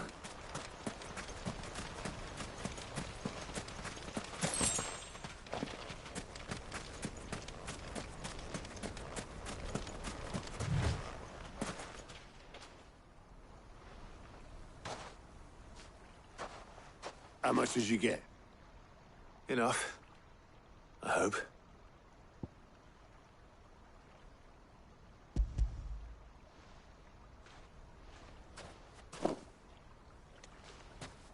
More than me. Put it all together and I can't see Blackthorn complaining. Much. Here, Clive. Do you fancy a walk?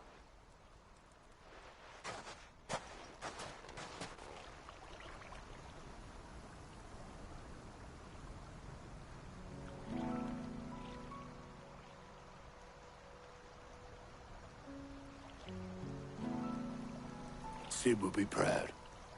Of what? Of you, you idiot.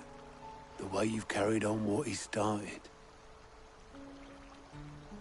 When we first met, I had you down as a spoilt little puppy who enjoyed nothing more than biting the hand that fed you. But 5 years on, you're the one doing the feeding. So thanks for proving me wrong. You weren't wrong. But I changed. Thanks to Sid. And thanks to you. When I suggested taking on his name, you were the first to back me. And if you hadn't, no one else would have. I couldn't have done any of this without you, Otto. Don't give over. You're making me blush. All I did was choose hope over despair. I gave you a chance, yes, but you're the one who took it. You took a rabble of homeless, hopeless outcasts and put them back on their feet. Gave them something worth fighting for, just like the old Cid did.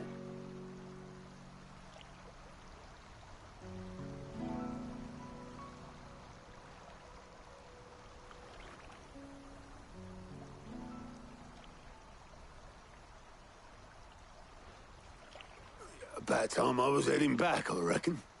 All this scrabbling about in the sand's taken its toll on the old pins. I'll see you back at the hideaway then. You can take a well-earned rest when you get there. Oh, I plan to. Believe you me. But I'll make sure Blackthorn gets his precious black sand before I put my feet up. He'll only moan otherwise.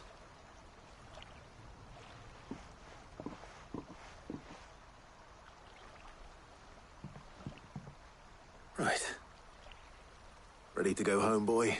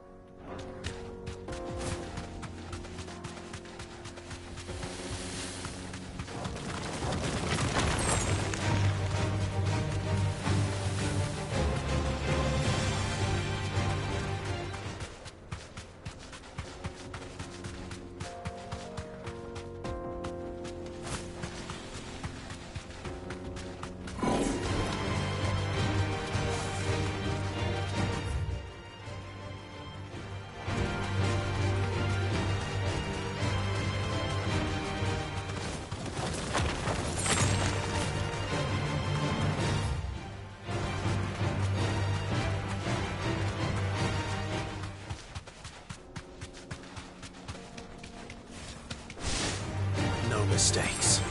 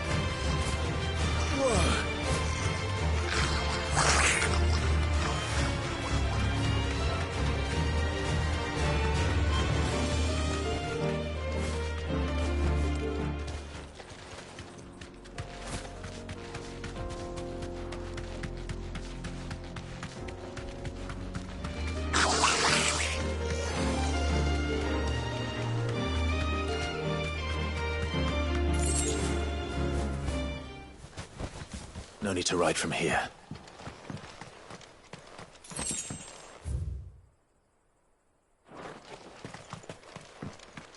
This must have been a fishing village before everyone left.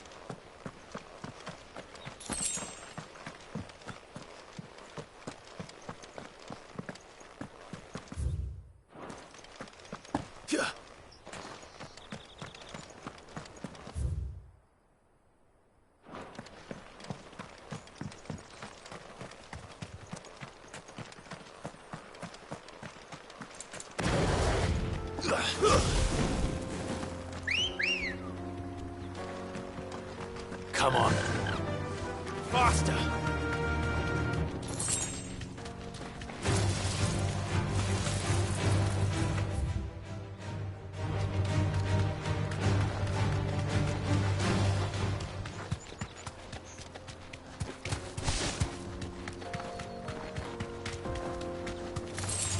Time to fight.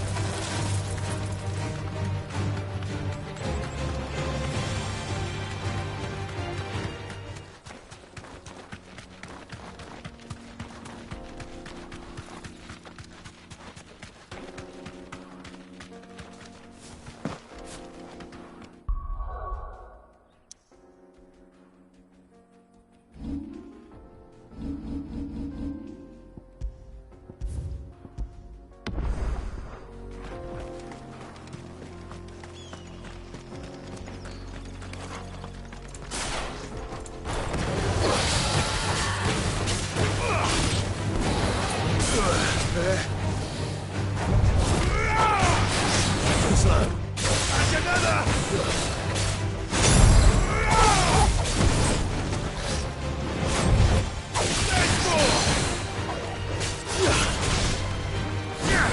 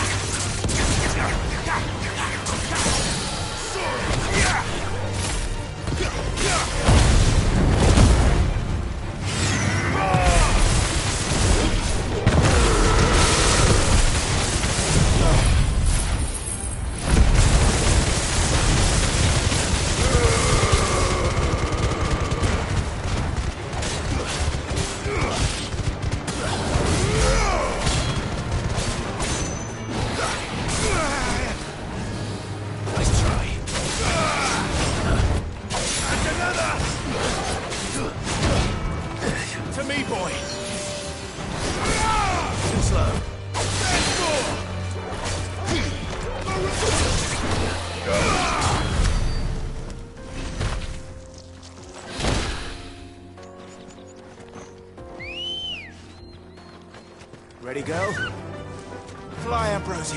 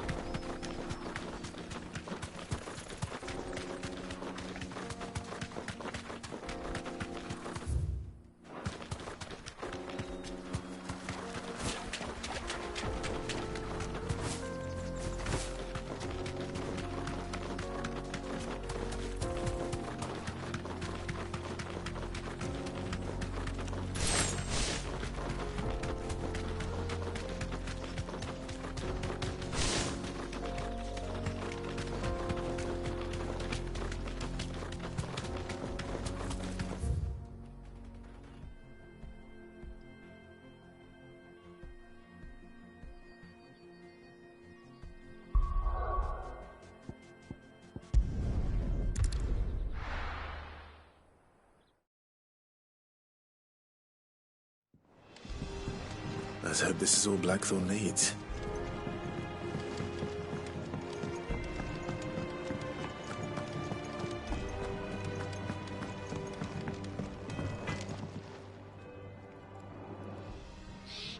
Blackthorn, got everything you need? Yeah. Yeah, I do. Cheers for the Stardust. Should be enough to be getting on with. Nice to get out and about for once. Let's do it again sometime, mate. I'll make a start on putting this thermal plating together then. It'll take some time, mind. So if you've got other things to be getting on with, I could do without you breathing down my neck. Thank you, Blackthorn. I'll let Mid know construction's underway.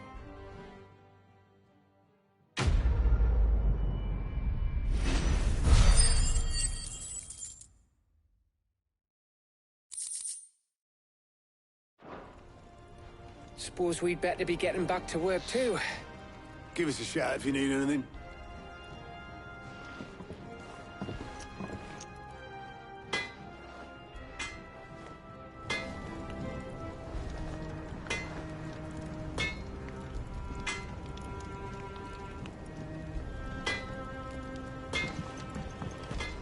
He cracked the crystals.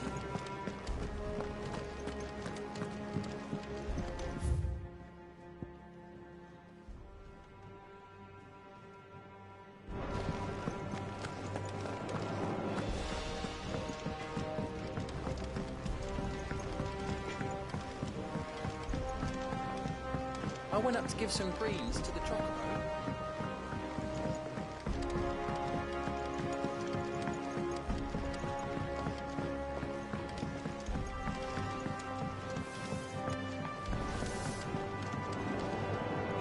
It hasn't been.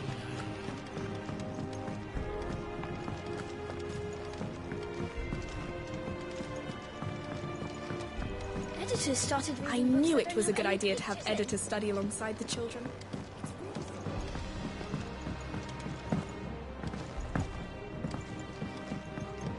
If I don't come up with something soon. You'll be pleased to hear that Blackthorn's started work on the plating. Excellent. 1 down, 2 to go. So, what's next? The helm, of course. For this, we'll be repurposing fallen scrap. Salvage from the ruins? I thought that material was all but impossible to work. Ah, but we don't have to. I'm sorry. Just so happens there's one particular ruin that's broken into exactly the right shape and size pieces for what we need. What's the name back there? I'll give you all the details. What's her name? Right.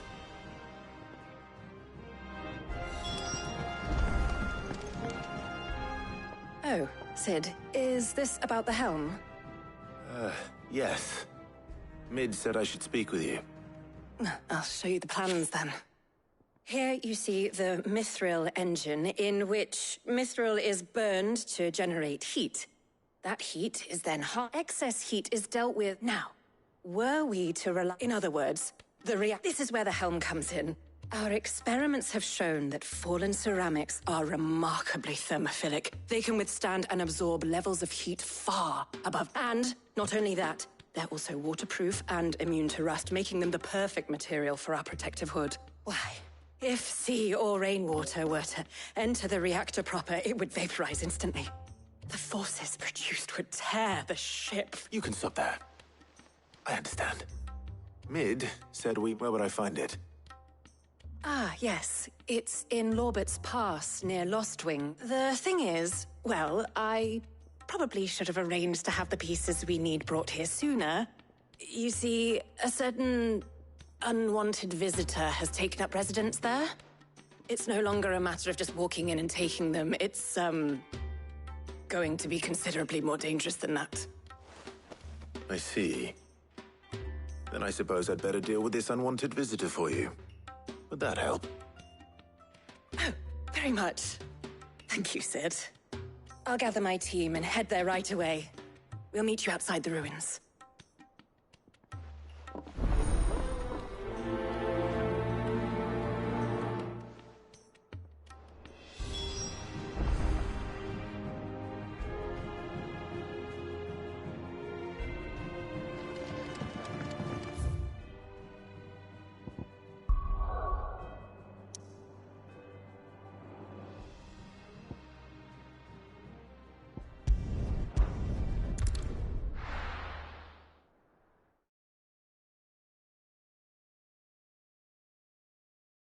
I'll be taking you all to a storehouse in the Bales. Leave anything you don't need behind.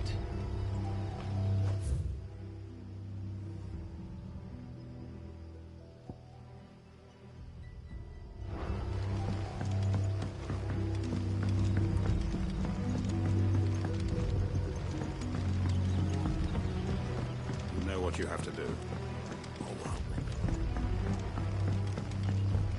If you're ready, we leave at once.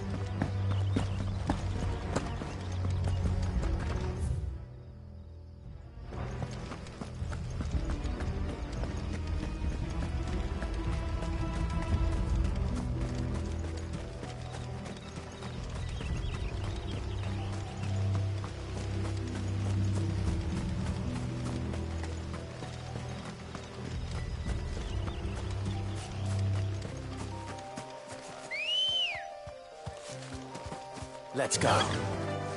Faster! Yes!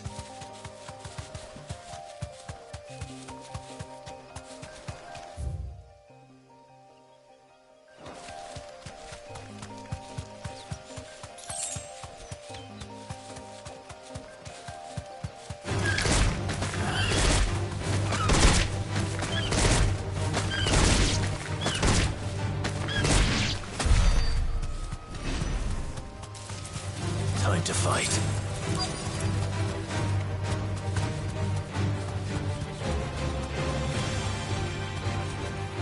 Straight home now.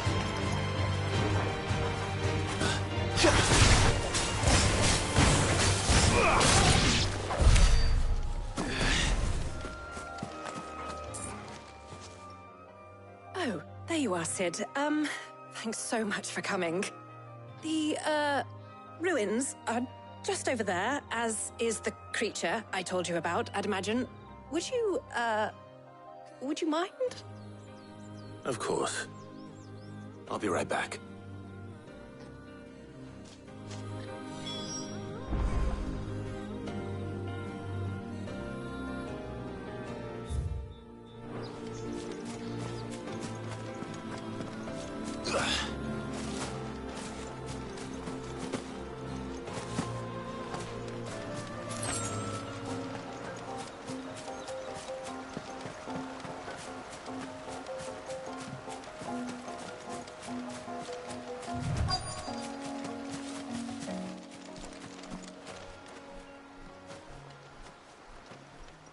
Anybody home?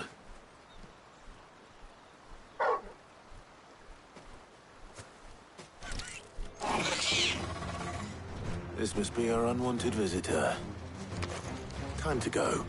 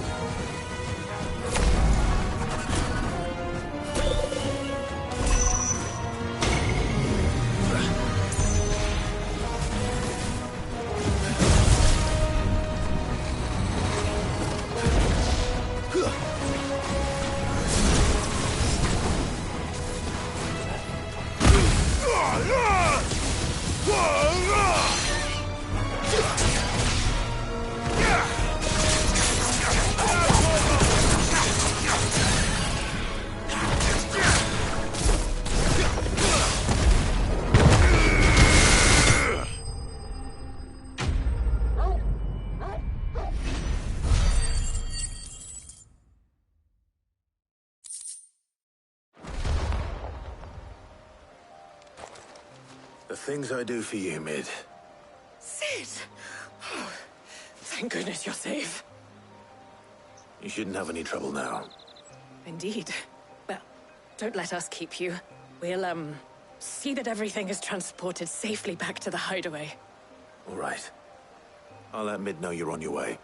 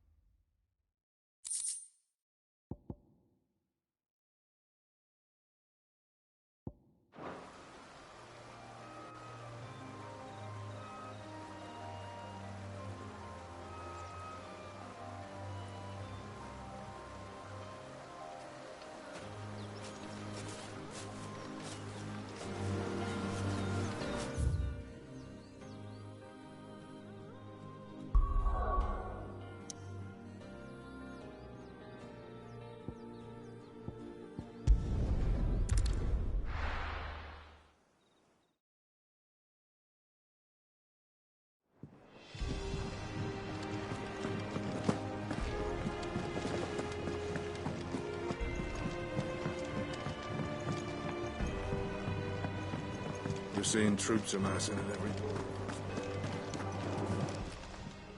Welcome to the Patron's Whisper.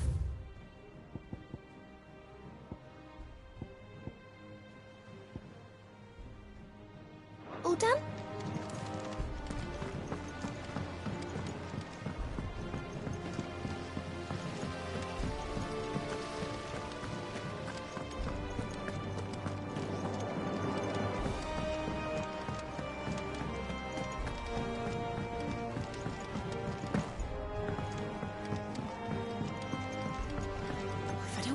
Soon. Mid. Helena has recovered the material for the helm. She'll be along shortly. Excellent. Another job well done. And just one remaining. Right. Right, the shielding. This one's a bit of a bugger. How so? The plating's enough to stop the engines going pop, but those things will still be spitting out enough fire to set the rest of the ship ablaze. Which is why you need proper shielding. A prism for the dragon's breath that's blazing away inside. I thought a triple thick layer of tempered steel might do it. Or more of the stuff that the Fallen use, but they'd both be too heavy. The helm and the plating are bulky enough as it is. Add any more weight and the whole ship would be at the bottom of the briny before we'd even started. I need something light. But I've racked my brains and I just can't think what would do it. Well, if I were in need of obscure knowledge, I know whose counsel I would seek. Harpocrates. Tomes? Yeah, well, I'd thought of that, obviously. I've got all the details written down here. Can you take this to him, see what he makes of it? Right away.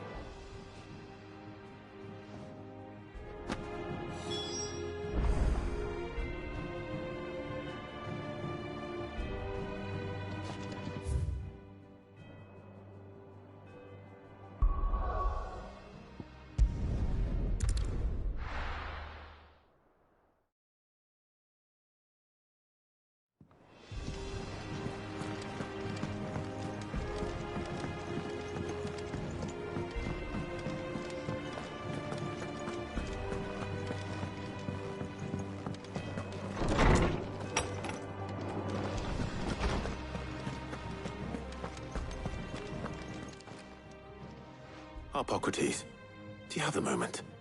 For you, Clive, always. Well, actually, it's for Mid this time. Could you take a look at this?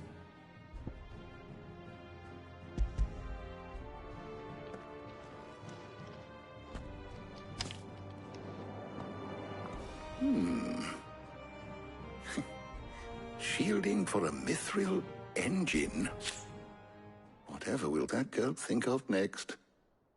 And what are these notes around the edges? She has some specific requirements for the materials. The shielding needs to be able to resist extreme heat on the inside, and yet remain cool enough on the outside not to set the ship alight, while also being light enough not to sink it. As you can imagine, she's struggling to find anything that meets her needs. I see. I wondered if you might know of a solution, or if you might be able to search the records for one. Perhaps it is not a different material she requires, but a different approach. What do you mean? Consider the lake we have made our home. Its blighted waters eat away far more quickly than fresh water or even brine, at timber and steel alike. And yet, we have made a home here from those very materials nonetheless. We have. But Bardolph must varnish every board twice over to keep it from rotting. And Obolus complains that without a constant supply of pitch. I see. Early Gregorian histories speak of a preparation known as moondew. It is said to be able to resist even the most ferocious flames. Before the dragoons tamed the worms and wyverns of the realm, nobles would daub their castle walls with it in order to guard against dragonfire. So if we could recreate it... It might be applied to some material or other in order to provide the protection Mid requires. As to how best to apply it and to what material, perhaps Bardolph and Obolus might be of assistance. I shall speak to them and see what wisdom they might have to offer. If you would be so kind as to procure the necessary ingredients, I shall discuss the specifics of how it might be most effectively put to use with our two friends. The knowledge of the past may yet prove useful to we of the modern era. Thank you, Harpocrates. And since you're asking others to help you, perhaps I should too.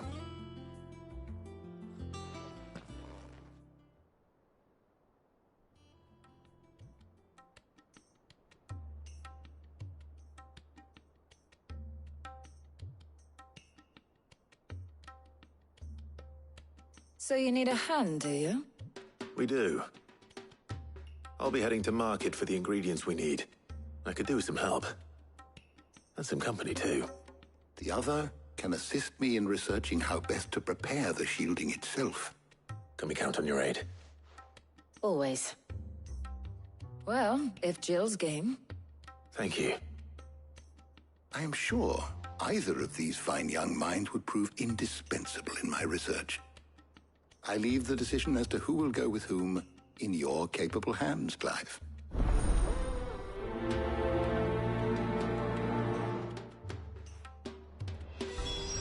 Shielding that guards against even the most ferocious flames. We could have done with some of that on Justinus. I doubt I would have survived that place with or without it. A trip to Northreach, though, I think either of us could handle. So, Clive, have you made your decision?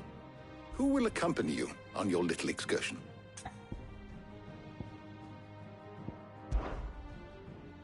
Very well. So then, what do we need to find?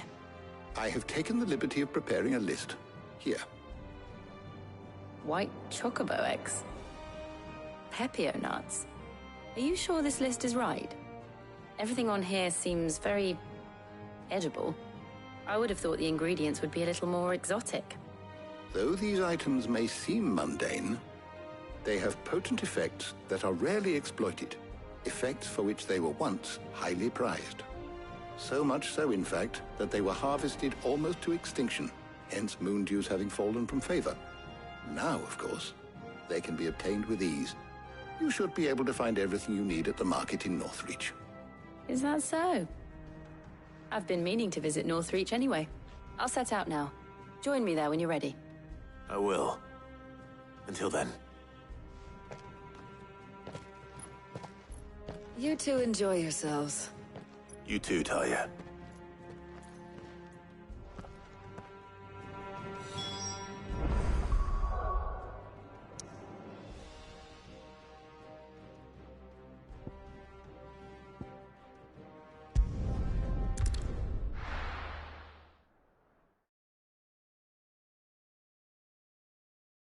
Now, where's Jill?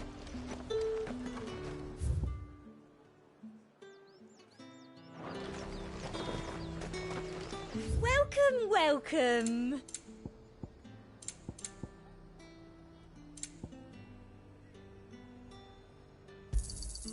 You've a keen eye.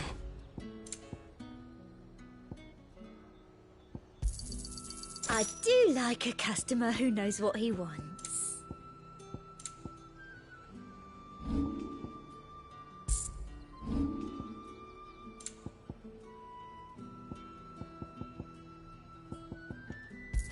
And a fine, fine day Keep to them you. pilgers nice and chilled.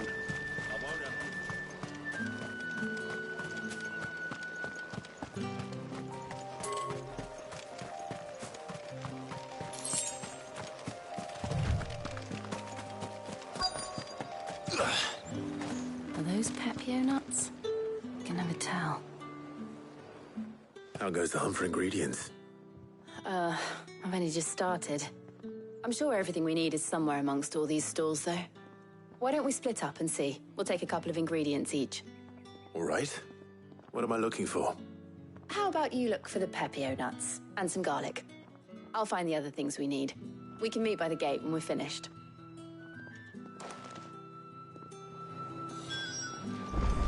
Up! You'll not find a bruised pippin. Fresh cuts. Come and get them before. You haven't much, but you're free to look. I trust it's all here. Keep fighting the good fight.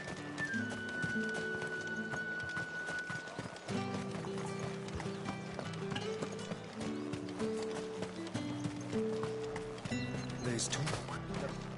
Buy, sell, or be gone. Go on. Take it. If that's what you want. That's everything. Let's see how Jill's getting on.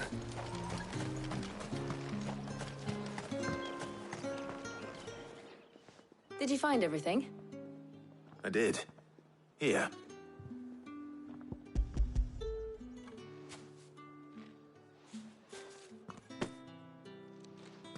Garlic and Pepio nuts. Perfect.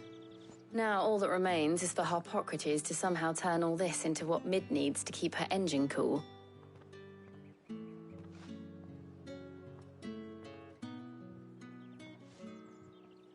But before we head back, would you walk with me a while?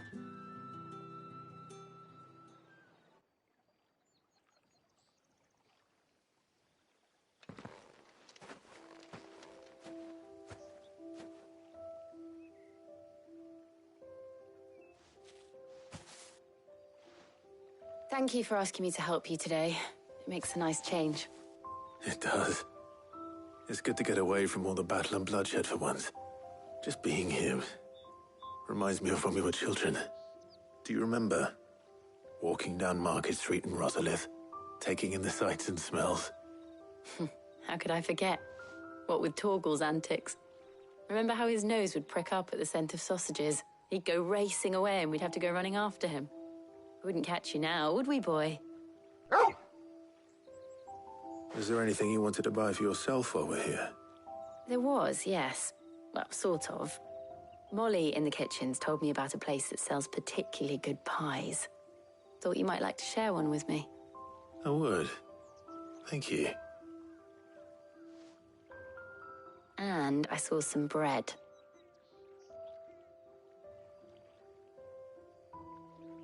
Big white cobs like the baker back in Rosalith used to make. What do you think? I thought we might get some soup to dip it in. But then I tried a slice of the butcher's dry-cured ham and it was just... oh. You all right? Sorry. It's just... you're right. I really do feel like a child again being here with you.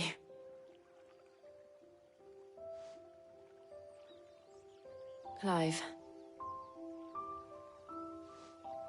Is it wrong of me to enjoy this? No, Jill. This is how life should be. And it's how our lives will be when our work is finally done. When we can live on our own terms. I hope so. Thank you, Clive.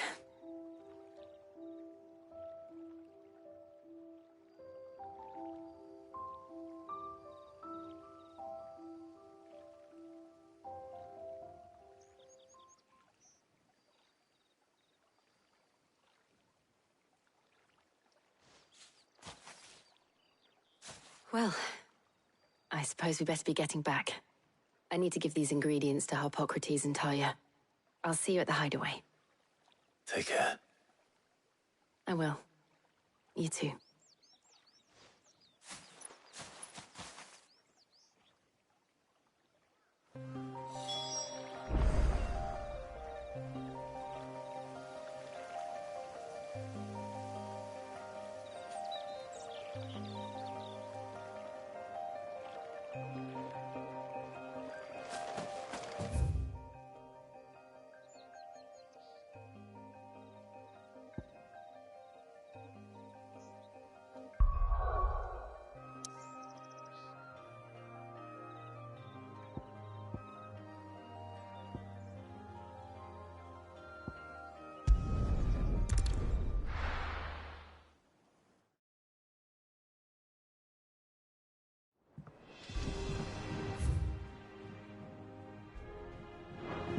I wonder how Harpocrates is getting on with the moon dew.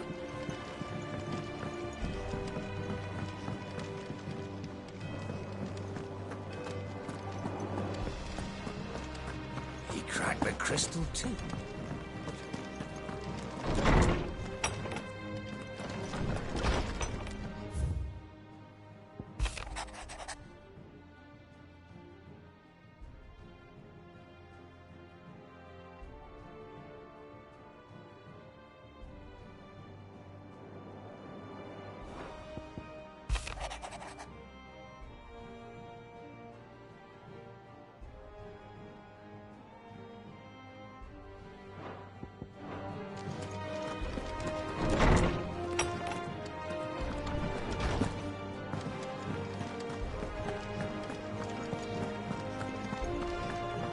Thanks to Sid, the man who brought your visitor.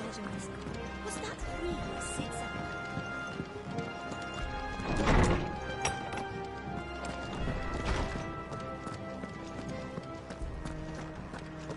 Welcome back. How's work on the shielding progressing, Harpocrates? Well, very well indeed.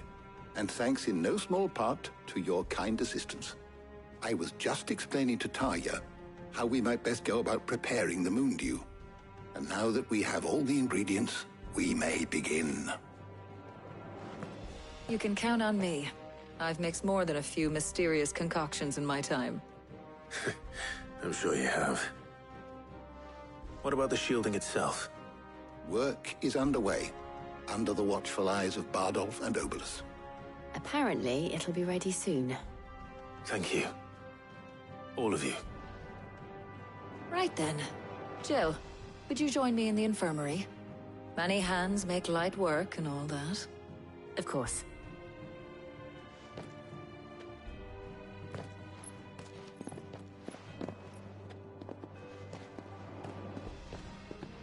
Oh, and Clive, thank you. It was nice just being with you.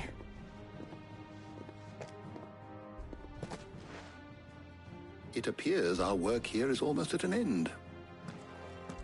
A shame. I was enjoying playing the man of action for once. When both the shielding and the moon dew are ready, it will merely be a matter of applying the one to the other. Followed by a rigorous process of testing and retesting, of course. Perhaps someone ought to warn young Mid of that. Leave it to me. Thank you, Harpocrates.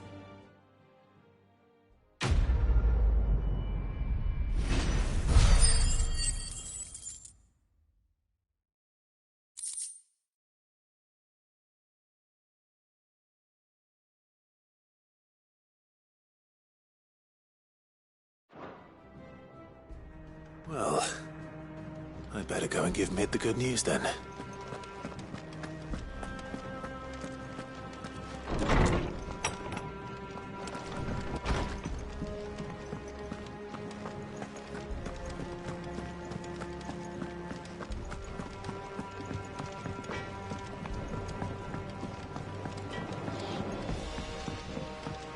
I went up to give some greens to the chocobo.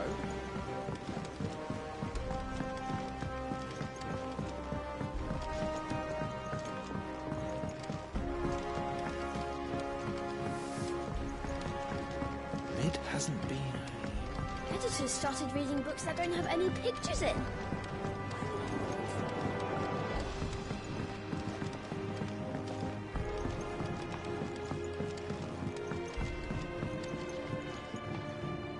Sorry to keep you waiting, Mid.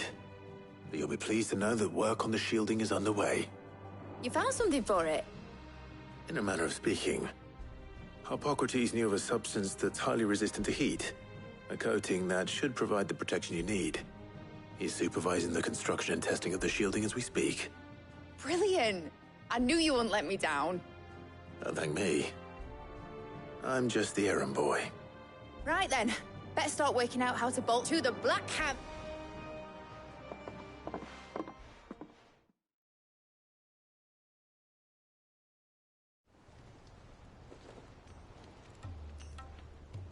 You know, when I got into the smithing game, I thought I'd be making swords and shields, not thermal bleeding didgeridoo-dahs. Displacement stacks. Same difference. Whatever you call it, I ain't putting it together in here. It's cramped enough as it is. Let's take this outside. Mid, you get all the parts lined up on the deck. I'll take care of the rest. On my way. Oh, and bring me the biggest hammer you can find. This is going to require some precision. What?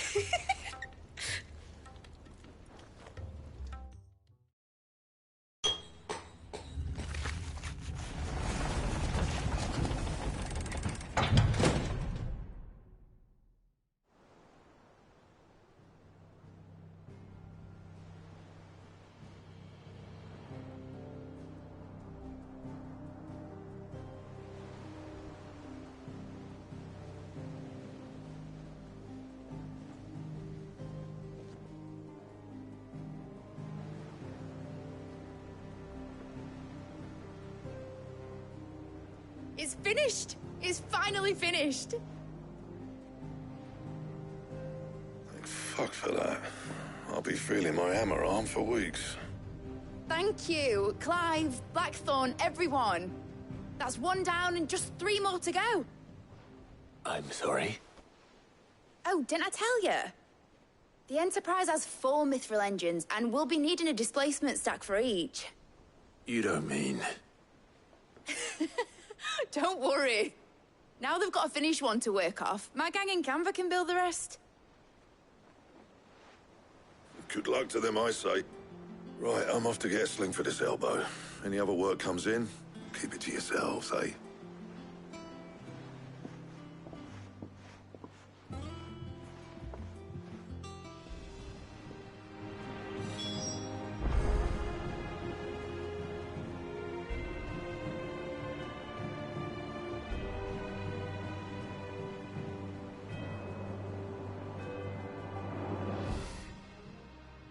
What's the matter? Nothing. Just daydreaming. Thinking about the Enterprise sailing off over the horizon to shores unknown. Searching for a land untouched by the Blight. Just like me and my dad planned.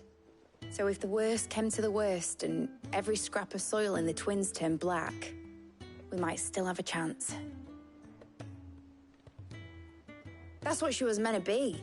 You see, one last chance just in case we needed it. But now she's so close to being finished, I've realized I don't want her to be that.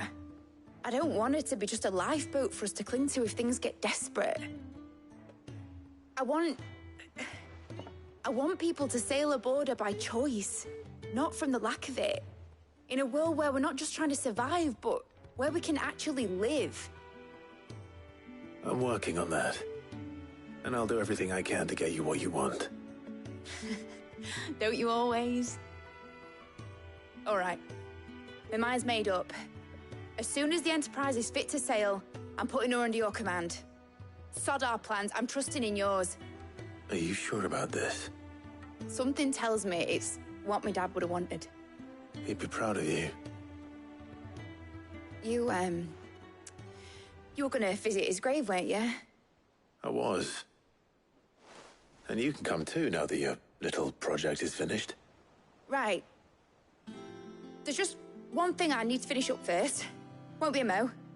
All right. I'll let Otto know you're coming. Meet us in the mess when you're ready. Aye, aye, Captain.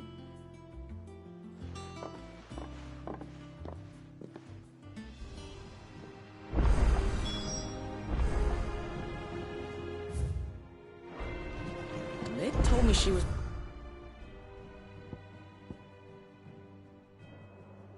building a ship.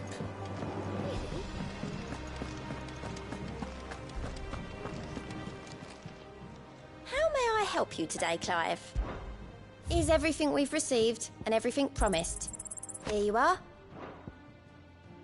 Come again. I may have more for you. I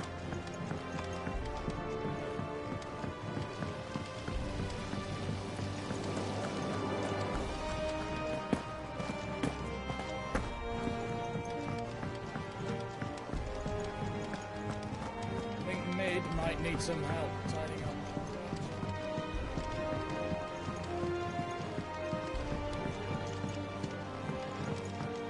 Well, here, Sid. Reckon you might be just the man to help me out of a bit of bother, if you've a mind to. Let's hear it. Well, it's about this alembic the Chief's got me making. Lovely bit of kit it is. Bung in a solution you want splitting, and it'll separate it out, just like that. Problem is, it won't always get rid of all the impurities. And with some of the stuff we need it for, that ain't good enough. Which is why I've been looking for something to filter the liquid we'll be cooking off. And that's where I was hoping you could help me out.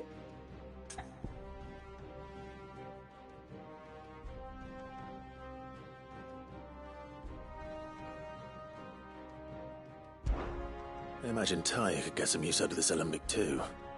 Distilling medicines and the like. All right. Why not? Proper job! So what exactly do you need for this filter? Nothing but bomb ash'll do, says the Chief. Gave me a sample she'd obtained from the university stores. Couldn't believe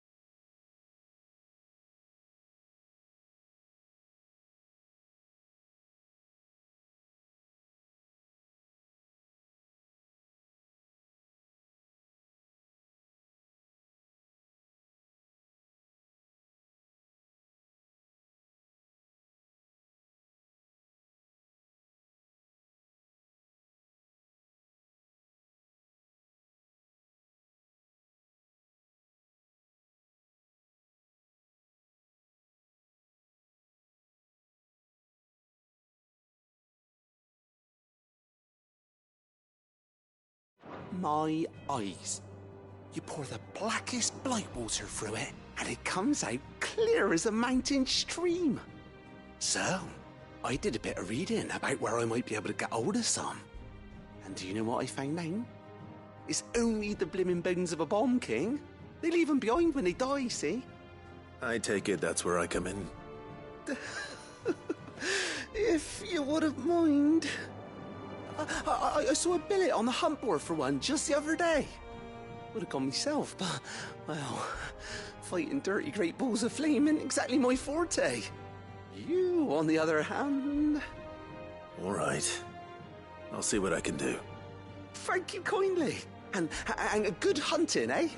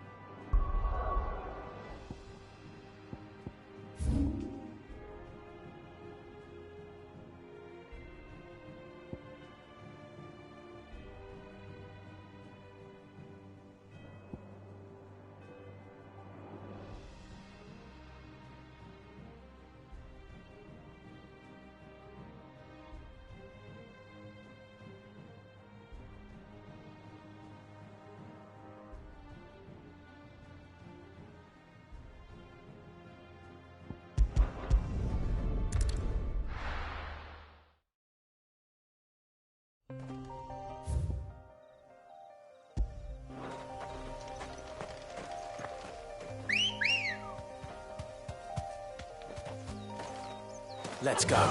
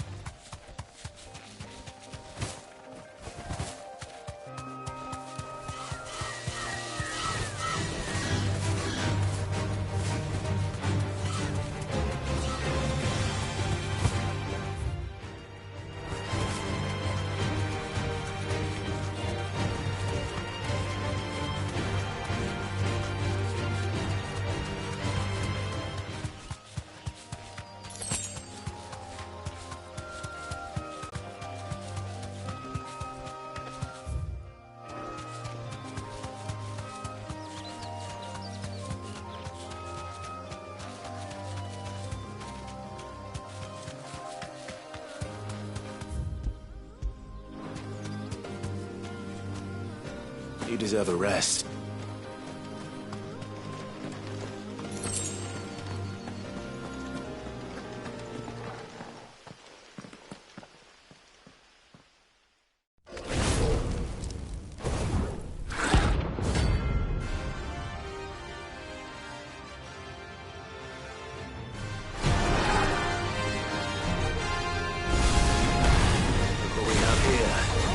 Greetings, Your Majesty.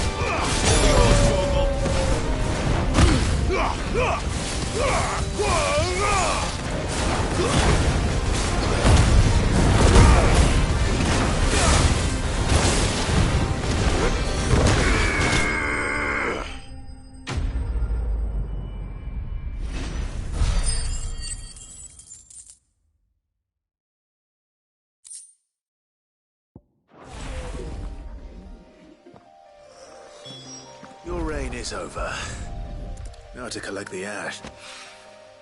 This looks like the stuff. Let's see if there's any more.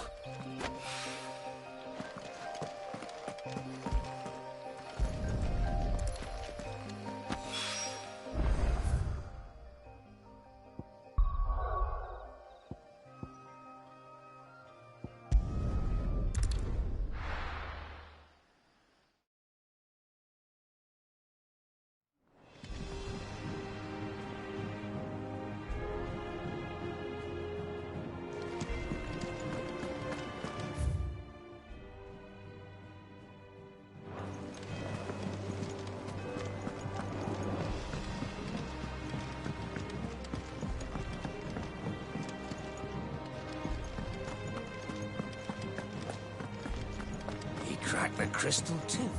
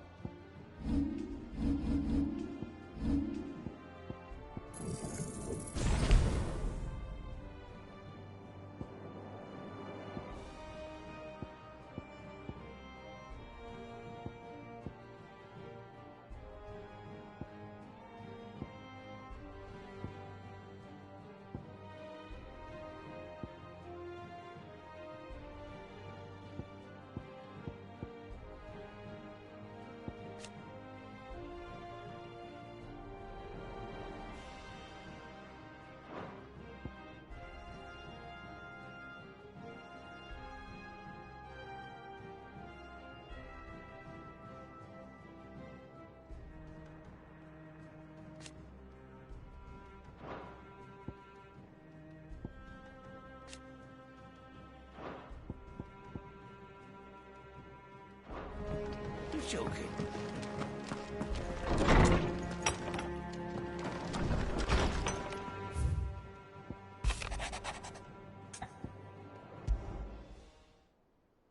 Trouble with the ledges.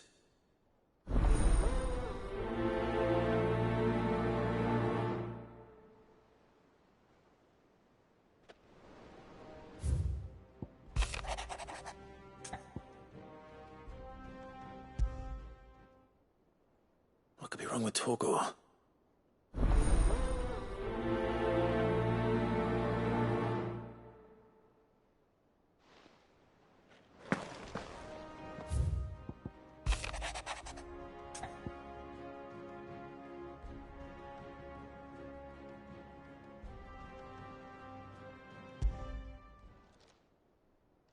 Hopefully it's nothing. But I should speak to Blackthorn just in case.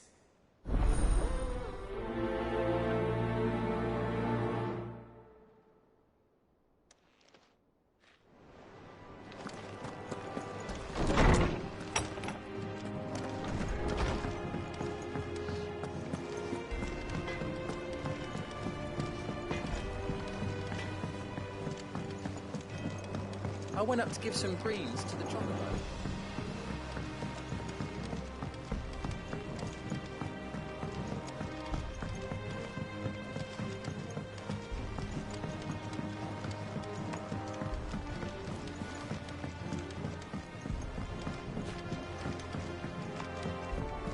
I think Mid might need some help.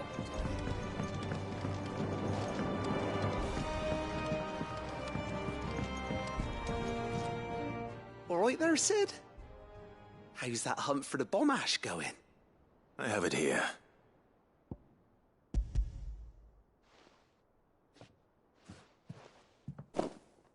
That's the stuff. And plenty of it, too. Enough to keep the alembic bubbling away for a good old while. You're a gent, Sid. Let nothing say otherwise. Right then. Let's get this contraption up and running.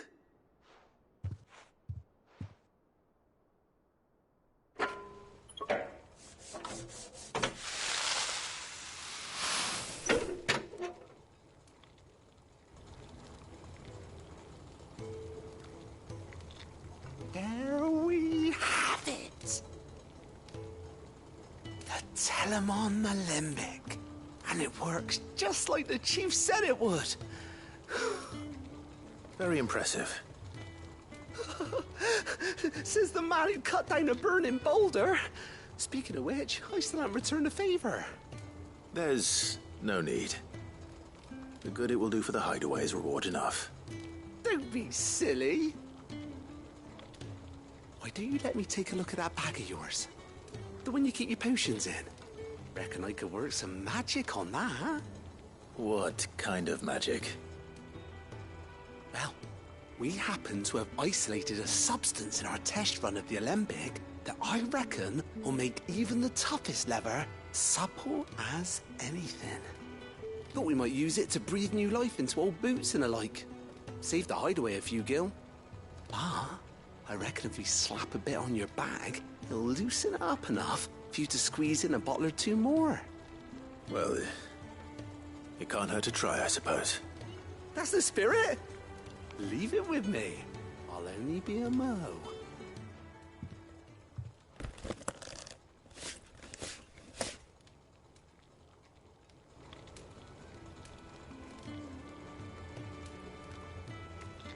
Well, what do you reckon? It certainly feels more flexible. Right? Told you. Thank you. I think. No. Thank you for supporting Mid and the rest of us in our endeavors. Without you, we'd never have been able to discover, and I'm telling you.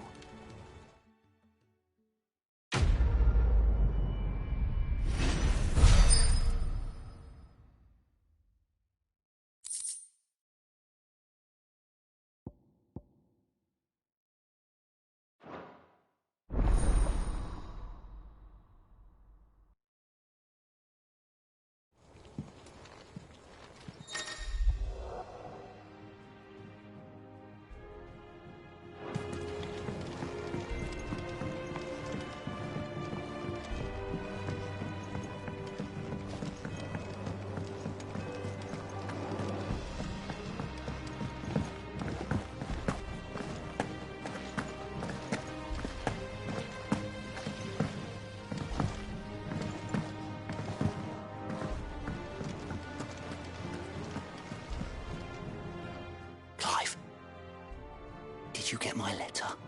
That's why I'm here. Shh. Otto won't be listening. Is this better?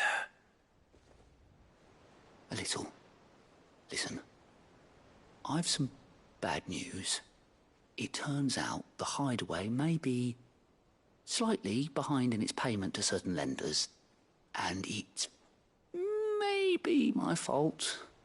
But I swear to the goddess, I thought I had the numbers square. Sadly, that square turned out to be more of a circle. 0, you might say. I can straighten it out, I swear, but it's going to take some time, and I'm going to need help keeping it from Otto. Bit late for that, I'd say. There you are! What a surprise! So let me get this straight.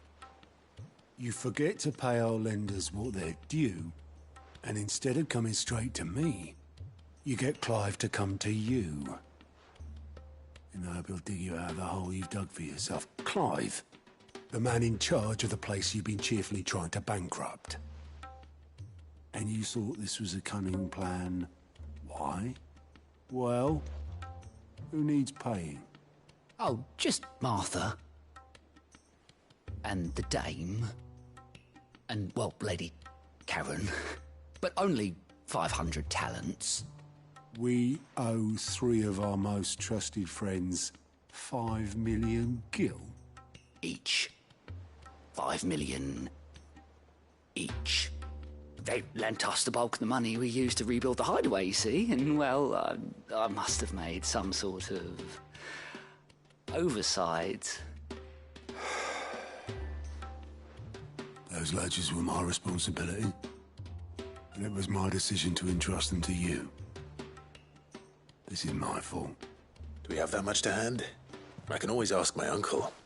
No, we don't. And no, you won't. We've lightened Lord Rosfield's purse enough. After the king's ransom we had off him, he deserves better than to see our begging bowl. Besides, we'll need to learn to stand on our own if we're gonna make this work. All right. But that doesn't mean you have to shoulder the burden yourself. Is there anything I can do to help? There might be. How'd you fancy taking these to Martha and the dame? Rocks. Rocks, he says. Worth 1,000 talents apiece, these are. A little something Sid and I set aside for when times got lean. And I reckon 15 million in overdue debt probably qualifies. I just hope our associates' eyes are a bit more discerning than yours. I'm sure there will be. Should be me making the rounds, really. But you know how it is with this place. Orders to bark, arses to wipe, and all that. I know. Which is why I don't mind going in your place. Go. Do you know why I only gave Master Clive here 2 star rubies? Because you'd rather Lady Karen killed me. Because I'd rather Lady Karen killed you. Yes. Well, I suppose this is goodbye then. Don't worry. I'm sure Karen will understand. Really? Do you think so? No, I don't.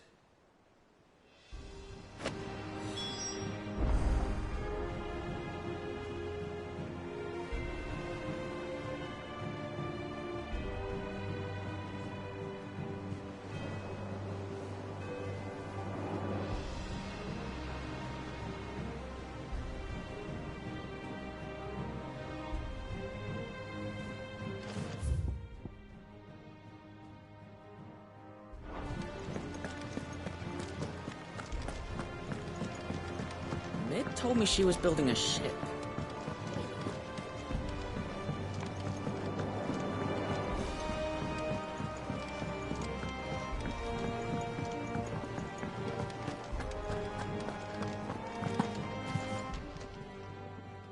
I got your note.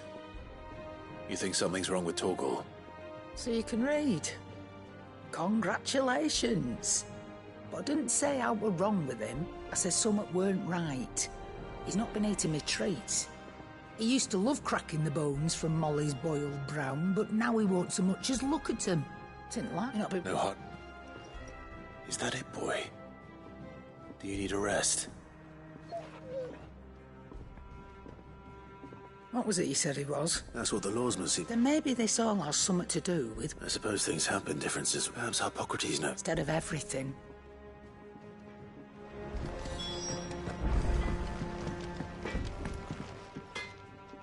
Blackthorn, do you have a moment? Not really, no. This won't take long. I just wanted to ask how you're getting on. August was worried about you, that you might still be doubting your craft, even after learning the trick of that cuirass. Is there something else weighing on your mind? Perhaps sharing your thoughts might help. That bastard's like a dog with a bone. Still, he's got a keen eye, I'll give him that. He's just, well, Karen showed me something. Something I've never seen before. And that was? A sword. An odd-looking thing with a single-edged blade. The metal itself wasn't anything to write home about, but fuck me, the edge on it. You could slice a man clean in two with a weapon like that, and he'd be halfway home before he even realised he'd been cut. So that's what's troubling you? Nah, not troubling me exactly. More distracting. Can't stop thinking, how do you get an edge that sharp? It's driving me mad. And if you knew how to do it, we could arm the curse breakers with even better blades. That's about the size of it, yeah. I'll see what I can find out. Sharper swords are always welcome. And we can't have our master blacksmith being distracted. You're a soft touch, you know that. But I can't say I'm not grateful for it. Good luck, eh? Thank you. Let's see what Karen knows about this sword.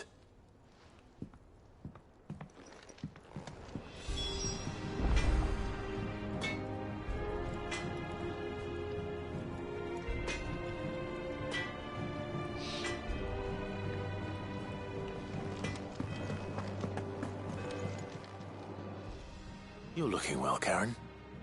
What do you want? Out with it. I want to know about the sword you showed Blackthorn. Single-edged and extremely sharp. Running around after him again, are you? I suppose I am, yes. But I need to help him find out how to work an edge like that. It's driving him to distraction. Little wonder, I suppose.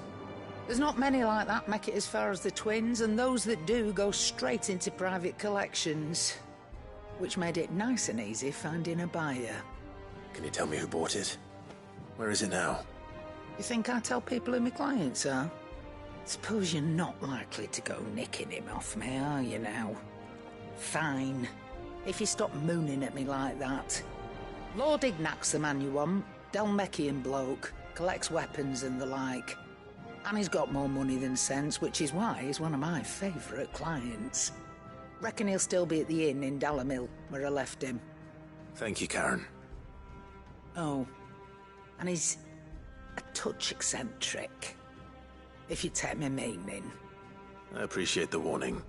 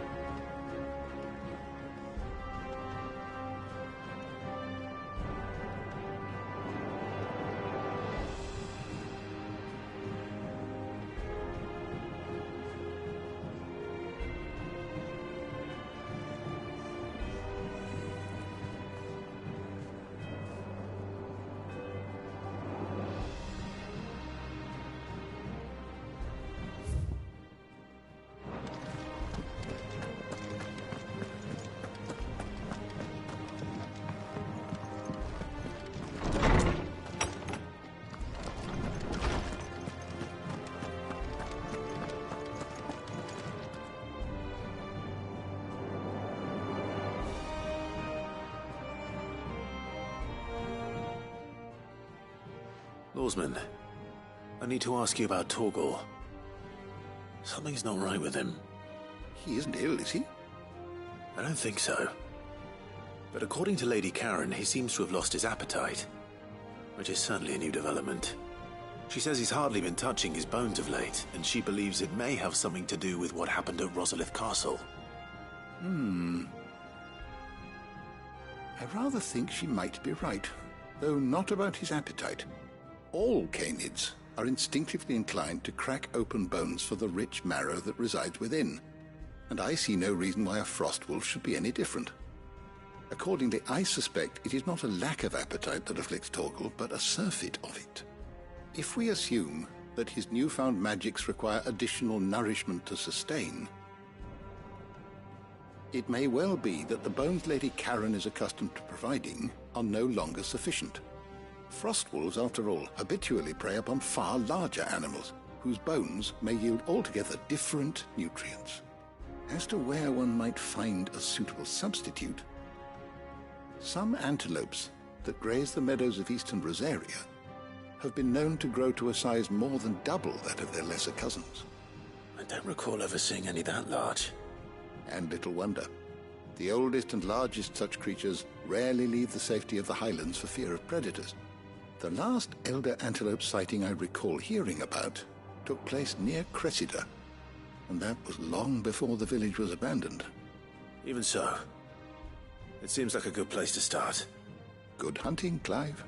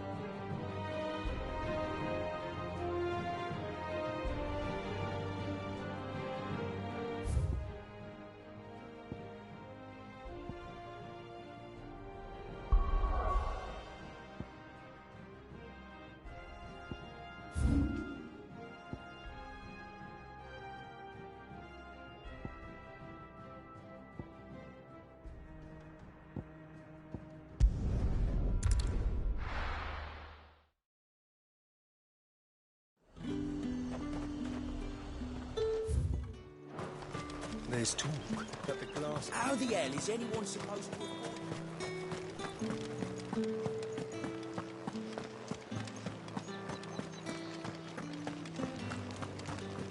Did you hear? The gates to heaven. I want to see you again. But the captain's late with our pay. It's all right. What am I going to do without Sweetwater and oil of talc? Still no caravan. Milady, I come bearing gifts. Gifts? Whatever is the occasion.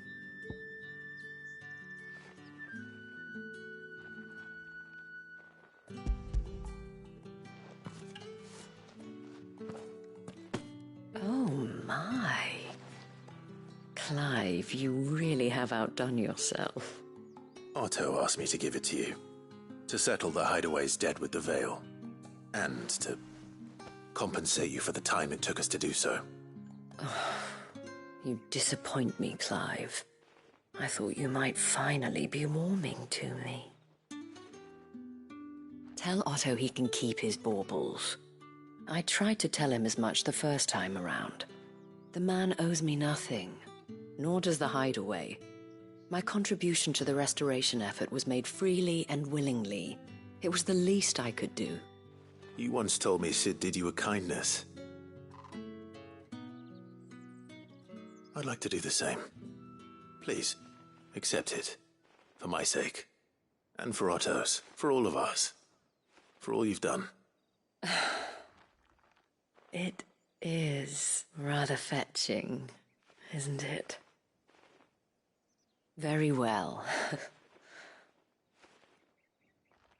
Otto is lucky to have you, Clive. I doubt anything could ever replace his son. But you and the others at the Hideaway are the closest thing he has to family. Otto had a son. Long ago, yes. Sid told me Otto lost him when he was just a boy, and blamed himself for not being able to stop it. I don't know how it happened, whether there was anything he could have done, but it was clear that it weighed heavily on him. I didn't know. How could you have? I doubt anyone did. Besides Sid, I've never met a man more keen to bear his sorrows in stoic silence. An ill habit, given that both have always been surrounded by friends desperate to help them. I'm beginning to see that.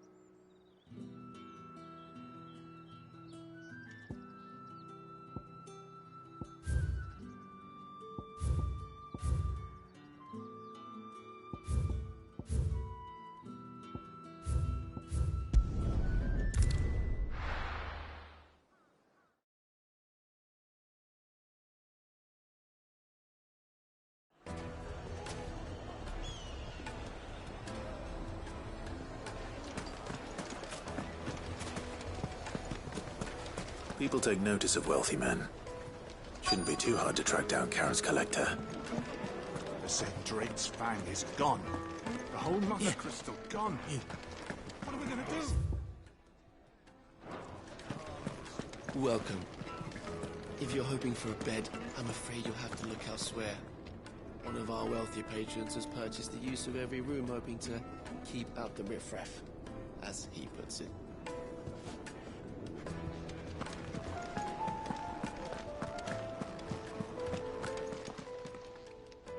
My reputation will be ruined! Ruined! Calm yourself, Lord Ignac, I beg of you, before you do yourself a mischief. Pardon the intrusion, but... Out! Get out! I paid for these rooms so I wouldn't be disturbed. Leave me be! Please, allow me to apologize. His lordship is going through a difficult time, and he's never been fond of guests arriving unannounced. Radim! Get rid of the filthy oaf this instant! Very good, Lord Ignac. Would you mind stepping outside for a moment?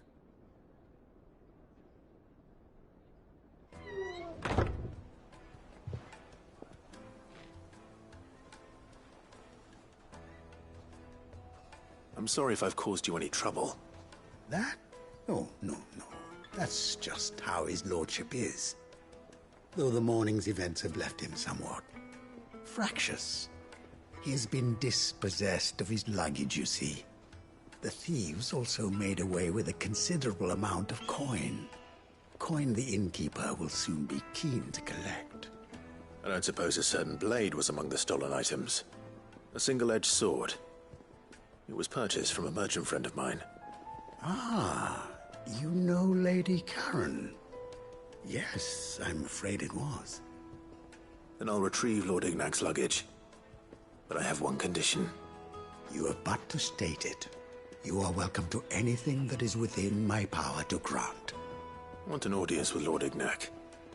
A few minutes should be enough. Then I'll be on my way. A condition I would be a fool to refuse. Of course, you shall have your audience. I don't suppose you saw where the thieves went? I did not, no. Though some discreet inquiries made on his lordship's behalf mean that I know where you might find them. The bandit's bed.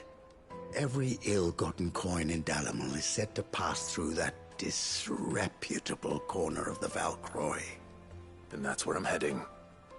I shall speak to Lord Ignac in your absence, and arrange for an audience upon your triumphant return. That will be very kind of you. Farewell, and best of luck.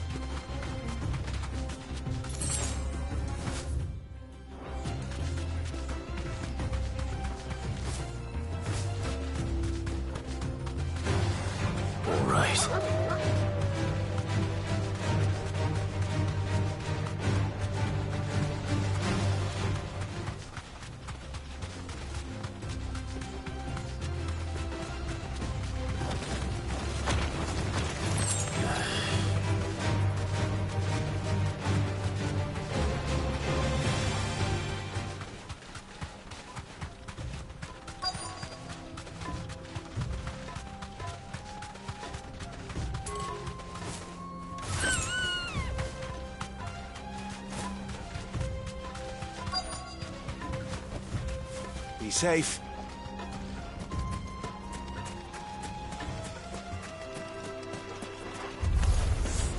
We've got company!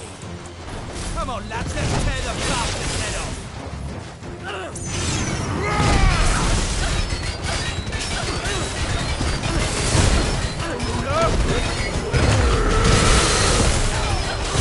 Waken, wind!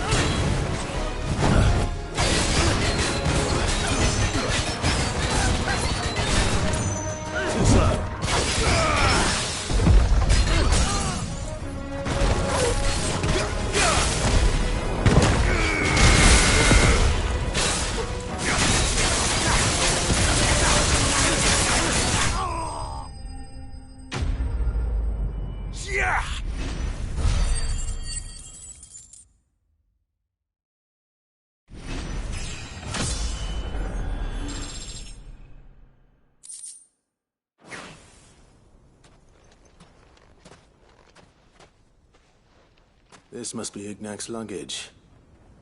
Nothing seems to be damaged. All right. Let's get it back to Dalimil.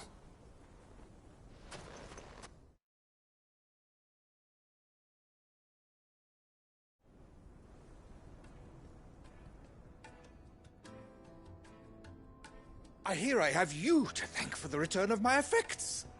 What shall I call you, my good man? Wyvern. Glad to make your acquaintance. A formidable name indeed.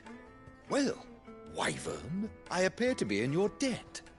Redeem here tells me you wished for an audience. Is that all? A few moments of your time should suffice, yes. You're a peculiar fellow, Wyvern. All right, speak. Master Wyvern was wondering if you could tell him about a certain single-edged sword you recently acquired. Oh, a true work of art, that one. Karen drove me hard on the price, but I would have sold her Radim here to get my hands on that sword. It was made in the Outer Isles, far beyond the Twins, and is used exclusively by the practitioners of a unique school of swordsmanship. They believe no combat should ever exceed a single strike, and hone their blades to such perfection that none ever does. Each sword is made for that one perfect stroke, and for that stroke only. They crack upon a second blow. There's a brutal sort of beauty to it, really. But how do they hone such an edge? Fine question. Why, they use a whetstone, of course. Whetstones, rather. A whole array of them, ranging from the coarse to the fine. 10,000 licks with the sharpening stone, then 10,000 more. But it is the final stone which lends the blade its legendary sharpness. A mineral quite foreign to this great realm of ours. And that is the key. The secret ingredient. Wyvern, it occurs to me that my little lecture is hardly equal to services rendered. Take this, together with my regards. The very stone of which I spoke, far rarer among collectors than even the blade itself, and a far more fitting payment. Thank you. Pardon the intrusion, my lordship. However, it is long past time we prepared ourselves to depart. So it is. I am locked in bitter competition with a rival collector of curiosities. I am one step ahead of the unscrupulous scoundrel, but he is hard at my heels. Are there many other collectors out there? Too many to count, but only one do I consider my nemesis. Lord Byron Rosfield. And is a perennial thorn in my side. I can imagine. Farewell, Wyvern. May our paths cross again. Radim, we mustn't dawdle.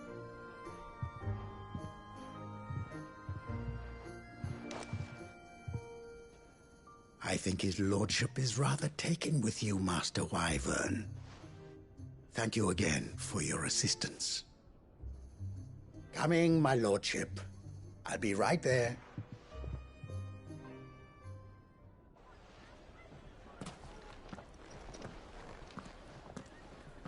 Trust Uncle Byron to find such an interesting rival. Now, let's see what Blackthorn makes of this whetstone, shall we?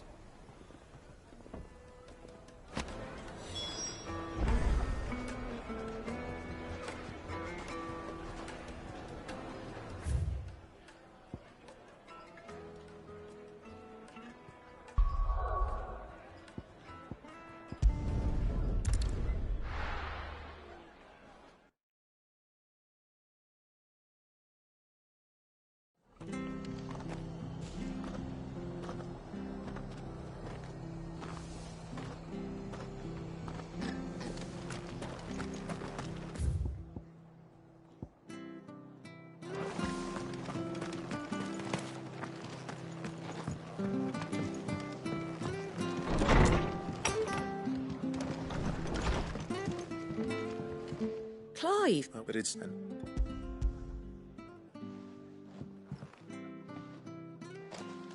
A star, Ruby? I can't accept this. It's worth at least twice what you owe me. More if you can find yourself the right buyer. Think of the difference as interest. Interest? If word got out I charged that much, no one would ever borrow from me again. Anyway, why are you the one here asking me about this? I'd have expected Otto. Bit much sending the Lord Marquis out to settle your debts, isn't it? The old goat working himself to death again. Something like that. Most days I think he's the only reason the hideaway's still standing. Same as always, eh? Back when the place was nothing but a twinkle in the eye of a recently retired Lord Commander, word is he was the first one Sid reached out to. Probably knew that without his strong arm and level head, the idea would never get off the ground. Sid may have been the face of the hideaway, but Otto's always been the backbone. And when Sid passed away, we were all worried that would be the end of it. That Otto would just give up. His death was hard on everyone. But it must have hit Otto hardest of all. But he didn't give up, did he? Quite the opposite, in fact. If I recall, he was the one who nominated you as Sid's replacement, and rallied the rest around you. I reckon what he saw in Sid, he saw in you too. And don't we all? Doesn't hurt that you're half as stubborn and twice as handsome, neither. That, and you keep good company. I suppose I do.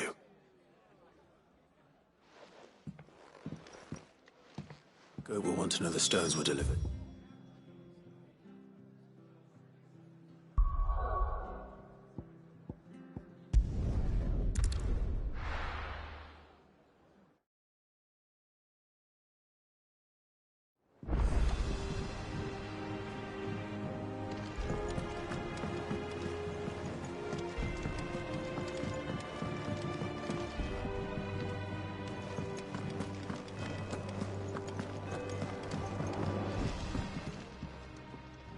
Sorry for the wait, but hopefully he'll agree it was worth it. You learned something about that sword, then? I did better than that.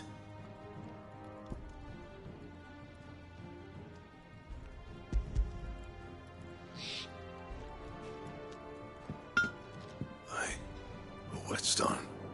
Yes. But not one you'll find anywhere in Valisthea.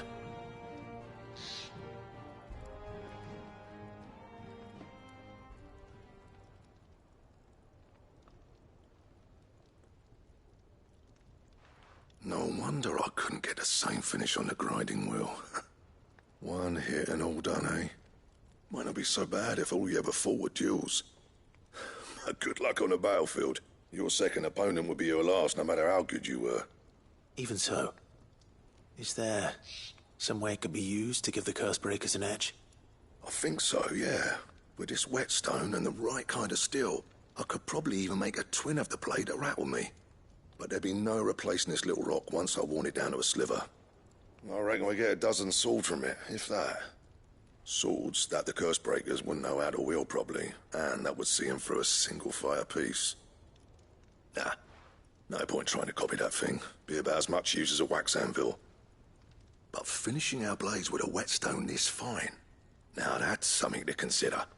And what's finer than fallen masonry, eh? Or more hard-wearing, for that matter. Just imagine it. Good Valisthean steel with an edge as sharp as any found in the Outer Isles. I won't make a copy, nah. I'll make something much better. I'm sure the Cursebreakers will be delighted. Just don't push yourself too hard. Don't you worry about me, Sunshine. I've been working day and night since I was half your age, and I'll still be here when you're long gone. Hey, thanks, Clive. I mean it. I owe you one, August too. It's good to know someone's looking out for me. You'll be happy to hear you said that.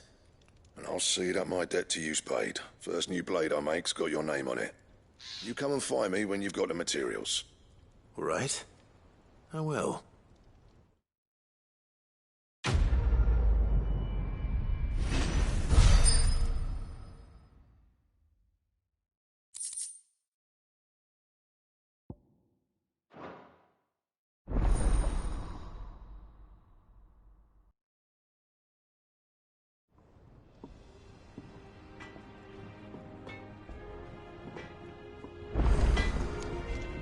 What'd you need? Something for you, do you?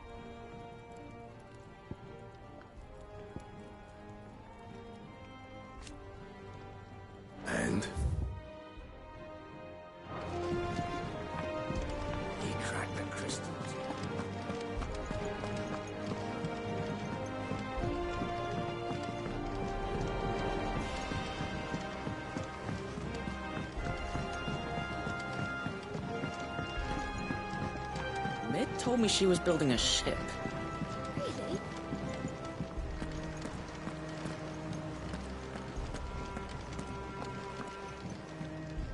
Go, silly. Ah, she threw it right back in my face. Karen I hope it wasn't saying. I'm sure you were attacked.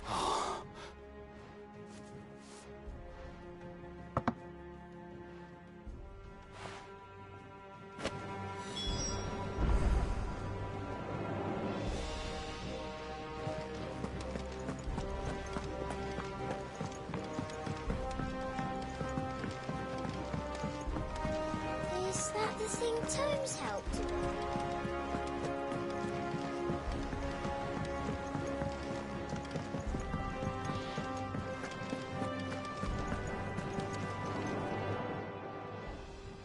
Lady Karen, Goad tells me you weren't happy with our offer. Would you prefer the debt was repaid in coin? What debt? I don't recall lending any of you lot me hard-earned gil. I may have tossed a talent or two in the Hideaway's coffers, but those were donations, and you can hardly call it charity if you go asking for it back. Of course not. But one good turn deserves another. And our circumstances have changed. Surely you wouldn't shun the gratitude of a pauper who happened to have become a prince. Oh, so you're a prince now, are you? Fine. But I'm selling it and taking what I'm owed, then you're getting the rest whether you like it or not.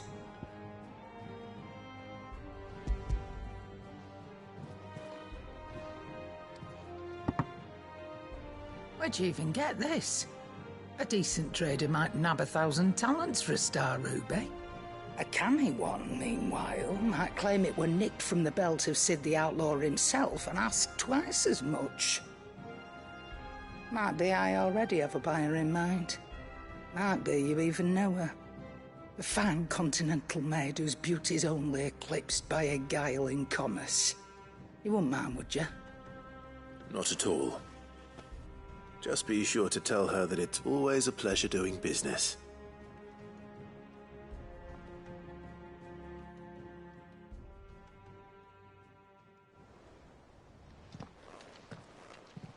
I hear you ended up delivering all 3 stones.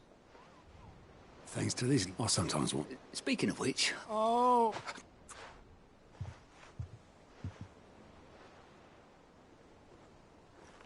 I've seen that before. Yeah. Plenty of times. It was the only goblet Sid ever used. Either out of habit, or because the filthy sod couldn't be bothered to find a clean one. I knew so little about him. Like most people. Martha and the Dame both seem to have fond memories of him. Huh. I bet they do. How long did you know Sid before he... Before he died. 20 summers, give or take. Back in the day, I was a purser on a trade ship. He bought past with Sequim up at me. That was the magic one, and there was no... I wanted the month.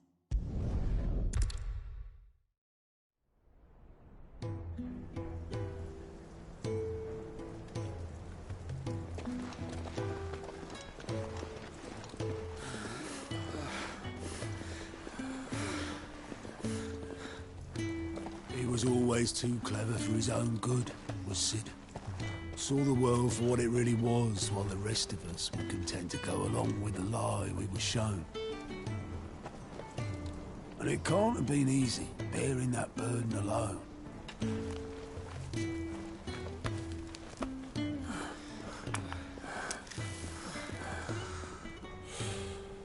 But he didn't let it stop him. He never lost faith in what he believed was right.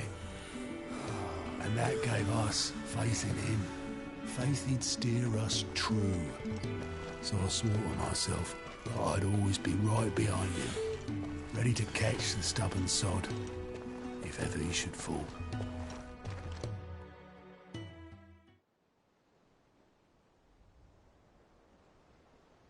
But I couldn't even do that.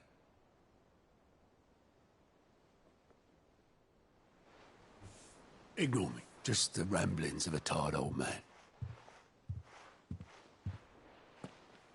Leave that lot. I'll tidy it up in a bit.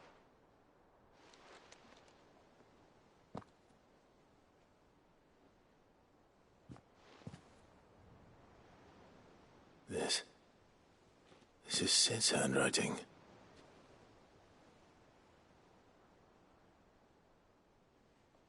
Dear Otto. I may be drunk, but I wanted you to know this place would be fucked without you. Love you, you grumpy old sod.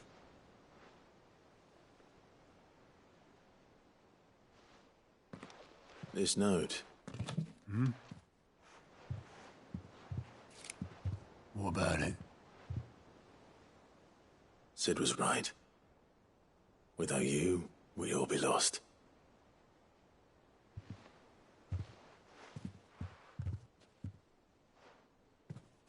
He should have bloody well said so then. Just once. Before he went. But then, why would he? Him, or anyone? I'd only have told him to piss off.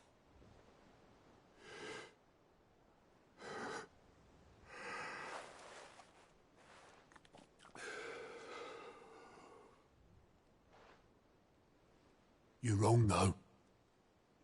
Both of you.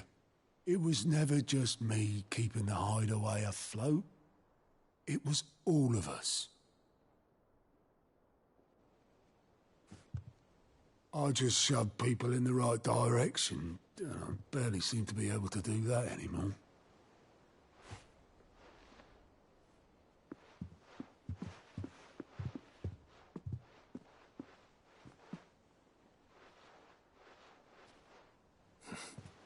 Would you rather go at the helm? Well, maybe I've got a few more years left in me. I'm going to hold you to that, Otto. Before you go, Sid would have wanted you to have this. But that's... This'll do me just fine.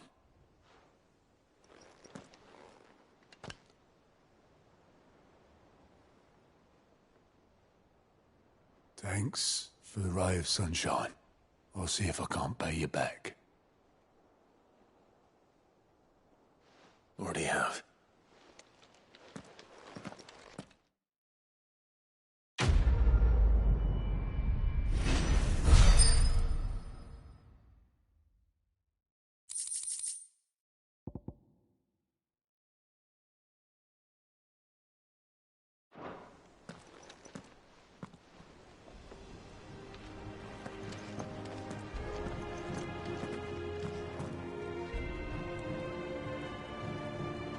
All right, Clive. Asterix. We'd finished sending half the hideaway traipsing across the twins, has she? I swear, that girl'd do anything to put off visiting her old dad's grave. No excuses now, though, eh? Not quite. She said there was one final thing she had to take care of. I'm sure she'll be finished soon enough. She said that? In those words? She did, yes. Clive? Were you born yesterday or something? There is no thing. She'll probably be halfway to Canva by now. Mid. I might still be able to catch her.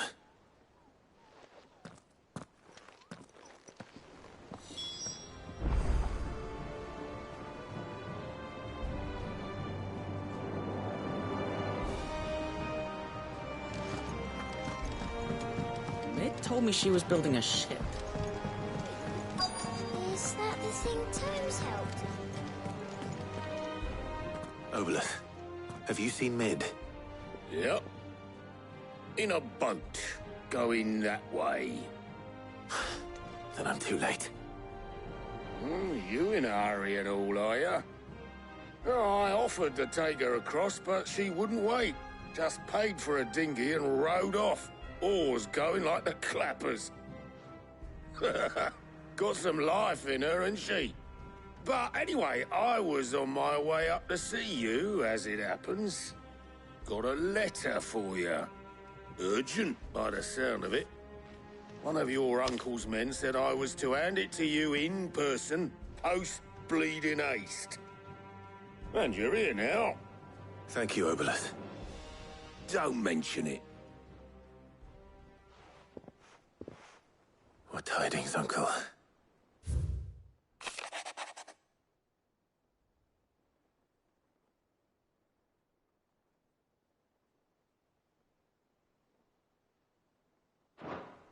Trouble in Canva. Well, I'll need someone to keep an eye on Mid.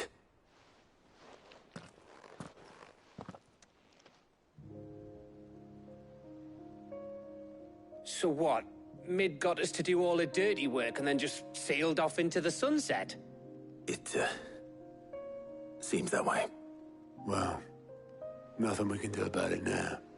But next time you plan on visiting Sid, you might want to tie her to something before you suggest it. Ah, don't be so hard on her. Got to admit, the dirty work was kind of fun. Everyone pitching in and all that bollocks. Just like when we built this place. You're right. Anyway, we all set to head to the old hideaway. I could do with getting to Canva pretty sharpish. Wouldn't do to keep Lord Rosfield of the Seven High Houses waiting now, would it? Not after he asked for me personally. Gav will be leaving with me. Will you mind the place while we're gone? You can count on me. Just be sure to give Sid and the others my regards. All right. Oh, by the way, Jill will be joining us too. She's got some things to take care of, but she'll meet us there. I hope she's telling the truth at least.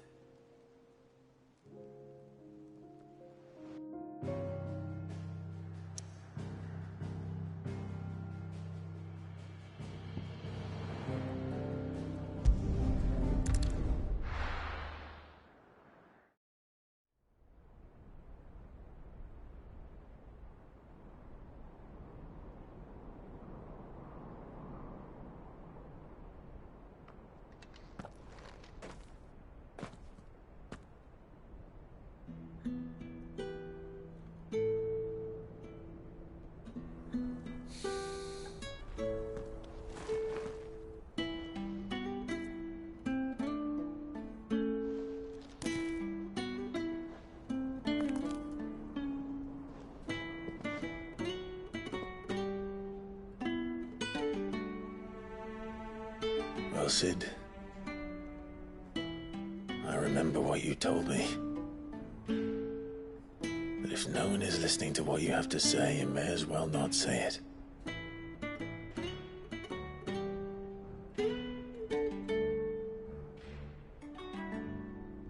But I will say this, old friend. Hugo Kuka is gone. His shadow looms over us no longer. It's a pity the Phoenix can't be in two places at once. If he'd have been with us, maybe he could have done something for the lost. Not even the Phoenix can bring people back from the dead. Life has a beginning and an end. So we must live while we have the chance. As slaves to the crystals, but as free men. May we join you?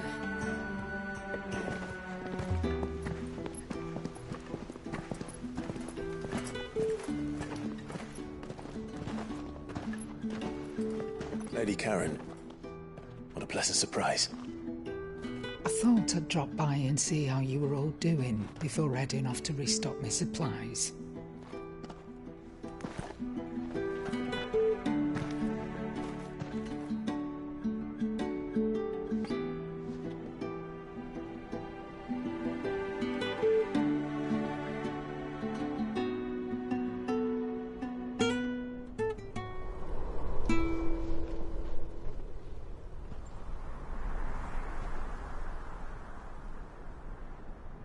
It wasn't the most scenic view back then, but it were never as bad as this. I I know. The Blight marches on. And soon, there will be no escaping sights like these.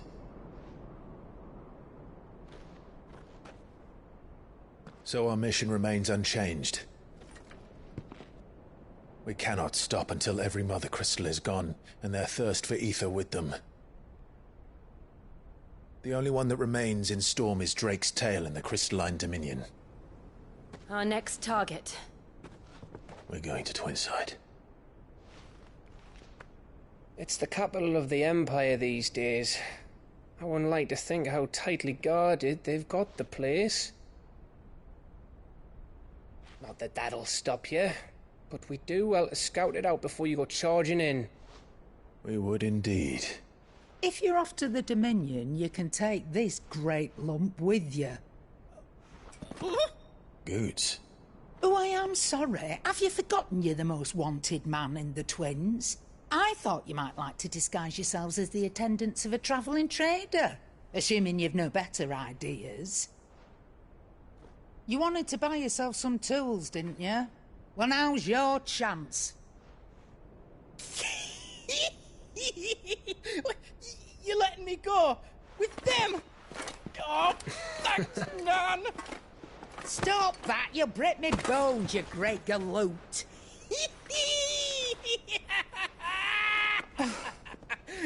There's a caravan that runs back and forth between the Dominion and the Bocklad markets. It's managed by the Merchants Guild. Just show them Goots' traders pass and you'll be on your way. It'll be a damn sight less risky than footing it the length of the Crystal Road. That's for sure. Thank you, Karen. And glad to have you with us, Goots. Okay then. I'll get me things and I'll meet yous there. See yous down in Bocklad. Get off! Me poor fingers! Jill, you're with me. Understood. And Gav? Already on my way, Captain.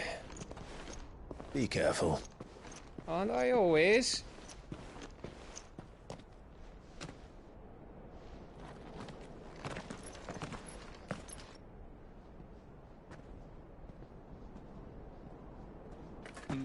Do you see that, Sid? Your protege's making a proper little outlaw of himself.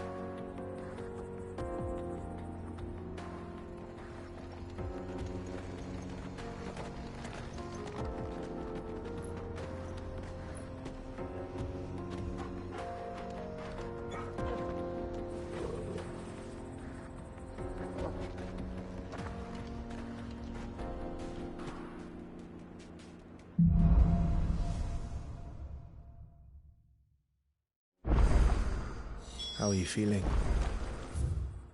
Better.